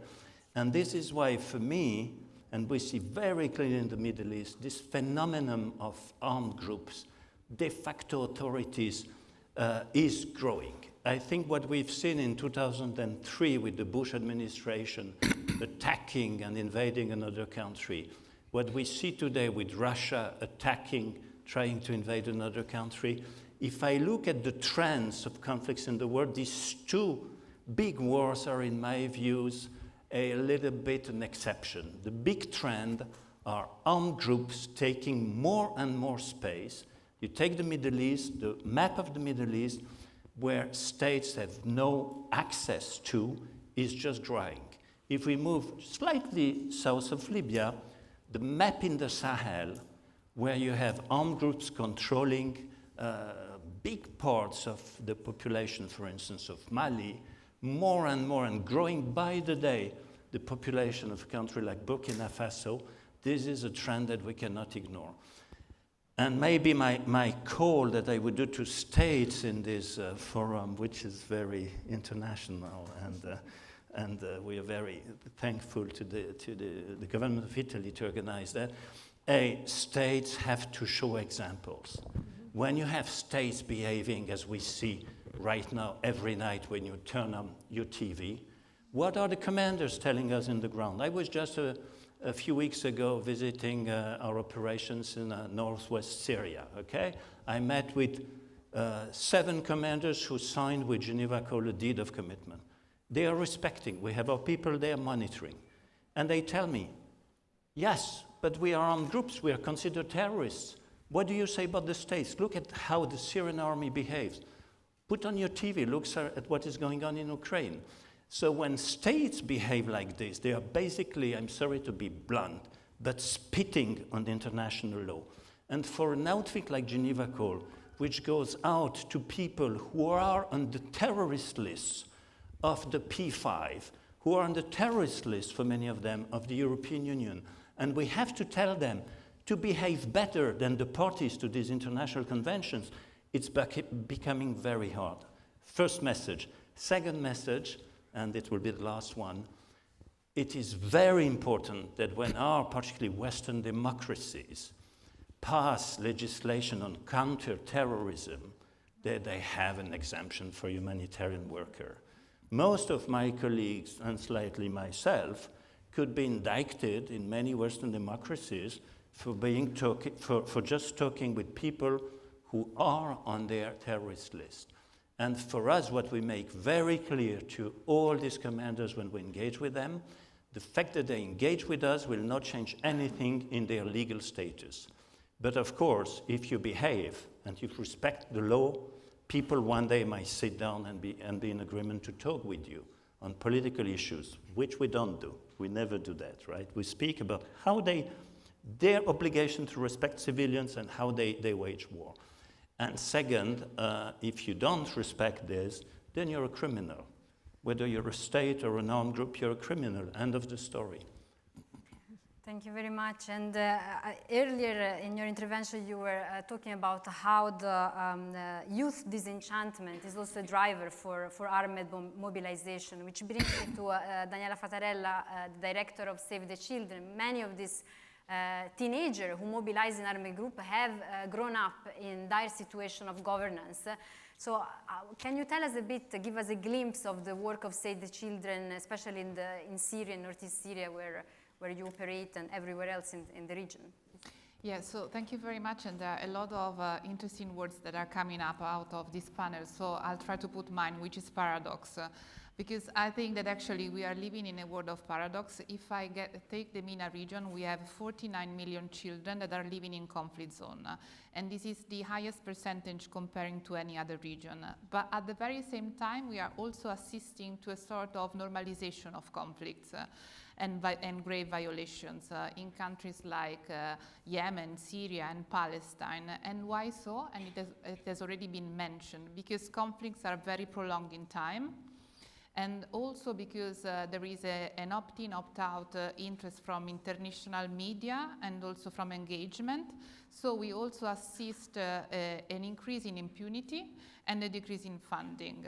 So that's the paradox where children are living today. And if we are also thinking that we all have different role to play where we are talking about human security, at the very end there is a role for all of us, which is the one of protecting children and communities. And I come to another word which has been mentioned before, which is localization. So also we have done our best in the last years at Save the Children to really shift powers to children and communities, to be the one that can really participate and advocate for their own rights. So a lot have been done in terms of increasing campaign and advocacy capacities, as well as providing access to data and to platform for leverage change. And we have been assisting to a lot of dialogue coming up between children and duty bearers to make them accountable for their own rights. But then it comes to another paradox. When we assist this and we see it works, then we have a lot of shrinking space in terms of civil society. And also we really have to work with children and with national partners to be sure that nations, and that it has been mentioned right now, that states do have a say and take action in terms of fighting impunity and making perpetrators accountable. So we do need to have international, regional, and national mechanism of accountability that for children also really take into account the violation against children. And then I'll finish. And while we see that, actually, and I come to the Syria, we also have the paradox in some places in the world in which we see children not as vulnerable actors, but as security threats.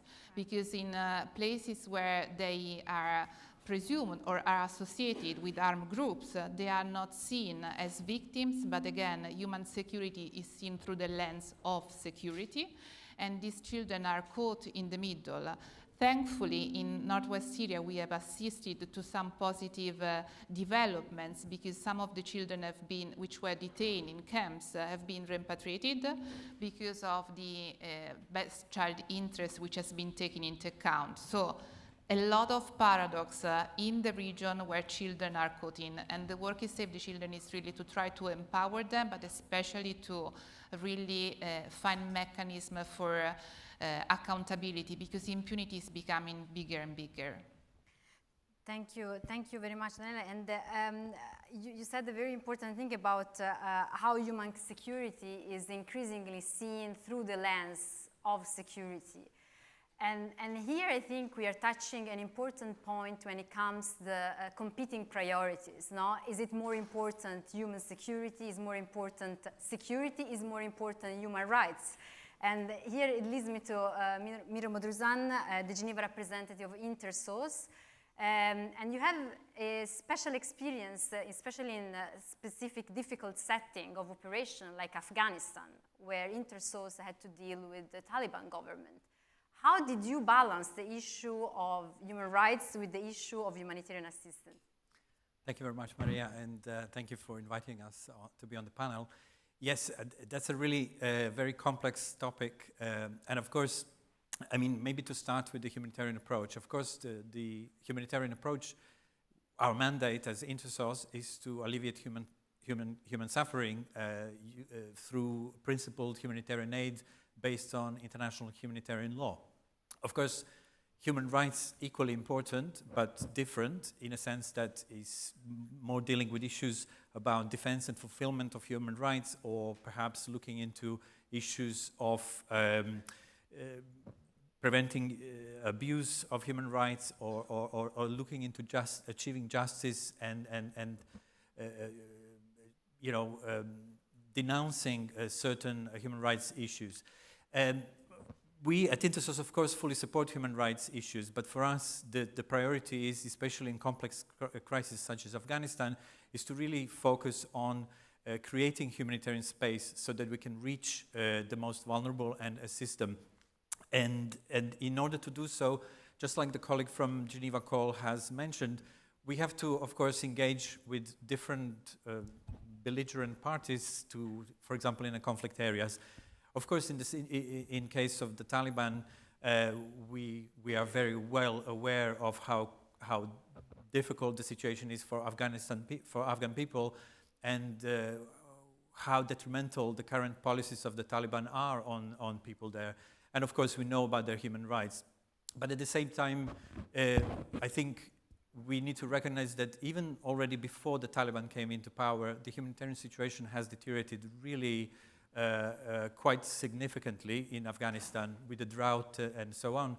And then since the Taliban took over, we see that, for example, the international development assistance that Afghanistan was heavily dependent on, for example, for basic services like health sector, social services, etc., that was suspended. The liquidity crisis happened. We had frozen central Afghan banks' assets, which all created a really bad economic situation, resulting in basically bad humanitarian situation for the people. And just to illustrate from our own example, for example, in the region, the province of Zabul, which is quite a remote area of Afghanistan, we see in the first 6 months of this year a very steep increase in malnutrition of children, 70% compared to the same period in last year. In another district, which is even more remote, in Joy district, we see 90% of increase in severe malnutrition. These hospitals are really poorly equipped to deal with this terrible situation for people, and sometimes they have to put 2 to 3 kids into one bed just to help them. So this situation is prevalent in many parts of Afghanistan. So obviously, going back to the Taliban policies, so for us, we do not close our eyes in front of against the human rights issues, but we have to prioritize that the humanitarian access and humanitarian issues are basically their life-saving. So we need to assist people to prevent further suffering and to actually prevent deaths, to be so blunt. And I think it's also important to say, I mean, we see a lot in the media about the rights of women, which, of course, they're bad. But if we look at, for example, if we would put any conditionality of humanitarian aid linked to the, let's say, reversal of Taliban policies, it is precisely women and children that would be the worst affected, and their situation would get worse. Thank you very much. And you mentioned the need and the difficulties to create humanitarian space in a very hostile political setting. And speaking of which, I wanted to bring in Bo Victor Nylund, director of UNICEF, and how difficult is to actually create that humanitarian space in a setting like Northeast Syria where you operate. Thank you, Maria, and it's a pleasure to be here today. I think now, post-COVID, maybe speak to 3 examples about programming in a country like Syria, since this is one that we have been talking about quite a bit here today, and especially in the post-pandemic situation. So if we start with the learning poverty that we're witnessing, access to education, and especially since a country like Syria and many other countries in the region as well did not have access to digital learning and to materials that they would have been able to make use of during the pandemic when schools were closed. It has meant that so many children have dropped out, and also even those that go to school, the quality is so poor that children actually are not learning. We've done a global study recently where we see that in low and middle income countries, 2 out of 3 children at the age of 10 are not able to read a simple sentence. In a place like Syria, it's 9 out of 10 children at the age of 10 that are not able to just read something simple, even if they have been to school. So that's the learning poverty, and what does it mean for the country? Of course, that the human capital is very much at risk for the coming period and for rebuilding back the country. The second one I would like to speak to is the area of immunization, where, of course, for the last 2.5 years, a lot of the focus has been on COVID vaccination, both at the level of governments as well as at the level of families. And they have invested a lot to make sure that they are able to go to the health clinic to get those vaccines, which were not given to children. But what has happened is that now societies have fallen behind, and basically child vaccination has gone down dramatically over the last 2 years.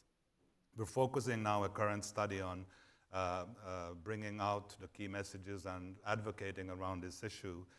But similarly in Syria, we see that there are many children who are 0 dose now, have not had any vaccinations at all, or have under vaccination, so not received all of the needed vaccines during that time. And what that means in practice is, of course, that children fall sick, and some of the most serious diseases like measles are very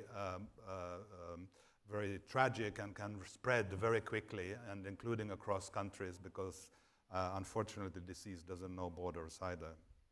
Then finally, I wanted to speak to the issue that Daniela has mentioned, which is the radicalization element. And as you know, in the northeast of Syria, we've had the territorial fall of ISIS in 2019, and as a result, there were about 10,000 children that were rescued by the local authorities, by the Syrian Defense Forces, the Kurdish group, and now some of those children that came from about 60 countries altogether, so including in this region, but also from the Western world, South and East Asia. And over the past 3 years, only some 3,000 of those 9,000 have been repatriated. And there's an urgency to this situation because, of course, ISIS has been territorially defeated, but they're still lingering throughout Syria, in fact, and in parts of Iraq, but especially in the northeast of Syria. And we saw in end of January an attack on a prison where hundreds of prisoners were released by ISIS troops, but also the radicalization of these children and women who remain, for instance, in Al-Hol and Al-Rouj camp, is a serious threat. And so every day counts, and we need to make sure that these remaining children and mothers are repatriated as well. Many thanks for this and this testimony, really. And I wanted to use the last 20 minutes we have really to reflect all together on how the mandate of your respective organizations that you lead and you are part of is going to change in the next year. Not it's going to change, but what type of challenges it is going to face, because it seems to me really we are going to walk through a very difficult phase of history where it's increasingly difficult to speak to the other. And many of you have mentioned this challenge of actually creating space for humanitarian assistance or for action in contexts where there is political hostilities and where there is political polarization. As a geopolitical analyst, I can say that definitely we are going to face increasing polarization. People and states, and you were mentioning states, are potentially going to be less inclined to speak to each other if they are standing on opposite sides. So how the mandates that you have, and what are the challenges that really are you going to face in the next year? And maybe we can take a turn from Mr. Alain de Letros in the order that you are sitting so that everyone can elaborate on this. Thank you, Maria. I think for our work, you mentioned the main challenge. That is the chaos in which the international community is in this moment. I think for people of my generation, we've never seen that. That at the Security Council, I think even during the Cold War, it was more possible to get some discussions going on than it is today. You see, we heard in a panel this morning that in Europe, the OSCE is on the brink of disappearing because there is no dialogue going on there anymore. And for us, for our work concretely, engaging armed groups to convince them that they have to respect international humanitarian law, because whenever they raise in arms, they fall under this body of law, which gives them protection, but also obligations, and often they don't know that. But convincing these guys to behave, to speak a little bit like I used to speak to my children, when they see P5 behaving as we are seeing these days, it will be very difficult. So for me, what would do our job much easier is if these international conventions get enforced by real prosecutors who have real power, as we have seen, for instance, in the former Yugoslavia, as we have seen also in a place like Colombia, prosecutors who can go after the criminals. You cannot breach these conventions and nothing happens to you. And the example should come from Western democracies. This is a message I brought very often to our American and French friends, whose armies have been involved in wars where we are, you perfectly know that some of your soldiers did not respect. You have to try them. Otherwise, you're sending such a bad message to the rest of the world. But so for me, all these discussions that we are hearing today on top of the, how is it in English? La Cour Pénale Internationale, the International Criminal Court, right? The Rome status, basically, is essential. We cannot continue having strong conventions like the 4 Geneva Conventions, the additional protocols, the Ottawa Convention, the Hague Convention, and people spit on them publicly. You can see that every night on TV right now, and nothing happens. You go and have a drink of vodka afterwards, okay? Sorry. But so enforcement is essential. Otherwise, we are all singing songs that are totally useless. Right. Paige?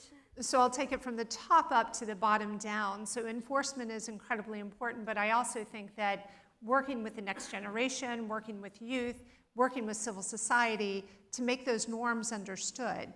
And so, in the work that the Carter Center does, we have a peace health nexus. And whether it was in 1993 in Sudan, when we did a guinea worm ceasefire and got both sides to talk to each other so we could get health packages through, which I know a number of our organizations have worked on, or whether it was Ebola in Libya or Sierra Leone, or whether what we're doing now in Mali and Sudan to actually use civil society organizations, use the youth, use the women to be having these conversations locally in their community, and then to bring that forward so the government officials have a checks and balance. They understand from the ground level that these are security issues that affect everybody at the village level, and how do you get this into policy? How do you get this into a place where you can get these health packages, where you can have rule of law and access to information for some of the more vulnerable populations to have access? I think that's where the policy and where on the ground meet. Right. President Rocca? Yeah, but first, let me tell you that I fully agree with Daniel, Alain, on the need to implement the Geneva Convention. This is something that is badly needed, but in both sides, I would say, that even when it comes about engaging in the dialogue with the armed groups, so they are not protected by the Geneva Convention. And one of the things that they always reply to us when we try to engage, to have access, think, for example, in Syria, we had a period in which we had to negotiate with more than 12 armed groups to reach our target to deliver. So imagine that one of the answers, why do we have? Because of course our role and our delegates on the field, especially the colleagues of the ACRC, is try to disseminate the international humanitarian role and the importance to protect civilians. And then about the importance to treat with dignity, according to the Geneva Convention, the prisoner of war.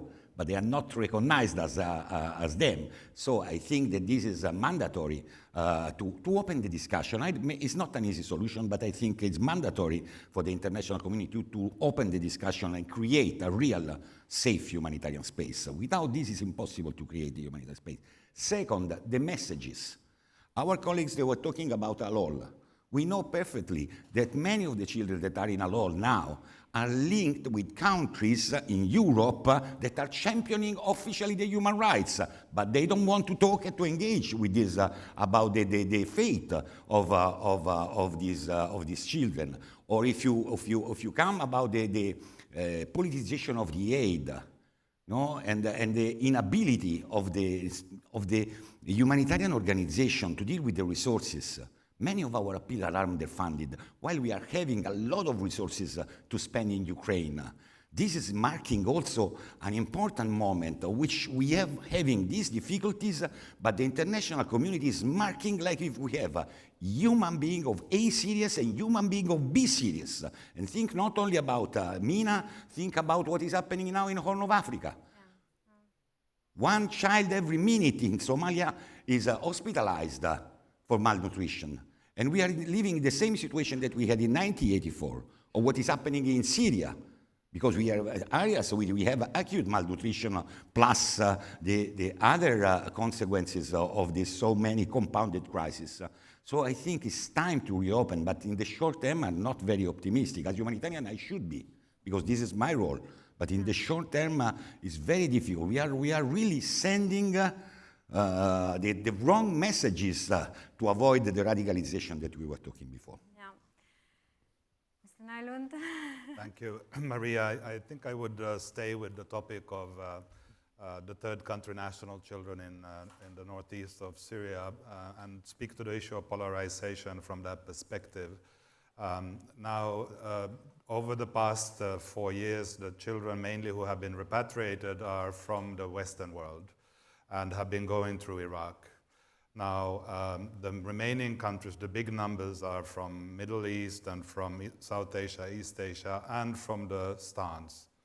What this means is that they have diplomatic relations with the government of Syria, and so we need to be able to facilitate repatriation through government areas. Right. And the polarization with the war in Ukraine means that it's also become a sensitivity that is a cost for those children that are still lingering in the Northeast with very limited services, but above all, very much exposed to the radicalization elements, because make no mistake, ISIS is around those camps every day, and many of the movements around, but also many of the women are still also very much linked to ISIS in different ways. So it's just the urgency of the situation, and I find now is really an important moment when you talk about, okay, where are we heading? When it comes to this type of situation, that we need to learn from this experience. On the one hand, how can we prevent radicalization from happening in the future, and how can we learn from the reintegration process that is now taking place in the countries where those children and mothers have already gone back? And I would call for more study and research to go into that. We saw Human Rights Watch recently come out with a study on reintegration in some of the countries. Right. But it's something that we need to really make sure that we capture some lessons, because this is a time when there's still vulnerability of the world in terms of these children ending up in other situations, but also who knows what is around the corner, when we need to make sure that we prevent such behavior moving forward. Thank you, Naren. Yeah, I think that I would echo some of the things that I've been mentioning. The very first one is really around access. So, I mean, I think that this is one of the big issues that we had, and actually this is a big issue because you cannot really implement a principle of humanitarian action if you don't have access. And also, I mean, just to make an example, in 2021 we had almost 4,000 incidents which were documented and reported. Almost 46% were occurring in Yemen, so only in one country, where, I mean, humanitarian access is denied in terms of really human actors are attacked, or, I mean, there are interference in the distribution or stuff like that. And you see that when you can work, even in countries so difficult as Yemen, even in informal ways, you can really create a change. For example, at Save the Children, we really had positive example with Child Protection Committee, which were really informal ways of protecting children within the country. That's the first thing. The second thing, again, is immunity, which has been mentioned before. Unless you really put in place mechanisms that are really investigating and documenting the perpetrations and violations, and you have data that can be aggregated and disaggregated by sex, gender, and age, you cannot really fulfill the requirement or going behind perpetrators. So immunity increases, and then if you think that you will never be accused, then you go on with the very same crime. And the third point, which is very much close to Save the Children, let's say, action, is really child protection, which should be a cross-cutting element of all humanitarian activities. So it is true that you can have standalone activities to protect children, but to really make an effective protection of children, this has to be a cross-cutting issue throughout all the activities that are implemented in countries in conflict or in danger. Many thanks, Daniela. Miro? Thanks, Maria. Well, there are numerous challenges faced by humanitarian sector, and some of them are mentioned. Counterterrorism measures by Alain, politicization of aid by Francesco. You mentioned also access and insecurity. But I want to maybe just mention two kind of obvious things. we talk a lot for many, many years around the need for the humanitarian and development to work much more closely and in sort of closer collaboration to both address the growing needs that are obviously there and to kind of try to also address some of the root causes.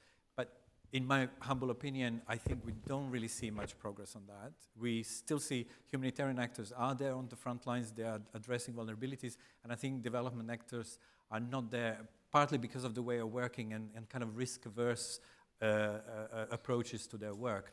And the second is humanitarian funding. So the needs are growing for years and years and years, and I would say the humanitarian donors are generously contributing, but not at the same level to following the needs. Just yesterday in Geneva, the UN has launched the Global Humanitarian Overview for 2023, and it's over $50 billion for next year, which is something like 20-something, 51. I don't know exactly, % increase.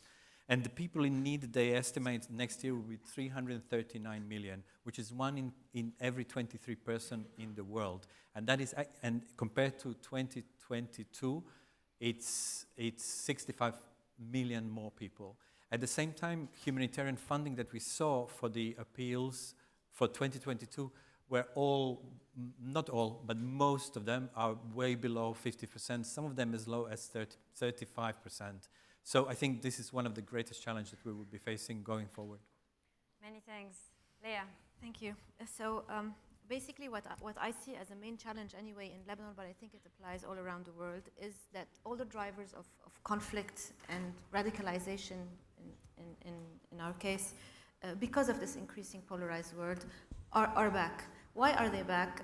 I completely agree with Alain on something very specific, which is injustice, feelings of injustice and double standards are main drivers of radicalization and conflict. And therefore, when it comes to the international community, when the international community comes and imposes or says, you know, these are human rights red lines, etc., and they do not act upon it, this increases conflict unknowingly and radicalization. That's one. Two, over-securitization, because in these periods of extreme polarization, there is over-securitization, or what we call sometimes counterterrorism, etc. These also inadvertently increase radicalization and conflict. And so it becomes a vicious circle. Now, also Anna mentioned something about the role of the state, that the state has to be a model. The problem is that when the state is hijacked by people who thrive on division to stay in power, then what do you do? And then what is the role of the international communities and all of these conventions? Because this is a question that should be asked, because every time we talk about Lebanon, the answer is, you know, you have to, there are elections and you have to, you know, do your own change, etc. But this is actually not true. Our state is hijacked. So what do you do in that case? And what is the role, or should there be a role for the international community in that front? Also, I just want to say, out of the lessons learned, because I honestly do believe that maybe I was going to say Maslow's got it a bit wrong, you know, the hierarchy of needs. In my opinion, I really do believe that human dignities and the need for self-actualization and to do something and to belong to something are needs that go beyond our basic needs when it comes to communities and community resilience. And therefore, we should not disregard this. And lastly, I want to also say that the challenge is that in order to have interventions that have impact, first of all, they have to be community-led and they cannot be imported. That's one. Listening, having empathy, but also these processes take time. And most of the time, when it comes to foreign interventions, these foreign interventions come on a short-term basis with no strategic vision, and this actually creates the opposite effect. And also, we need to understand that for things to happen, they need to take their time and they need to be endorsed by the people and by the communities slowly, and not push trending agenda that is today, we have to implement it now, we have to tick boxes, we have to make sure it's done, and then move on to something else, because this creates also a lot of negative impacts on the community. Thank you, Leah. And I think that you really touch lastly on this very important concept of human dignity. Without human dignity, there is no peace, finally. So we connect back to the title of this session, and I really thank you all, because you are on the field, you are present on the field, and honestly, having work also in field work, I think that this is really what is missing, knowledge of the field, and really these testimonies are extremely relevant to all of us. Thank you very much. Thank you.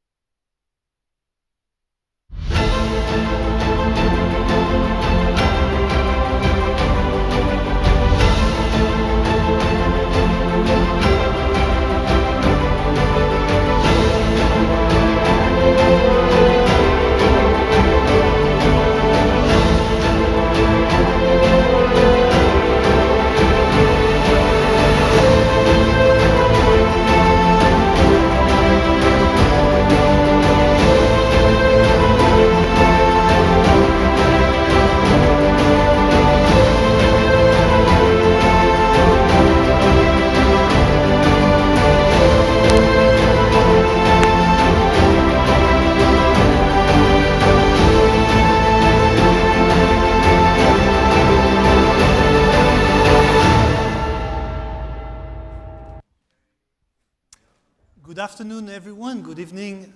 It's a pleasure to be here with all of you. Thanks to the organizers, obviously. Thank you to the OECD, which co-sponsors this great panel. Maybe you will think, yet another panel on youth. Yet another panel on youth in the Mediterranean. I'm sure you have attended a lot of them already. Then how on earth will I be able to convince you that this one is so special? Except, of course, the fact that this is happening here in Med, and that Med is so special. Well, first answer, look around, the fantastic panel will have great insights into a wide range of issues. And maybe my second answer will be the timing. We are, and that's also something we hear in a lot of debates in Med, we are the special juncture. The socio-economic indicators are quite bad around the MENA region. The number of youth with no employment, no education, no training, as you know, the famous needs, right? And I should add maybe no access to foods, no resource to deal with inflation, no access to social security. Well, that number grows, okay? So my point is that I think now everyone realizes that on both shores of the Med, empowering youth, addressing the challenges that I just mentioned, is not only an issue of human dignity. I mean, that's, of course, a very legitimate goal, but that's also an issue of security for governments on both shores of the Mediterranean. So I wanted to start a bit with a sense of urgency, and I think all of us can have this in mind while we go through the panel, okay? So with no further delay, I'll move directly to the panel, to the first round of questions. I apologize in advance because we have no time for great long introductions. You all have the bios of the speakers, obviously, on the website. We'll start with the first round of questions, and let me start with the co-host of this event, the Ministry of Foreign Affairs and International Cooperation. Mr. Sirieli, you are indeed the Deputy Minister of Foreign Affairs and International Cooperation. Right now, in my introduction, I say that governments around the region, I think, take very seriously these issues of youth empowerment, integration of youth, addressing these challenges that I just mentioned, because there is a growing security concern about the impacts of this very, very critical situation. How does this resonate with the government of Italy? To what extent do you see that the situation of youth across the MENA region is indeed a security concern for Italy? Mr. Deputy Foreign Minister, the floor is yours. Sì, grazie. Innanzitutto sono molto contento di poter partecipare a questo incontro. Da poco più di un mese che ho questo incarico specifico che mi riempie di orgoglio ma anche di responsabilità. Anche e soprattutto per entrare subito nel merito, per quello che lei ha detto, è chiaro che nel Mediterraneo il tema della marginalità, dell'esclusione dei giovani, soprattutto nell'area del Nord Africa, ma anche nel Medio Oriente e purtroppo anche un pochino nell'Italia meridionale, rappresenta una grande sfida per la comunità internazionale, per il Mediterraneo, per l'Unione Europea, che deve assumersi una responsabilità di guida verso processi virtuosi di miglioramento soprattutto del futuro e quindi delle nuove generazioni. L'Italia chiaramente è molto conscia per la sua posizione geografica che ha responsabilità da un lato storiche e da un altro anche proprio dal punto di vista della sua collocazione di portare avanti maggiormente le sfide del futuro che riguardano proprio le nuove generazioni. Siamo consapevoli perfettamente, non soltanto per un fatto materiale, il 50% degli abitanti dell'area del Mediterraneo è sotto i 30 anni, quindi è un tema anche che impatta dal punto di vista della quantità.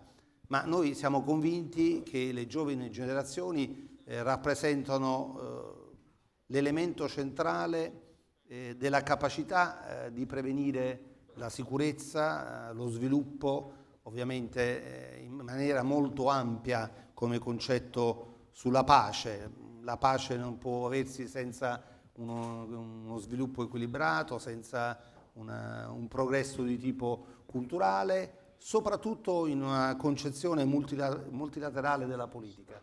Noi puntiamo molto sui programmi dell'ONU, l'Italia è in prima linea per sostenere tutte le azioni dell'Organizzazione delle Nazioni Unite in materia di gioventù, proprio per quello che ho detto. In maniera concreta interveniamo anche con uno strumento importante che è la cooperazione internazionale. Da questo punto di vista penso che l'Italia stia facendo il suo dovere, ma vogliamo fare ancora di più con azioni mirate che svilupperemo in questo nuovo governo.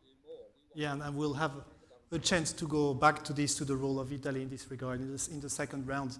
Ms. Jones, you are the Deputy Secretary General of the OECD. Thanks a lot for being here with us as well. So if you co-sponsor this event, obviously it means that I will not need to convince you on the importance of empowering youth and addressing all these challenges and needs.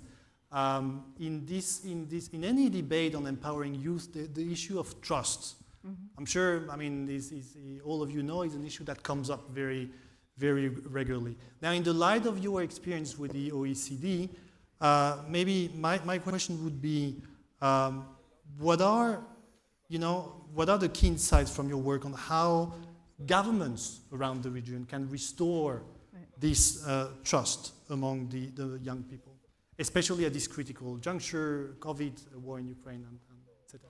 The floor is yours. Thank you, Emmanuel, for that question.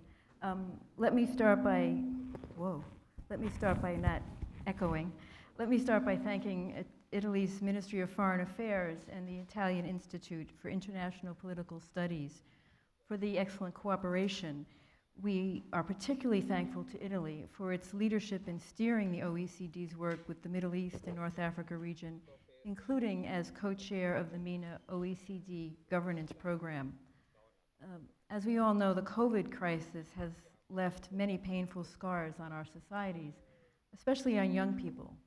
We now have Russia's aggression in Ukraine and the repercussions on the economic outlook, inflation, and food security in the MENA region also hitting young people very hard. Nearly 4 in 10 young people in MENA live in fragile and conflict-affected areas, and 9 out of 10 children live in areas of high or extremely high water stress, and this exposes them to additional environmental risks. The impact of all of these crises, if left unaddressed, will continue to undermine young people's opportunities in life and continue to impact the already low levels of trust in public institutions. Across the MENA region, I think a lot of you know trust is low for young people in their government. Only 28% of young people trust their governments. Data from the 2021 OECD Trust Survey shows that countries in the MENA region are not alone in this challenge. On average, across OECD countries covered by the survey, only 37% of young people express trust in government, compared to 46% of those aged 50 and over. Trust is important because governments have to rely on a trustful relationship with citizens of all ages in order to build support for reforms and long-term policies. At the same time, governments need to trust young people and empower them, for they're the agents of positive change in public life. This is crucial to the long-term health of our society and the strength of democracies. To support governments in this effort, OECD has analyzed new comparative evidence across 10 MENA public administrations. Let me share a couple of key findings from that report, which is entitled Youth at the Center of Government Action, which has been delivered thanks to the financial support of Italy's Ministry of Foreign Affairs. 3 important messages from that report that stand out are, first, inclusive budgeting and cross-sectoral youth policies will deliver better outcomes for young people. At least 7 public administrations in MENA region have adopted national youth strategies to promote a coordinated approach in support of young people across different ministries. However, implementation challenges, such as limited administrative capacities and weak coordination mechanisms, risk limiting their impact. This is an area where greater support is required, not only in MENA countries, but in many countries around the world. Second, when young people are engaged systematically in policy making, they tend to express higher satisfaction with policy outcomes. The participation of young people in public life and their representation in public institutions remains limited. They are less likely to vote in elections than older people. In addition, people aged under 40 represent only 16% of members of parliament in the MENA region on average. In some countries, high age requirements present a barrier for political engagement.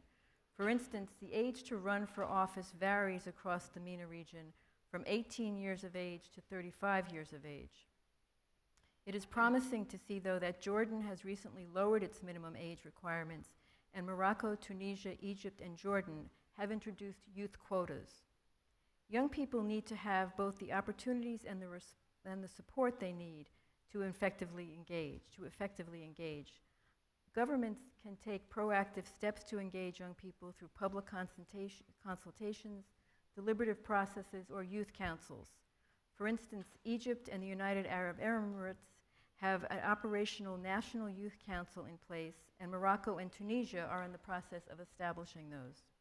Third and finally, OECD evidence shows that in countries with low age-related inequalities, overall life satisfaction is higher. The good news is that our report points out that there is hidden potential across MENA countries. That is, there is the ability to gather age disaggregated data and apply public management tools to anticipate the impact of new legislation on young people. This enables policymakers to systematically mainstream young people's considerations in policymaking. So I think that there's a lot that can be done, and I think there's a lot underway, and with the data, a lot more can be done. Thank you. To the footprint of the OECD on this youth empowerment agenda. Speaking about youth empowerment agenda, I'm pleased to also have to welcome Dubai Abul Hul to the panel. You, among other things, the CEO of an Emirati think tank, the Fikr Institute, if I pronounce it right. You are interested, among other things, in how mainstreaming culture, literature can help making the case of youth empowerment in the region. Can you maybe tell us more about that? How does culture help the promotion of positive narratives? You know, there are a lot of discussions about narratives these days. So how can this help also in strengthening youth people's civic engagements? Sure. Thank you very much. Does this work? Okay. Yes. I wanted to start off by saying, thank you very much for having me on this panel today. I think we cannot talk about youth empowerment before addressing the need for having a fundamental paradigm shift in how we view youth, both in terms of our global economy as well as in different national contexts. How do we have conversations like the ones we're having today without it being theatrical empowerment of youth? Let's just bring in a couple of young people, call it a day, tick the box, and think that that's it, that's all we have to do. We need to take it a step beyond that, and we need to take it a step beyond just rhetoric. And the empowerment of youth, particularly in policymaking across different sectors, should not just be a policy preference. It is the only way forward. And I say this because when we look at some of our biggest challenges today, the emergence of disruptive technologies when it comes to things like AI, for example, and how that impacts more traditional topics, as they say, like security, or the emergence of platforms like the metaverse, or how social media platforms quite literally are transforming international affairs as we know it. All of these challenges are 10 times more intimidating to older generations than they are to ours. And so we need to reassess, what it means nowadays when it comes to equating years of experience with years of relevance when it comes to different challenges around the world. So, why do we still have to adopt a model across different sectors of, you need to have 20, 30, 40 years of experience before you get the opportunity to enact actual policy change? When we're technically old, despite of what generation you belong to, we're all witnessing these disruptive changes quite literally at the same time. These are all new challenges to all of us. And so instead of looking at youth as, you know, this little group we're going to bring in every now and then into a panel, let's just put them in actual decision-making circles and actual decision-making tables. So instead of saying, let's just talk about youth affairs, let's actually put youth on topics like climate, on topics like empowerment. Yes, but in some cases it can be difficult. There may be barriers, and that's why I will turn to Marwa Louati now. Marwa, you have a lot of experience in civil society engagement in your country and beyond it. We were just discussing before what could make this participation or representation difficult in some cases. Can you maybe elaborate on these barriers based on your experience and what you're seeing on a daily basis? Marwa, the floor is yours. Thank you. First, I'm also very pleased to be here on this panel. And reflecting on my country's experience, I'm from Tunisia. There has been like 12 years since the revolution, and clearly there have been strands in terms of improving youth participation. Whether on institutional or legislative levels, we've seen 2 constitutions so far. We've seen some laws about access to information, protecting whistleblowers, incorporating institutions that protect the rights and freedoms, and also laws that guarantee the freedom for association and political organizing. So overall, we can see like the country has advanced in some ways on developing an enabling environment for youth participation, especially that we also seen that Tunisia joined the Open Government Initiative, which promotes transparency and fighting against corruption and includes a huge component on youth participation in terms of establishing local councils, in terms of strengthening the presence of youth and the platform for youth engagement. We've seen also that the state, since 2011, has made effort to develop national youth strategies, yet so far the strategy has been only sectoral, unfortunately, led mostly by the Ministry of Youth and Sports. And in that regard, like the strategy was developed between 2016 and 2020. It was meant to be as a first step into integrating a fully national strategy that is comprehensive and holistic. What has been achieved in that strategy is capitalizing on youth centers as a rally for youth representation at community level. So it adopted a bottom-up approach that goes well with the decentralization agenda of the country since 2011 and the 2014 constitution. Let's see what the new constitution will bring to the fore. But at the same time, we can see like the strategy has not been fully implemented. And with the political upheavals and the political instability, especially after the presidential election, these strategies were short-termed. As it was meant to be only a first step, it did not continue. Like so far, after 2020, there hasn't been any move toward national implementation or development of a national youth strategy that incorporates the economic component. Because so far, what we have seen is that, okay, we're bringing young people to participate and to participate in those policy debates. But the region, not only Tunisia, the region, the MENA region, the main problem is the social and economic component. And if we're short-sighted on delivering real solutions to these economic problems, we will remain into this migration phase. Some of the challenges that we're seeing today, especially, relate to the sectoral nature of the strategies that are being developed. The second thing is the low institutional capacities in terms of implementing and coordinating strategies on youth. The third component, I would say, is like reliance on donors to implement these strategies. The state does not finance youth policies as much as it should be. Thank you very much. We're moving to the second round of questions, so it's my obligation then to encourage the panelists to go down to 2 minutes for answers. Mr. Deputy Foreign Minister, would you like to tell us more about what you end up with now a few minutes ago about initiatives supported by Italy at the multilateral and EU levels to support youth empowerment, including through cultural diplomacy initiatives, because we talked about culture, of which Italy is known to be a champion, in particular across the MENA region. Sì, è chiaro che l'Italia è molto consapevole delle sue responsabilità e sa bene che le deve declinare non semplicemente come dichiarazioni di principio certamente importanti, ma che devono essere poi seguite da fatti concreti.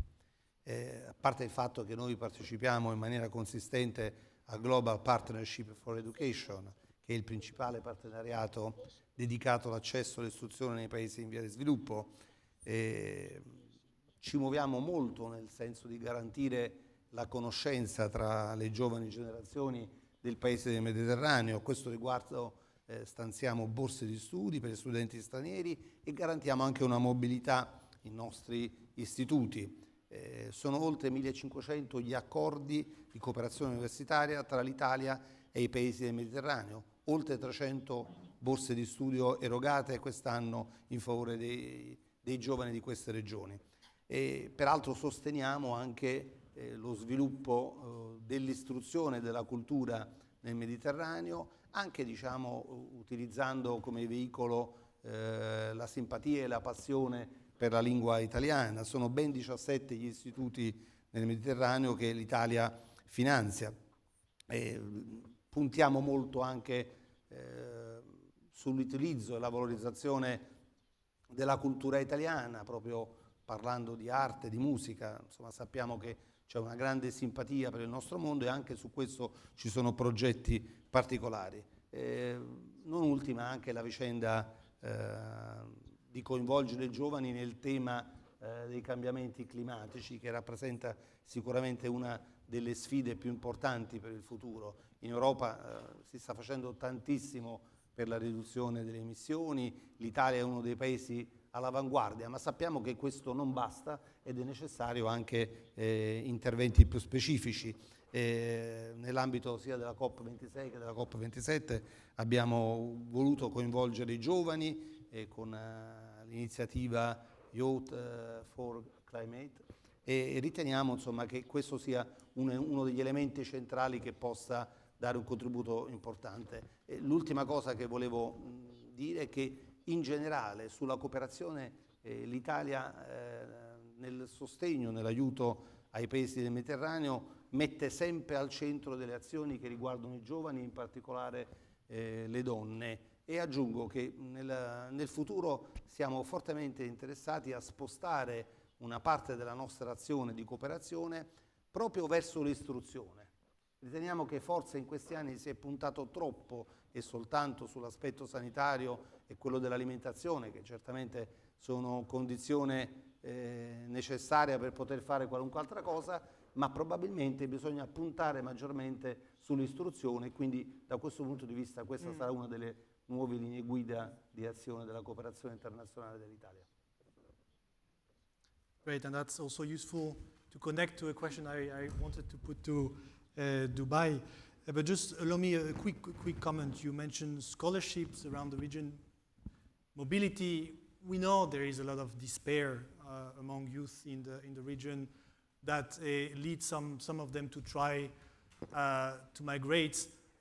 There are scholarships, there are a lot of initiatives, but there is also a lot of frustration of people that do not want to migrate, that just want to travel, that just want to study, to go for job experience to Europe or other place before coming back. And the visa policy of the European Union creates, and in some cases generates, a lot of frustration that I think we should not underestimate in terms of impact. But let's indeed, you mentioned, Mr. Deputy Minister, the issue of education, which I think is important. Dubai, you say that it's important in that any debate on youth to go beyond rhetoric. So what can be done to address these socio-economic challenges, including employment? So how indeed do you see the particular role of education in this regards, to echo the words of the Deputy Foreign Minister? I think we cannot underestimate how big of a role education is, and how, you know, whether we're talking at a high school level or at university level, you know, these are our incubators of our region and country's brightest minds. And so they need to be opened up and to be as open and inclusive as possible. What I would be more wary about when it comes to these spaces is how they sort of create a bubble, right? So you know, when you're in university, you're sort of given the opportunity to debate, to discuss. But you know, when young people graduate to the real world, they're looked at as, you know, junior members of a team, or you know, so there's that bubble bursts way too quickly, and then you see, you know, young people who come to the workforce in different contexts, you know, with bright ideas, with initiative proposals, and they're just relegated towards, you know, the end of the room to just write notes, which there's nothing wrong with writing notes. I love doing it.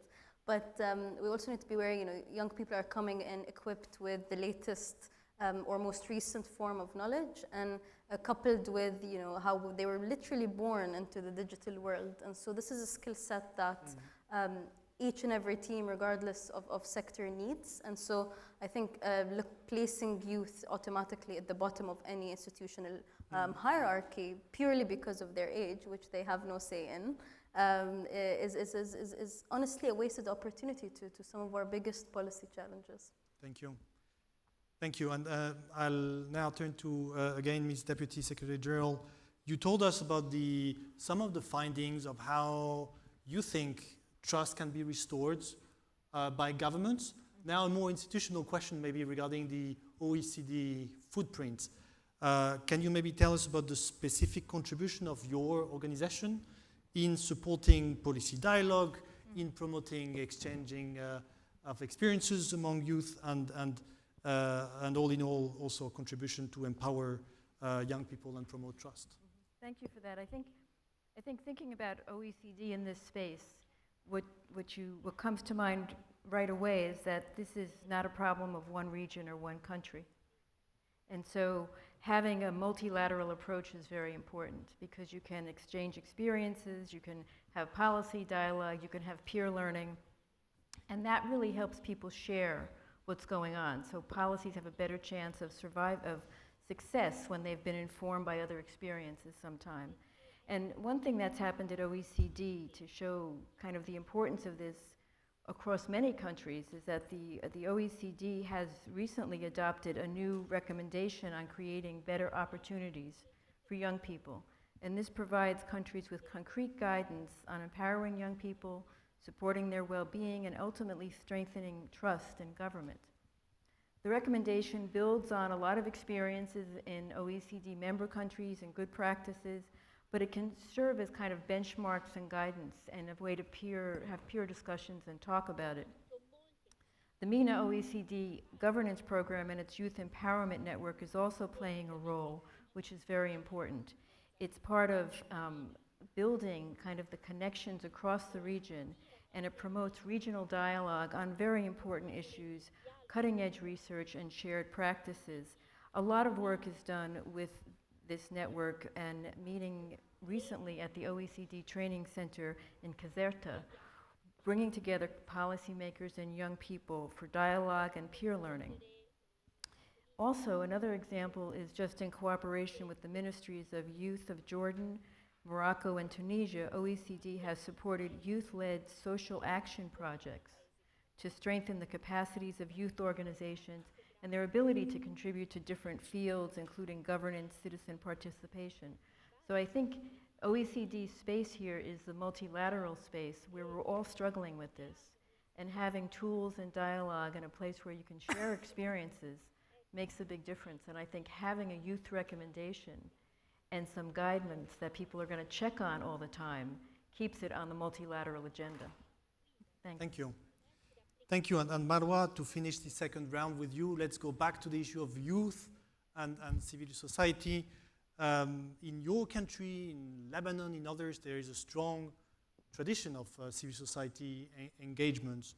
But now, maybe in the light of the last decade or the last 12 years, in the case of Tunisia, in the light of the latest developments in both your country, Lebanon, are you somehow concerned that the potential of youth to develop themselves through civil society, that is under threat? Is it a concern of yours? And do you think youth engagement in civil society is enough? How about youth and politics, for example, Marwa? That would be my question to finish this round. So first of all, when we talk about the current space for civil society, I think that I truly believe that the threat is imminent and it's existent. It's like when we are seeing what's happening in terms of political developments in Tunisia, we're seeing arrests, we are seeing a shrinking civil society space where less and less policy rooms are open to the participation of activists and civil society, not just in terms of social movements protesting, but also in terms of policymakers accepting to hear recommendations from civil society on electoral law, for instance, or on the constitution that has been adopted in the past few months. So the threat is there. What we need to do, I believe, is to protect the space, protect the freedoms, protect the rights, because if we don't have the right for association and the right for political parties, then we'll fall again into dictatorship. I don't see the role of civil society and political parties as competing. What I have witnessed over the past 12 years is that political parties have failed to engage young people because the structures and the internal governance of political parties does not respect democratic principles. It does not provide quotas for youth to be represented in leadership of the parties. It does not necessarily install academies for youth leadership that are then taking the lead in their regions. So this is, I would say, ad hoc, and it depends from party to party. But overall, when you see the landscape, young people are afraid to join political parties, although they have started in 2011 till 2015 to have political experience. But so far, we are seeing more informal social movements that are active in the streets. What I see the role of civil society now is to rather support political organizing. Civil society has gained a lot of expertise in terms of skills, in terms of research, and it can be a platform for political activists to help them organize themselves, to develop research-based and need-based political agenda that provide alternative policies and that can be advocated for and that can be used in future policies. Thanks a lot, Marwa, for the insights. Look, I think I told you about two reasons why I think this panel is special. Maybe I forgot the third one.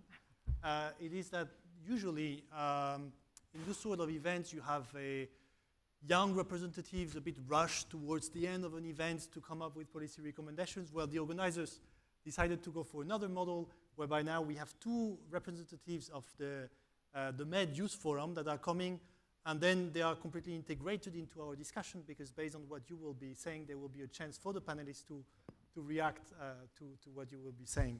So, Rim Al-Haddadin, you're from a very active Jordanian think tank called the WANA Institute. Rachele De Angelis, you are a development specialist with the NL Group. Both of you took part. You will maybe tell us quickly about the youth lab, and you will tell us about your main findings, focused very much on climate action. So I don't know which of you will start, but please go ahead. Would you like to go? Mitigation. First, maybe because I had the topic of mitigation. Thank you all for your thoughts, very insightful. I think that we have many things here in common to provide here as a food for thought also for you, because I mean, when today we approach the issue of climate mitigation, we don't talk anymore about merely decarbonizing or at least limiting CO2 emissions. At this time, climate mitigation also means energy access and energy security. And renewable energy actually is the most affordable and less geopolitically dependent form of energy, and also leaves us with a better planet. So what is this, if not the ground for ensuring development and prosperity for the future? And who, if not us, the youth, are in charge of advocating for it? And especially in the Mediterranean, that is our region, where energy is so linked with water and energy security as well, and food security. Well, climate mitigation is the subject matter for the coming years. Yet to make it really feasible, we also need to change the way we really approach it.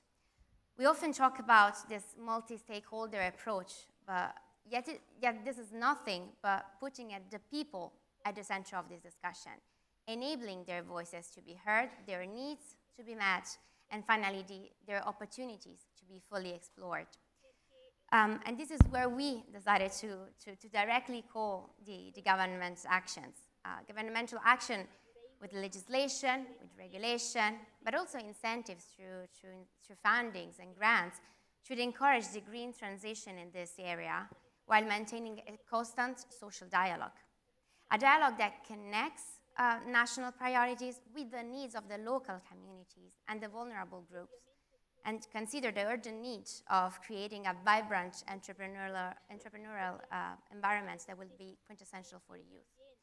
So to do this, we, with my group, we recommended the governments to rely on a few innovative tools that we kind of explored during our forum. So first of all, boosting renewable energy development as an economic opportunity first. And to do this, we decided to connect three main points, which were launching the first regional social bond to encourage private actors, businesses, and households to raise fundings in order to achieve objectives that are compatible with the green transition. Then expanding or launching, where absent, innovative centers for startups and universities to develop feasible ideas for the area. And then structuring local action plans in collaboration with local institutions and community representatives to promote renewable and sustainable energy projects by matching them with the development needs for specific regions. Second tool, a new framework for the funding of vulnerable communities, but this time aimed at redirecting the existing support that already exists for livelihood, massively dependent on fossil fuels actually, into forward-looking, sustainable green solutions. And third, a regional framework for waste management, mainly based on two directions that will be crucial for climate mitigation. Firstly, incentivizing research and development and first application of electricity generation from waste. And then building an agreement of refurbishing of electronic devices, as it happens at EU levels, for a concrete production reduction and CO2 cut. To achieve all of this, that is a true multi-stakeholder approach, we can say, where both the public and the private sectors are involved, we finally called to create a regional platform that would gather the needs of and the existing solutions of climate mitigation for the whole Mediterranean region. The platform will give visibility to the local communities and stakeholders involved for a better and coordinated sharing of the know-how. And at the same time, it would also increase the awareness of the urgency of climate action, but through this time a bottom-up, constant and inclusive dialogue with all the stakeholders involved. We also urge the young people, actually, to play a key role in this platform. We are growing up as probably the most engaged generation with the highest level of awareness on the urgency of climate change, and most of us are already dedicating their professional, even personal lives into that. So we showed the world how urgent climate action is, and we showed how engaged we are and how fruitful our impact can be. We now need your trust to have us on board for this tough, but I can say really amazing challenge that history is urging us to embrace. So thank you. Thank you, Raquel, and thank you for your energy, Rim. Thank you, Emmanuel, for the previous introduction. I'm happy to present our group's findings and concrete initiatives. I think climate adaptation goes hand in hand with mitigation. As you all might know, climate change adaptation is a key topic for many countries in the WANA region, West Asia, North Africa region, given it's not a major contributor to the greenhouse gas emissions. Regional climate change projections predict an increase in temperature between 1.75 degrees Celsius. This will be accompanied by extreme weather events such as drought and flood, impacting food, water, and livelihood securities, as we all heard of. Today I'll be presenting the group's thoughts and findings, as I said, on climate change adaptation, with a deep dive on specific priorities, which are the role of financing, importance of behavioral change, and youth and local community empowerment, which are all embedded in our initiatives. The following proposed initiatives are region-wide with a local sense and roots. Another fact, according to the World Bank, drought in Africa is leaving more than 58 million people in conditions of acute food security, as well as in Jordan, Syria, and Lebanon. We've seen in the past between 2015 and 2018, the drought, the consecutive drought days has left many economic losses in all of these countries. The first initiative directly speaks to this, an agricultural relief fund which connects Nouakchott to Amman in Turkey. The fund proposes a matching system in terms of financing, meaning we have a 70% of relief and around 30% sustainable technical aspect, which supports small farmer holders that are exposed to drought and extreme weather events. Another on our next initiative, which you can all see, we've kind of do a graphic that you can look at. This is not all of it is there. Our next initiative highlights the role of cities, not countrywide, more on the cities and the local sense, is bringing the low carbon development perspective and its interlinkages with transport, water, and other sectors. The graphics behind me showcase the parameters the award will depend on, so it's an award. The MED Green Adaptation City of the Year Award is a fusion of environment and urban perspectives. The criteria are equally weighted and gauged, as you can see, to include environmental parameters such as emissions per capita, which are GDP adjusted, air quality, and green spaces that take into consideration geographic distribution. Last but not least, we also look at the education and curriculum. We all spoke about the curriculum and the need to equip the next generation with the right information facts, accompanied with technology, R&D, and innovation, encourage applied research to facilitate technological innovation. And I have to say, the winning cities will be able to share the best practices with other countries, regionally and internationally. Let's not forget, the city can gain considerable touristic traction due to winning the award. Cities will be judged on improvement from year to year. Funds allocated for the winners will be by the World Bank, for example, the African Development Fund, and EBRD. Last but not least, our last initiative, an exciting Paula Battuta Olive Program that offers 500 students, 100 students each year for the first 5 years, and we aim to go beyond that for the next decade, around 5,000, which will equip with technical, the program will facilitate an exchange of technical expertise and agricultural secondment, in which it will pair students from the Mediterranean universities with rural communities to share and help develop their businesses. It might be agricultural or green businesses, and it will be an exchange of expertise, know-how, and cultural awareness. Funds will be allocated by the Ministries of Education. Thank you.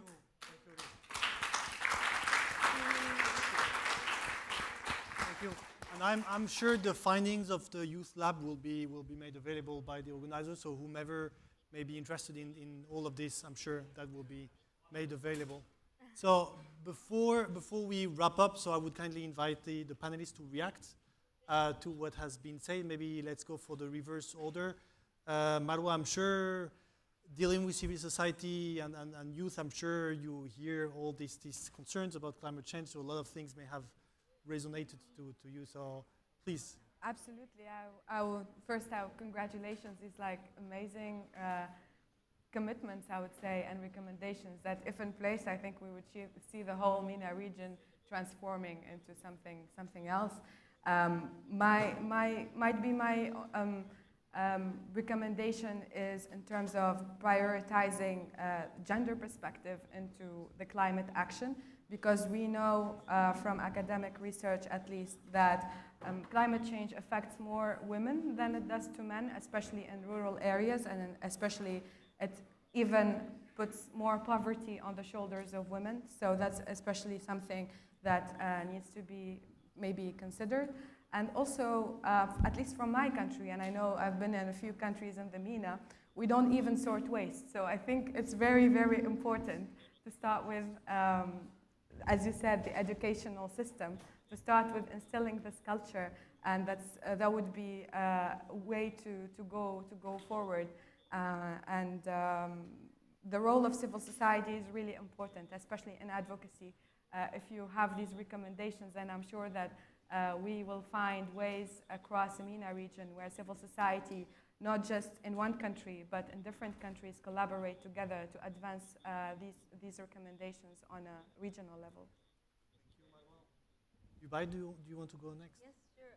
I think your brilliant proposals prove that young people should be on the actual policy-making table, so thank you very much.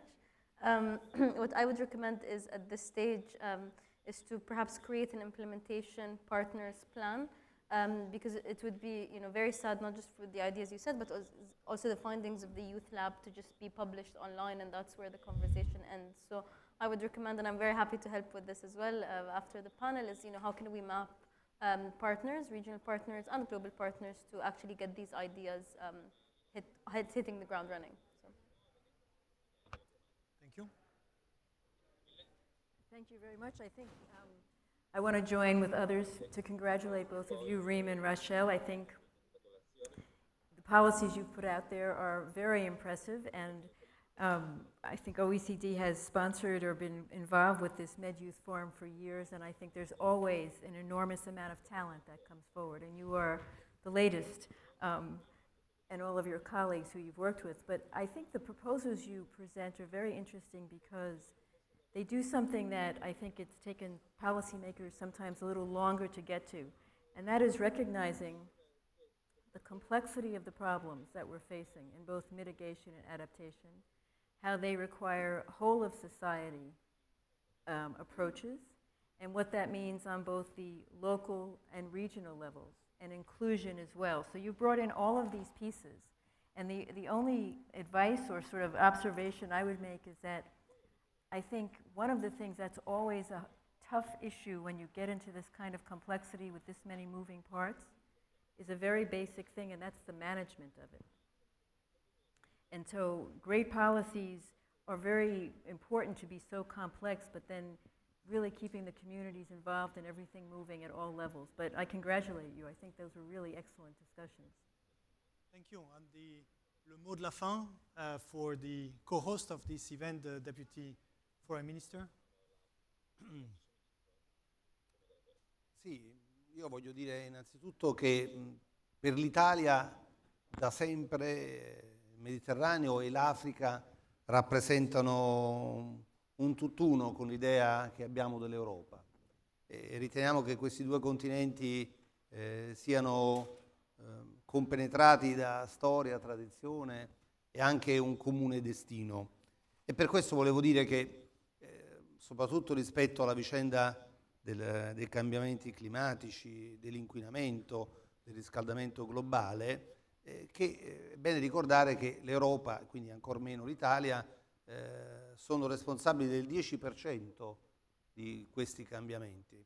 Ci sono altre nazioni emergenti come la Cina, l'India, il Brasile, per la verità anche nazioni consolidate come potenza economica come gli Stati Uniti, che devono fare uno sforzo importante. E quello che è importantissimo è preservare l'Africa da un intervento esterno che punti a uno sfruttamento che calpesti l'ambiente e che poi potrebbe contribuire, data la popolazione dell'Africa, soprattutto nel 2050 si parla di 3 miliardi di persone, la vastità dell'Africa rappresenta un elemento sostanziale anche per l'equilibrio climatico. Quindi questi modelli di sviluppo, anche con un'assertività di alcune nazioni che sono molto presenti dal punto di vista dello sfruttamento delle risorse in Africa, potrebbero mettere ancora di più a rischio l'equilibrio del pianeta. Quindi un'azione dell'Europa e dell'Italia sicuramente, insieme ai governi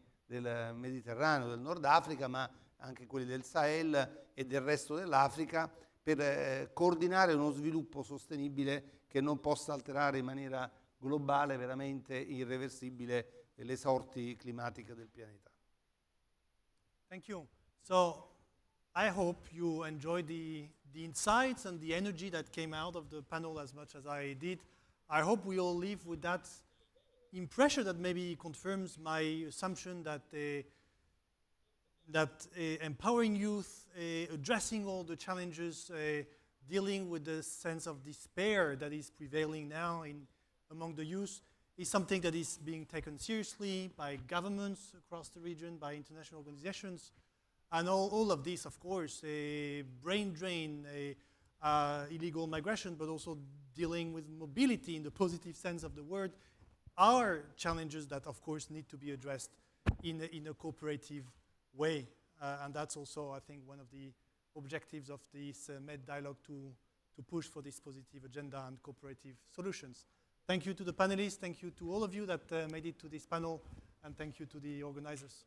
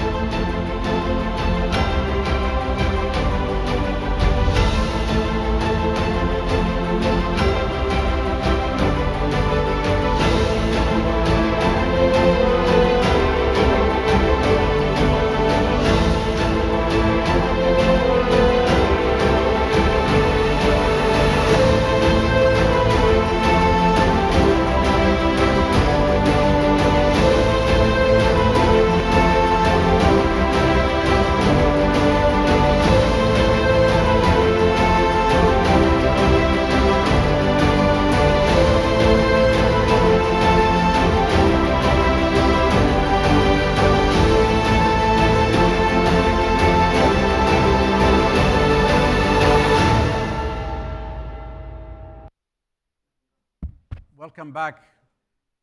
Thank you very much. My name is Dilawar Ala Al-Din. I'm from the Middle East Research Institute based in Erbil, Kurdistan region of Iraq. I have with me a fine group of speakers, including policymakers and opinion leaders. On my left is Dina Al-Khatib from Chatham House. On her left is Dr. I should call you Dr. or Mrs. Al-Marqoush, Najla Al-Marqoush, Foreign Minister of Libya. And we have Dr. Ahmed Awad bin Mubarak, Foreign Minister, or Minister of Foreign Affairs and Expatriates of Yemen. And we have Claudia Gazzini. She is a senior analyst for Libya at the International Crisis Group. We have Anas Al-Ghumati, and he's director of Sadiq Institute.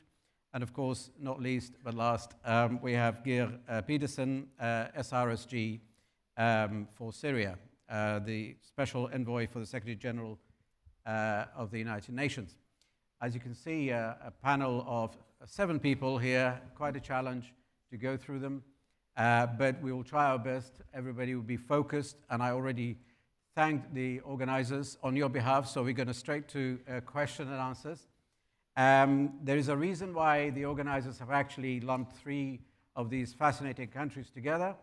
They are geographically diverse. Their background, socioeconomics, everything is actually different, distinct, but actually do have things in common. They are troubled countries for the last several years. They've been engaged in internal wars, as well as fragmentation, polarization, militarization of their societies. Their people are facing hunger, facing displacement, refugees, migrations, and so on. And of course, the local actors there are state, non-state actors, armed groups among them, and each one of them is likely to be, or actually transnationally linked to regional powers, global powers, and more importantly, the national leaders are now facing the task of putting their countries together, rebuild their nation, and achieve peace, as well as a roadmap for full recovery. On one hand, they have a fantastic international goodwill and offers of support, but equally, the international community have not really done them any favor by interfering, especially regional powers, by making the local leaders linked to regional as well as global powers. So among all these complications, yes, all they have in common, and I come from a country that has exactly the same in common, so I'm not the one to lecture them about these issues. But the good news is, each one of these countries, they still have the resilience and the potential to recover, the will to do so. They engage the international community. They do come here to seek international help to help them with that recovery process. And I'm delighted that we have a number of these, not just opinion leaders, but policymakers close to power and decision making who can actually benefit from these bridges and tell us about their vision for their future.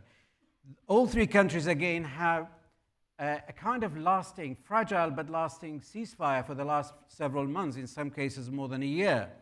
But again, there is a risk that escalation and violence may erupt again. We need to hear from them. What are the prospects, and how are they making sure that we see de-escalation, reconciliation, and recovery instead of escalation? So I could start from any one of you guys, but I'm going to fire away with Syria. Gib, you inherited whatever good work that your predecessors did in Syria, and the United Nations has been involved. You've done great efforts to make the parties, national and international, come together. And you also have some kind of doctrines that talk about step-for-step recovery. Without getting into too much details and getting everybody lost in the details, just tell us in practical terms what is happening now and what are you actually busy in terms of policies, practical steps towards making peace possible. Thanks a lot. I assume you are punishing me because I said I had to leave a little bit early, so that's why I'm first. If you leave too early, that means the United Nations, the international community, exactly. leaving Syria behind. So you listen. Let me first and foremost, a pleasure being here. Let me just remind you that, with the current crisis now going on for 11 years, half the pre-war population left their homes, and we have still more than 6 million displaced, internally displaced, and more than 6 million refugees. Then the economy has collapsed. More than 9 out of 10 are living in poverty. This is Syria. Close to 15 million people are in need of humanitarian assistance, and the country is, for all practical purposes, divided at least into 4 different areas. The government is controlling, let's say, maybe 75% of the territory, but as you know, we have then a patchwork of a country that is deeply divided. Then, to your question about the ceasefires, we then have had in place what I call a relative calm since March 2020. That calm was primarily meant for Idlib in the northwest, but then we have also, this was an agreement between Russia and Turkey. Then we have had understandings between Turkey and Russia and Turkey and the United States in the northeast. And what you now are seeing is, of course, a threat to that relative calm that has been in place now since March 2020, with what you have heard from the Turkish side, with the possibility for now a ground operation in Syria. What I'm afraid of here is that we can see a knock-on effect. If it starts unraveling in the northeast, it could also unravel in the northwest. We are working hard to prevent that from happening. Then, on the political front, after the war in Ukraine, even more difficult to get anything moving. Because as you would understand, to really move the process forward, I would need the cooperation of at least the Americans, the Turks, the Iranians, and the Russians.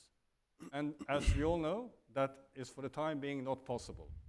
But from what I've told you already, you also understand that status quo is not acceptable. And I tried to mobilize and saying, listen, let's look at what we can be doing practically. And that's where I've launched my idea about the step-for-step approach. What does it mean? It means that Washington, Brussels, the Arabs should line up what they are prepared to do. And then Damascus lines up what they are prepared to do. And then we move one step at a time, in parallel, verifiable, and practical, in a manner that can build a minimum of trust between the parties. And I'm in the middle of this process right now. Okay, well, you and I know that when you talk about ceasefire in Syria, you first talk about Russia and Turkey, because Idlib is a hot spot. And Russia is now busy, but Turkey is threatening to come in. How worried are you for this to spoil everything? I'm very worried. I briefed the Security Council on Tuesday. I was in New York, and I told the 15 members of the Security Council that, listen, we may now see the unraveling of the structure that has been in place since March 2020. And I said, if we don't move this forward in a manner that we have discussed since December 2015 towards a nationwide ceasefire, we may face even more serious troubles down the road. Okay. And of course, the ones really suffering from this, primarily the Syrians, even less hope than they had maybe just a few weeks back. And of course, this is also a threat to regional stability. And it will obviously not help us solving the refugee issue either. But apart from worrying about it, what are you doing about it? That I will tell you after my visit to Damascus next week. Okay, well, that's fantastic. Lena, I wanted to just jump in, because you have studied maybe the Russian part of it, the Iranian side of it. We talked about briefly the Turkish side, but you tell us how different things are with Russia and what would be your view of or your recommendation next. Well, I used to, in the past, say that the first step, speaking of steps for me, diplomatically has to be a bilateral agreement between the United States and Russia. But with what's happening in Ukraine right now, I don't think this is feasible or realistic anymore. So what I will say is, today, President Biden said that he is willing to meet with President Putin to try to find a solution to the Ukraine war. And President Macron seems to also be on board. So what I will say is, Syria needs to be part of this discussion. So I'm no longer saying the US should approach Russia to talk about Syria. I'm saying when the US approaches Russia to talk about Ukraine, Syria has to be part of that conversation as well. Because let's face it, one of the things that empowered Russia to invade Ukraine is having gotten away with whatever it was doing in Syria with no serious repercussions when it comes to the international community. What Russia did in Syria is being in many ways replicated now in Ukraine. So for me, you cannot deal with Russia through isolating the Ukraine crisis from the Syrian crisis. Right.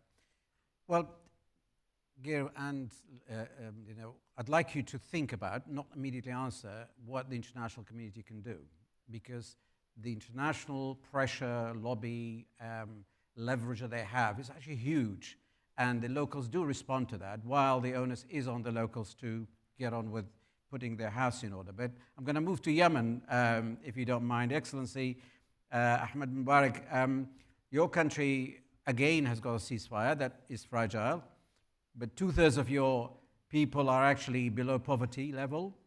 People are suffering. And of course, there's lack of negotiation or dialogue. And your boss was elected or nominated as leader of the Presidential Council on the basis that they will engage the Houthis, they engage everybody else in dialogue, and adopt a roadmap to recovery. So tell us where we are with the ceasefire and with this dialogue and engagement. Well, thank you so much. Well, we are not yet in the ceasefire. What we are enjoyed the last 6 months was just a very fragile truce. Just 4 elements, simple elements, with a lot of violation.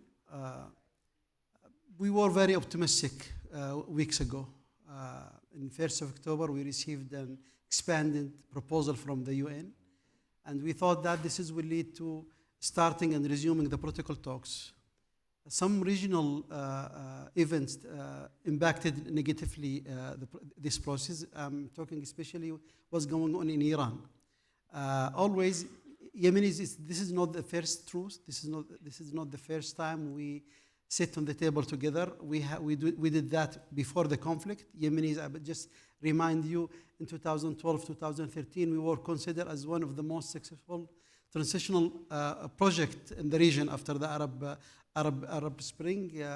Everyone was talking very positively about what's going on in Yemen. Then we tend to what we are suffering from now, a civil war.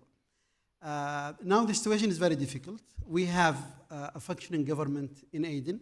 BLC, which is the Presidential Leadership Council, consisted of all the parties, all the powers on the ground, except Houthis. We made very painful concessions and compromise to bring the Houthis to the table. But as it was happened many times before, in Geneva twice, in BL, in Kuwait, in Stockholm, every time, whenever we try to come to the middle and give Houthis something, they never paid back anything. So now Houthis are trying to benefit from the regional tensions. The special envoy, actually, he's waiting. Something will come from some of the regional talks between some regional powers. But we are stuck there. Okay, well, the Houthis started from Sada downwards. Now they've taken the capital.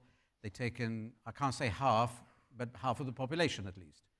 So they're fact on the ground, and years of war, national and international alliances, failed to move them. Are you likely one day to avoid war, to accept the reality, like Yemen used to be divided, the status quo? Is this likely a scenario, or are you likely to refuse that altogether? Well, in 2015, Houthis used to control the entire country. And now we are controlling more than 75% of the Yemeni territories, more than 50% of the population. Most of the oil and production areas is under the control of the Yemeni government. Most of the Yemeni parties, the democracy, the voices is in the areas controlled by You know, I mean, to be able to respond to your questions, first we have to understand the nature of the problem in Yemen, because you cannot say that we'll accept Houthis. Always we offer to the Houthis to be part of the future of Yemen. We just ask Houthis just to to respect just one constitutional principle, that all Yemenis are equal, because our problem with the Houthis is not controlling Yemen, because they believe that they have divine right to rule Yemen. This is the real problem, and this is something will not be accepted at all by the Yemenis. Let me interject here. You're one of the good guys. You're one of us. You were an academic, turned into politics, and then you were kidnapped because you had in your bag an original copy of a constitution that the Houthis didn't like. And then that's years later, if people talk about constitution, you're likely to go back to the same copy or a new one. And I know the challenge, but if you were to offer the Houthis a compromise on the constitution, what would that be? Well, first, I think the foundation for peace in Yemen are there in Yemen. I mean, the national dialogue outcomes, which all the Yemenis sit together for 2 years, the draft of constitutions. For me, I think that we have to revisit this copy. We cannot, assume that, as we pause, then we replay the tape. The problem that if Houthis will accept the new structure of Yemen, which is federal Yemen, which all the Yemenis will be part of the future of Yemen or not. This is are they will accept kind of decentralized government, or they want again as a holy center. This is how they describe themselves. They will just rule Yemen. This is the question. Okay, well, thank you very much. Again, I leave you with this question: what the international community can do to help you. Well, I'm glad. So you organize your mind so that in crisp points tell us 1, 2, 3 at the end. But I'll come back to you after I go to Excellency Najla Al-Marqoush. You heard a lot, and you may actually effectively recognize many things. They could speak on your behalf, or you speak on their behalf. But coming back to your country, again, there's a ceasefire. It may go on. But then again, if you put any zone of influence, a color for any faction that controls, it could be like a rainbow. Libya is still very fragmented, and the onus of reuniting is on the leaders of the country. More importantly, if you look at the characters on the ground and ask them each, why are you not making progress on election law, on constitution, on creating an environment for election? Each one will give you a good reason not to do anything. So you give us your strong reasons to do something, and what is your government is likely to adopt as a roadmap for recovery in practical points. Thank you so much. It's a really pleasure to be among all those intellectual people.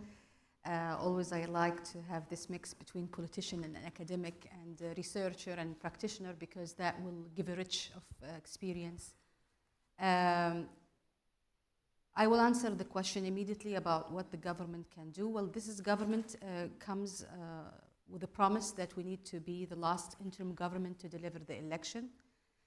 The path has a lot of challenges, a lot of obstacles, but now I hope that we are very close to the point where the State Council and the Parliament, both of them, they need to agree in constitutional base.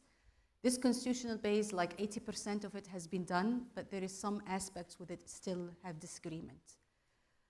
The government decided not to wait, because we'll just keep waiting, and we know there is no election without this constitutional base. So we try to, discuss a holistic plan to secure the election process in the ground through the Ministry of Interior. Then also we start stimulation for the election process like a month ago, and was very successful. Also, we have very good experience by implementing the election process within the municipalities, several municipalities in Libya. We need to be clear about the roadmap and the timeline, but we cannot announce that timeline unless the constitutional base is ready. We are really supporting the special new envoy, Mr. Batili, and we try to support him in his mission to push the two entities to finish the constitutional base, because I think this is the beginning of better future for the country and will pave the way to the election. But in reality, where there is a threat of actually escalation, yes, and there are a lot of international characters, regional and global, with their mercenaries on the ground, with absolute determination from the, call it warlords, to continue to push the language of arms with talk. And obviously, whatever decision your government makes does not necessarily follow that the rest would adhere to. So I was asking about if it was you or your boss together to offer a compromise and drive that initiative forward, what would that be? Well, you know, when you're in place in transition, there are always chances of opportunities, and also there is a risk. And we start with the opportunities, the election, and how we pave the way for it. But the challenge is how to bring the Libyans together to agree on the election process and also to move forward, which require a lot of peace tools, conflict resolution tools, which is dialogue, negotiation, you know, mediation. There is a lot of talk start happening a year ago, and we wasn't successful to the point to we can accomplish or announce something, but we need to work toward national dialogue among all Libyans together to decide on their country and to decide to their future. Is it possible?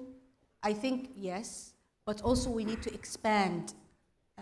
I will not say just the government need to lead this. We need to also give the agency of the civil society, the Libyan in the grounds, you know, different entities, Libyan diaspora. We need to work together to create that momentum.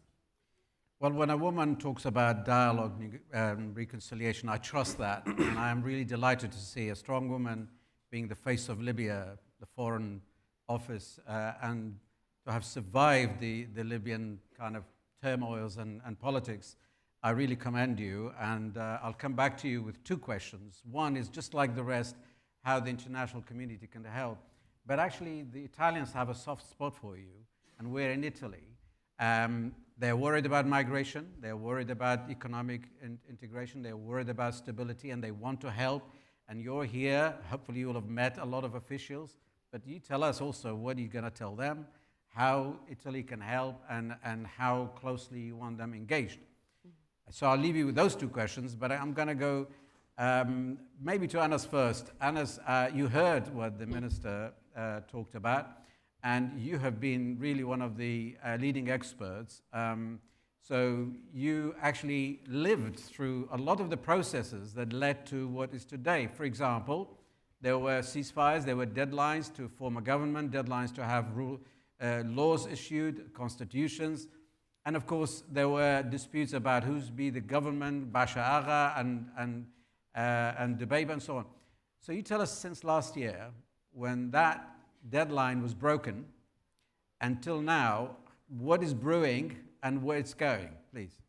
Thank you, Dilawar, and again, thank you to ISPI for hosting us and for organizing this great session. I think when we look through and sift through the debris of this crisis, this explosive crisis, and I should be clear, Libya has on its hands a crisis of epic proportions, not only for Libyans, but of geostrategic implications that will reverberate through Europe and through NATO's southern flank.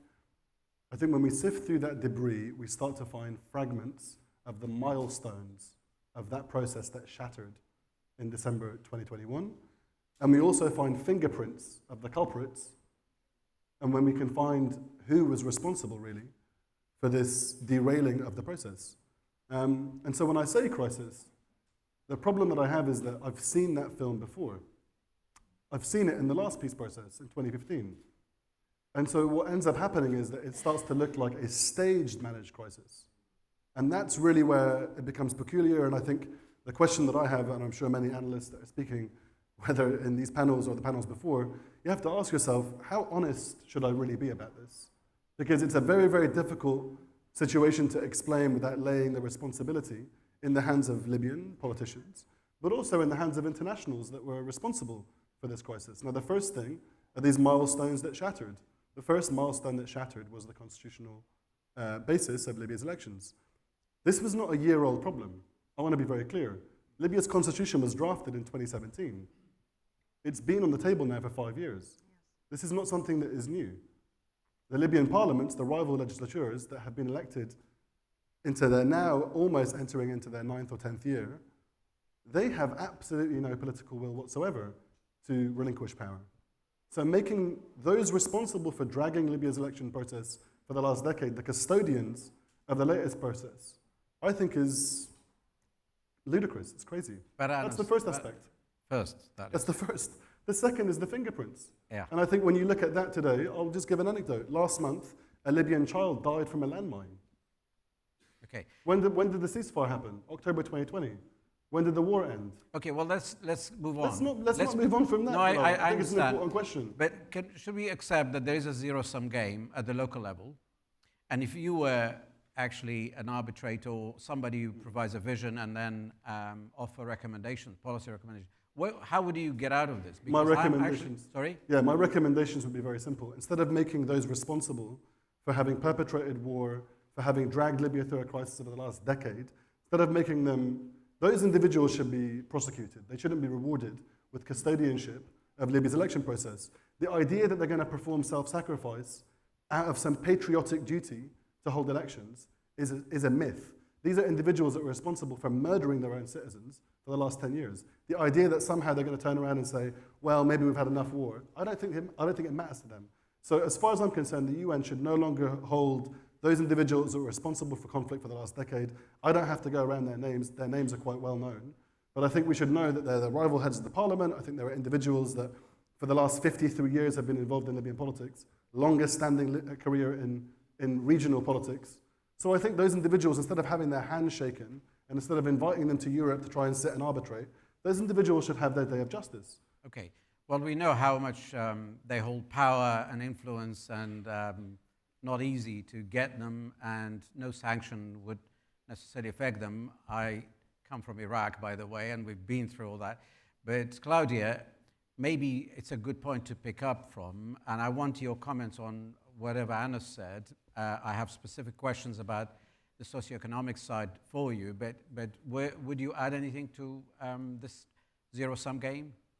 Yeah, I think, what Anas was clearly saying was that you can't try to forge a peace process or an electoral process with those stakeholders who are in power and who have an interest to stay in power.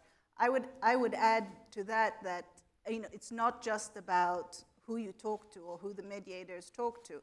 I think Libya has a number of dilemmas that any mediator will have to deal with. The first is, who do you talk to? Yes, the format. So what type of format does mediation take?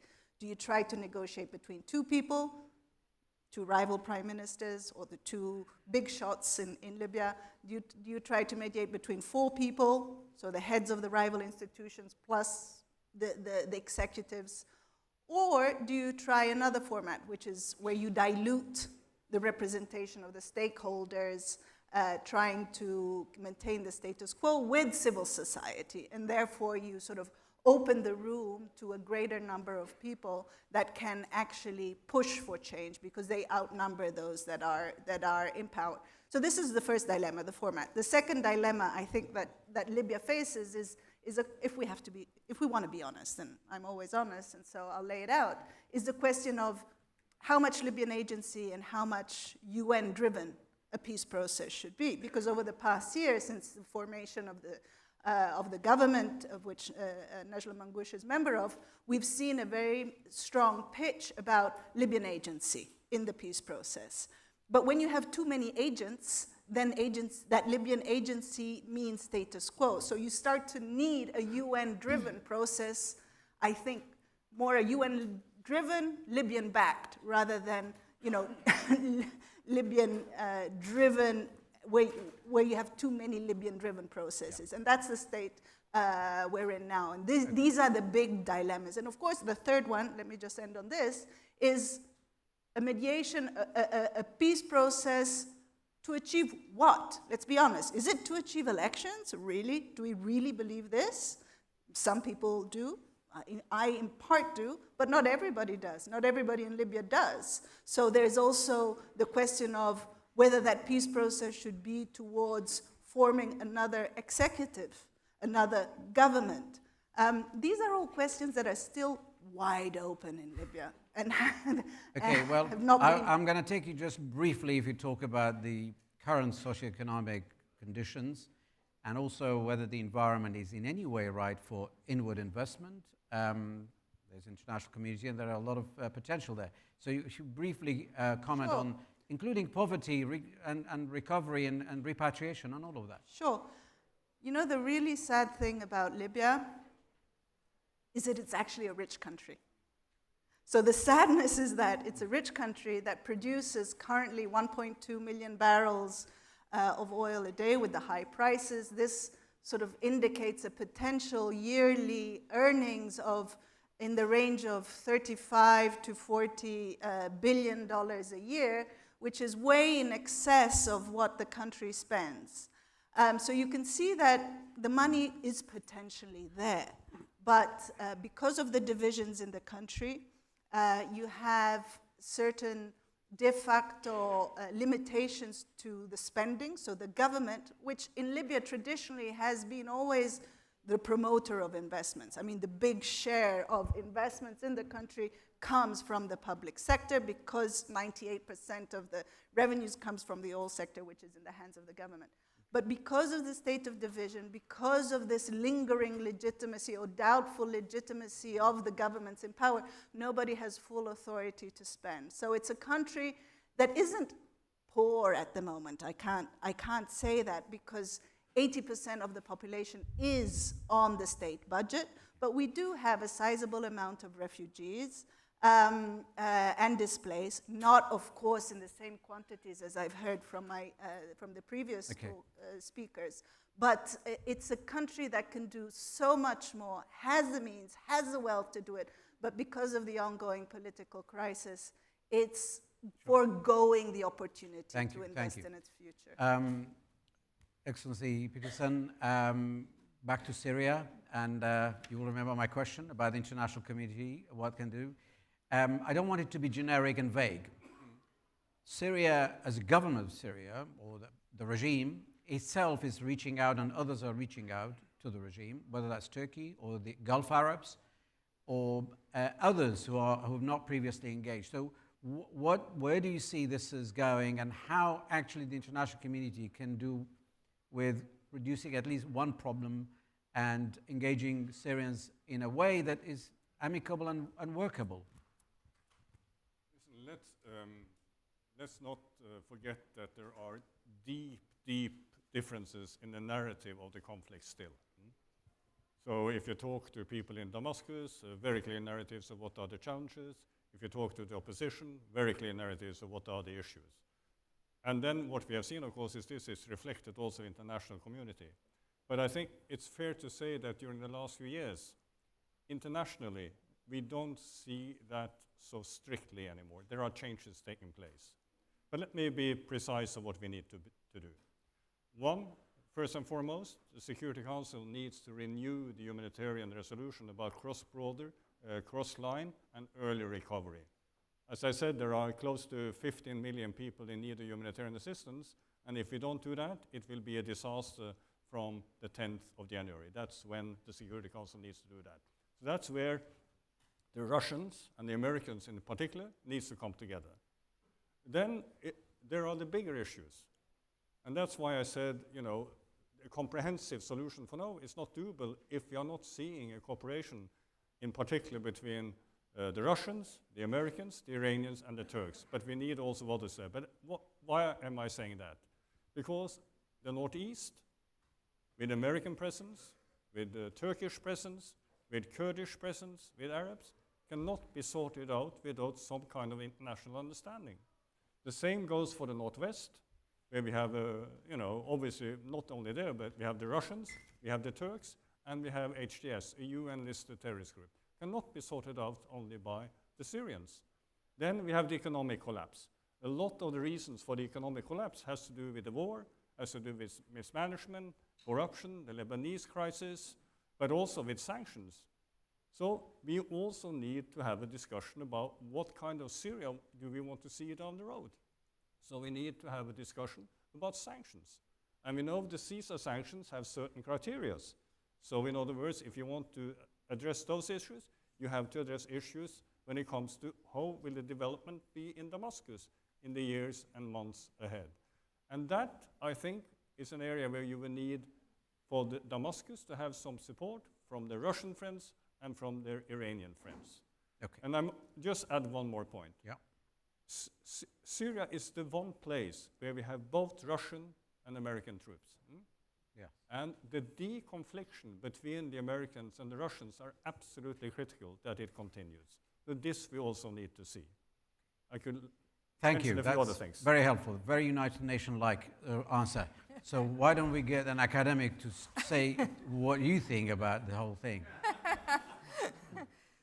The good thing about being an analyst is I am not a politician. I do not work for a multilateral. I can just state my own opinion. So, however, I also wish that there was a Syrian political voice on this panel, because here we have a Yemeni one and a Libyan one. So, you know. So I will only speak as an outside observer and say that in many ways, the war on Ukraine somehow derailed the trend towards de facto normalization with the Assad regime. And it is pretty tragic and ironic that it had to happen that way. Because until the Russian invasion of Ukraine, a number of countries, and you have hinted at some of them, were heading towards de facto normalization. This is now a bit more difficult to achieve. So in a way, I don't see this happening anytime soon. However, it is still something that worries me.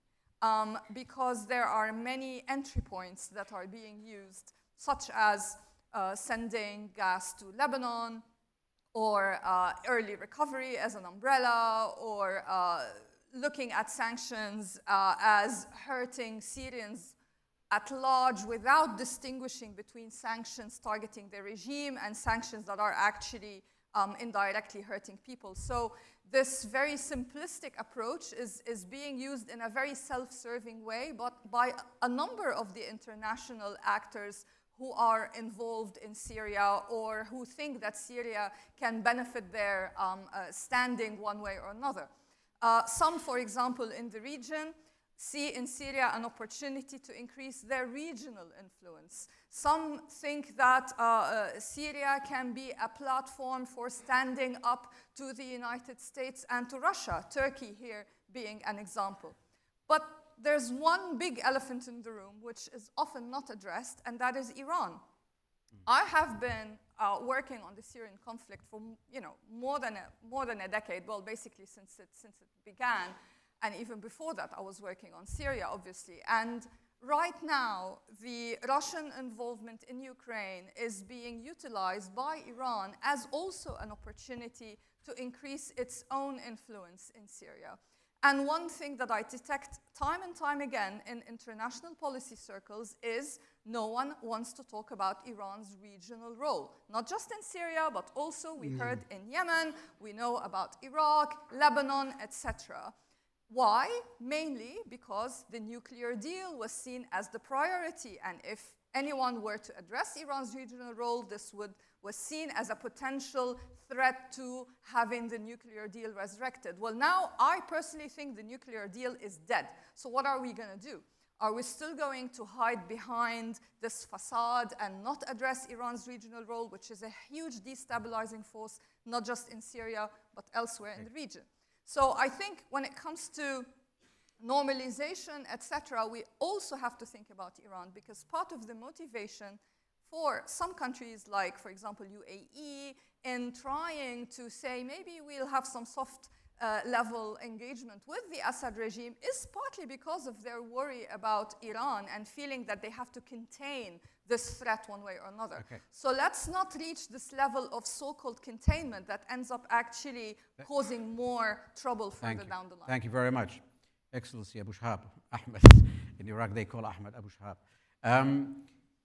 you were nodding as you were listening, and there is so much in common. There is Iran in common. There are other things in common. We don't want to go into that because both sides have got their own international partners and alliances. But tell us how the international community can actually really help.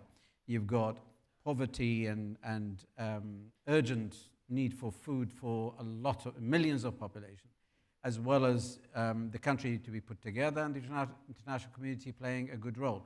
And there's also the Russian war in Ukraine must have added to the problems and the food security. So please tell us about how people can help. First of all, I want to comment what she just said. I mean, really our problem is with Iran. I mean, their expansionist agenda in our region. You know that Houthis, after they occupied Sana'a, our capital, one of the most senior Iranian leader, said that now they are controlling 4 Arab capitals.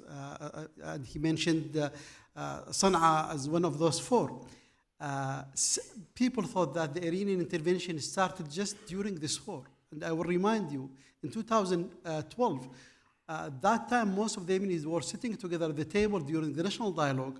At that time, the Iranians were supplying Houthis with heavy weapons. And I will refer you to some of the international reports, Jihan 1 and Jihan 2, that was 2012. And that never stopped, never stopped. So what the international community can do for Yemen. First, I will ask, to adopt a new approach, not just tackling Yemen and taking Yemen just from the humanitarian angle, as it is this catastrophe made of, or because of natural disaster, not a man-made disaster.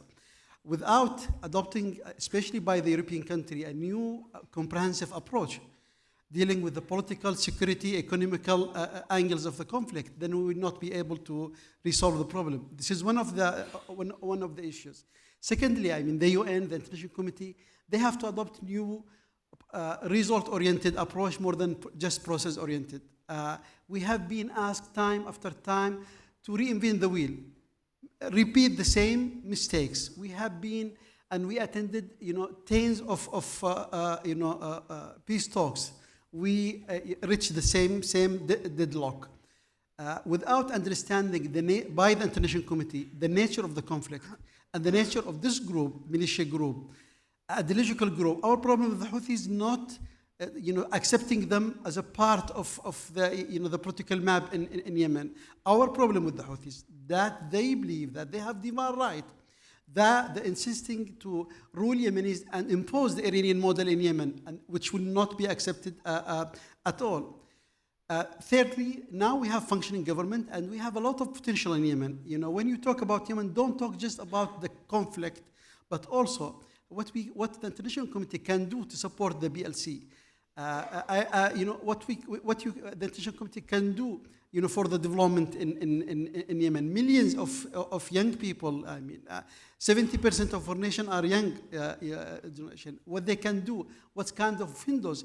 Europe, they don't, that much interest because we don't have migrants. There is not that much refugees from Yemen, just few hundreds. Why? The reason why? Because most of the Yemenis still tomorrow will be better.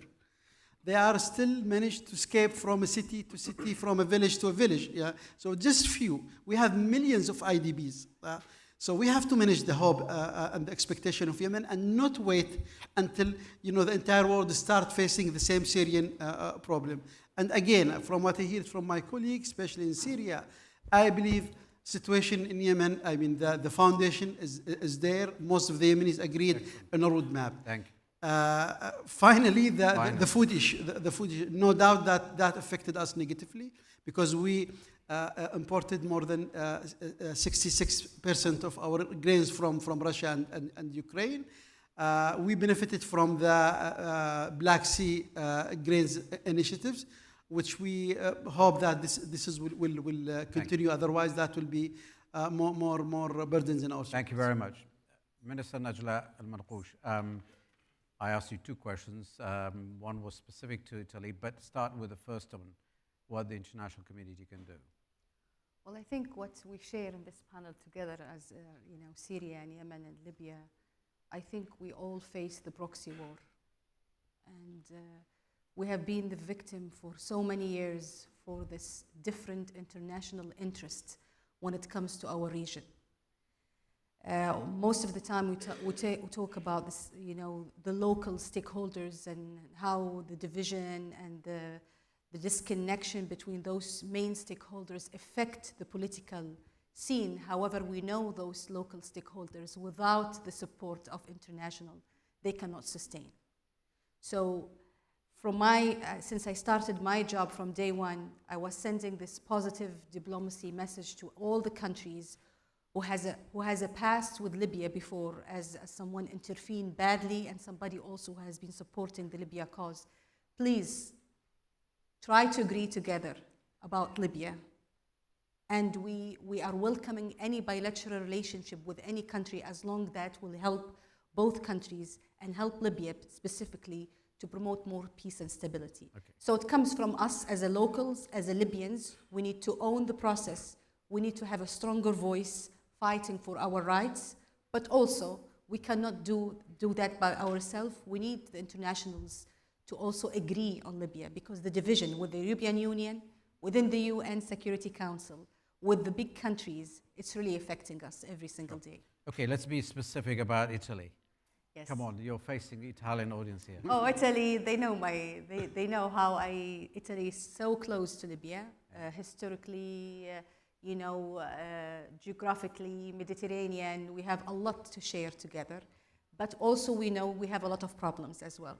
Sure. One of them, the immigration, one of them also... yeah, but they tried to actually help you stop migrants. Yes, yes. They provided you with equipment and all of that. Yes. But the powers who stopped that help and allowed the migrants to come to Italy were more powerful. Yes. So you're diplomatic, but come on, say something that would reassure them. Say no. I mean, I'm diplomatic, but I need to say the truth, because I feel the connection between Libya and Italy. And this is something we cannot negotiate. But when it comes to immigration, I think I'm keep telling our friends in Italy and also the European Union that we need to look for different solution when it comes to immigration. Okay.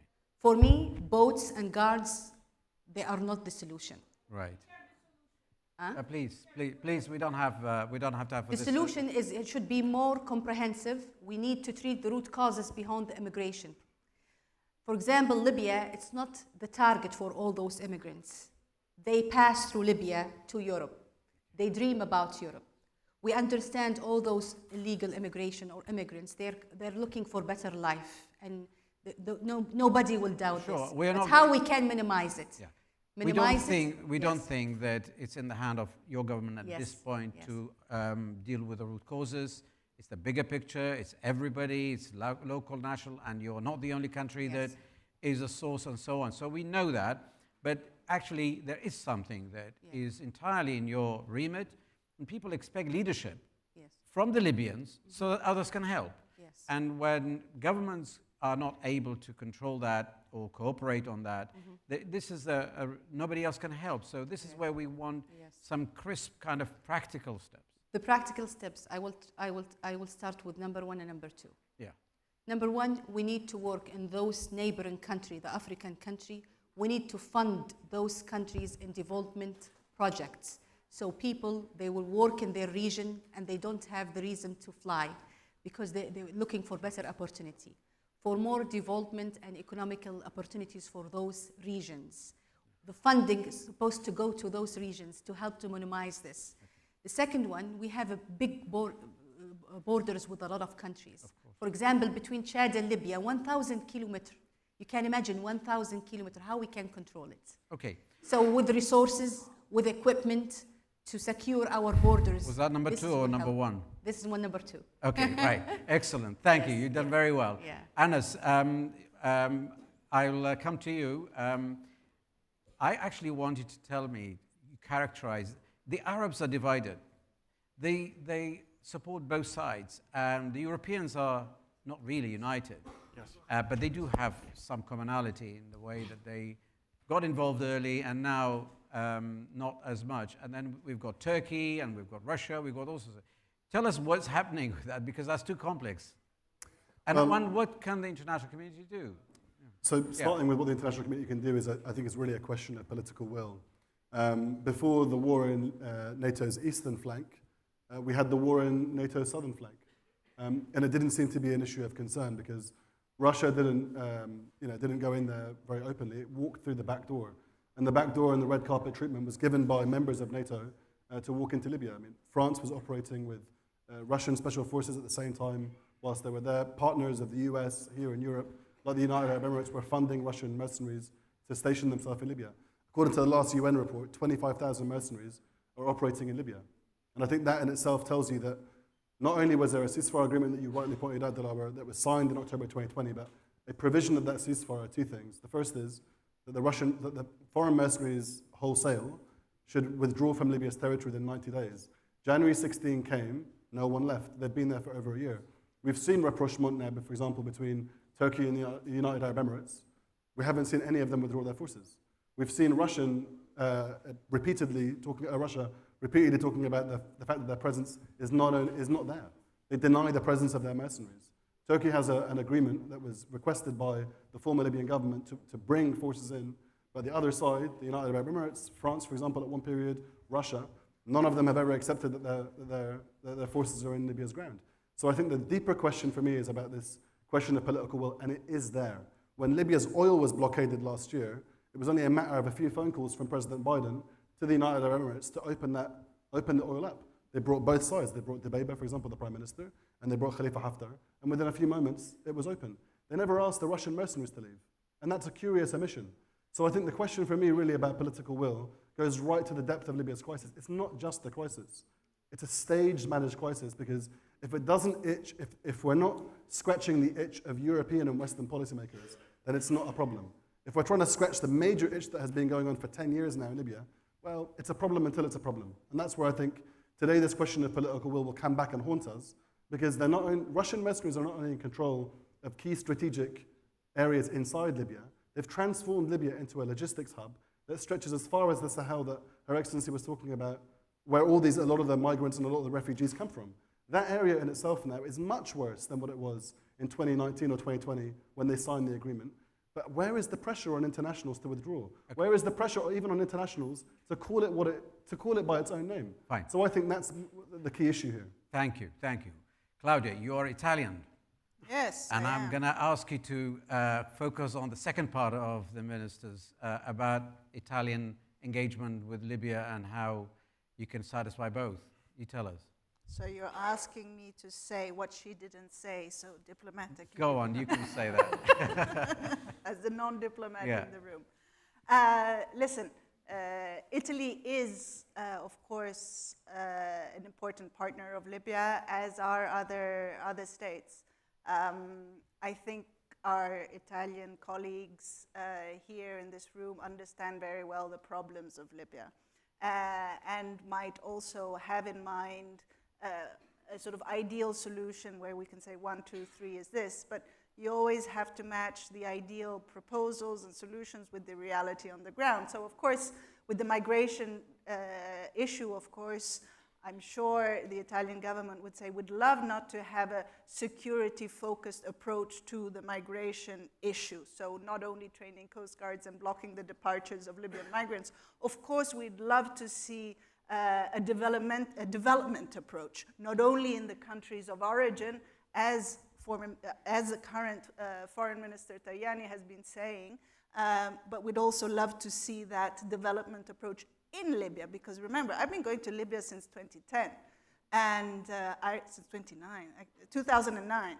And I remember at the time, Libya was a hub for regional migrants who were employed in the infrastructural investment of the time. So I think many know that if Libya is able to switch on also internally its investment potential, you can absorb a lot of the migrant flows. So I think this reality is there. Italians also, I think, realize that the presence of the Russian mercenaries in Libya is an issue. Of course, like other fellow NATO countries, would like to see that sort of gradually fade. But what leverage do they have? You say political will. Well, it's more complicated than that. It's not just enough to have will. You need to have also leverage. So what leverage actually does one country alone have. It has to be a broader leverage. And for some countries, and I would say specifically the United States, apparently doing something forceful to rid Libya of the Russian presence, which can be seen as a NATO strategic threat at the moment, is not something they're willing to do because it would unbalance relations with Egypt. So it's a much broader and more complicated issue than just not having political will or not knowing. We know what Libya needs, but it's a delicate balancing act for individual member states and collectively as well. Okay, well, Anas, I'm going to be really strict. So if it's in 30 seconds, you can have it. You've been indicating. Go on. Yeah, I think, look, it's a question of it being a crowded playground right now. If you have 25,000 mercenaries right now, and you want to try and move towards the Russians, there's layers and layers and layers upon, quite frankly, innocent people and innocent Africans, for example, Sudanese mercenaries, Chadian mercenaries, that are standing in their way. To remove them is not only a question of leverage on Russia, I agree with you, but it's not that Russia has only developed them. They're being paid for by partners of NATO member states. And I think that in itself is the real question. If you can pull out and decrowd that space and isolate them, then we might be able to get back to a sequenced withdrawal of some of the hardest mercenaries to remove. But a lot of those mercenaries don't want to be in Libya. Okay. Well, I like your practical thinking. Using Kurdish authoritarianism, we've got 2 minutes, and I'm going to dedicate 1 minute each for each minister. Okay? So maybe while we're still talking about Libya, Excellency Najla, how would you use that minute to appeal, to say what? Go on, sum it up. Okay. Well. So the 1 minute. Well, why don't I give you 1 minute notice, and then I go to Minister Ahmed. You tell us, you're Yemeni, you're representing a country, you're appealing, and you have problems, and this is where I want you to sum it up to say your priority number one. Well, our priority number one is, empowering and supporting my government to be able to serve the Yemeni people, all Yemenis people. This is number one. Number two, all the regional power who are supporting the Yemeni government, they have to come together. And without that, we will not see, in the near future, a resolution in Yemen. Number three, I think, without maximize the pressure on the Houthis to bring them to the table and change the approach by the international community, then it will be difficult for Yemen to be seen again as a Arabia Felix, as we used That's to lovely. say. That's great. Minister Marqoush. So in 1 minute, I will say again, echoing my dear friend, supporting the effort of national unity to move the way, to move toward the direction of election. Election is possible. Most of the Libyans, they want election. We has been since 2011 from interim government to interim government. We know there is nothing will be added to the future of Libya if we continue in this loop. We want also international to support Libyans' dream toward better future instead of trying to create other scenarios. They will lead the country to more crisis and more division. Well, I want to thank every one of you. We stuck to time and we honored it. And I want to thank every one of you who stayed here and stayed awake. But in the usual way, I want to thank Lina, Najla, Ahmed, Claudia, and Anas. And please give them a big hand. Thank you.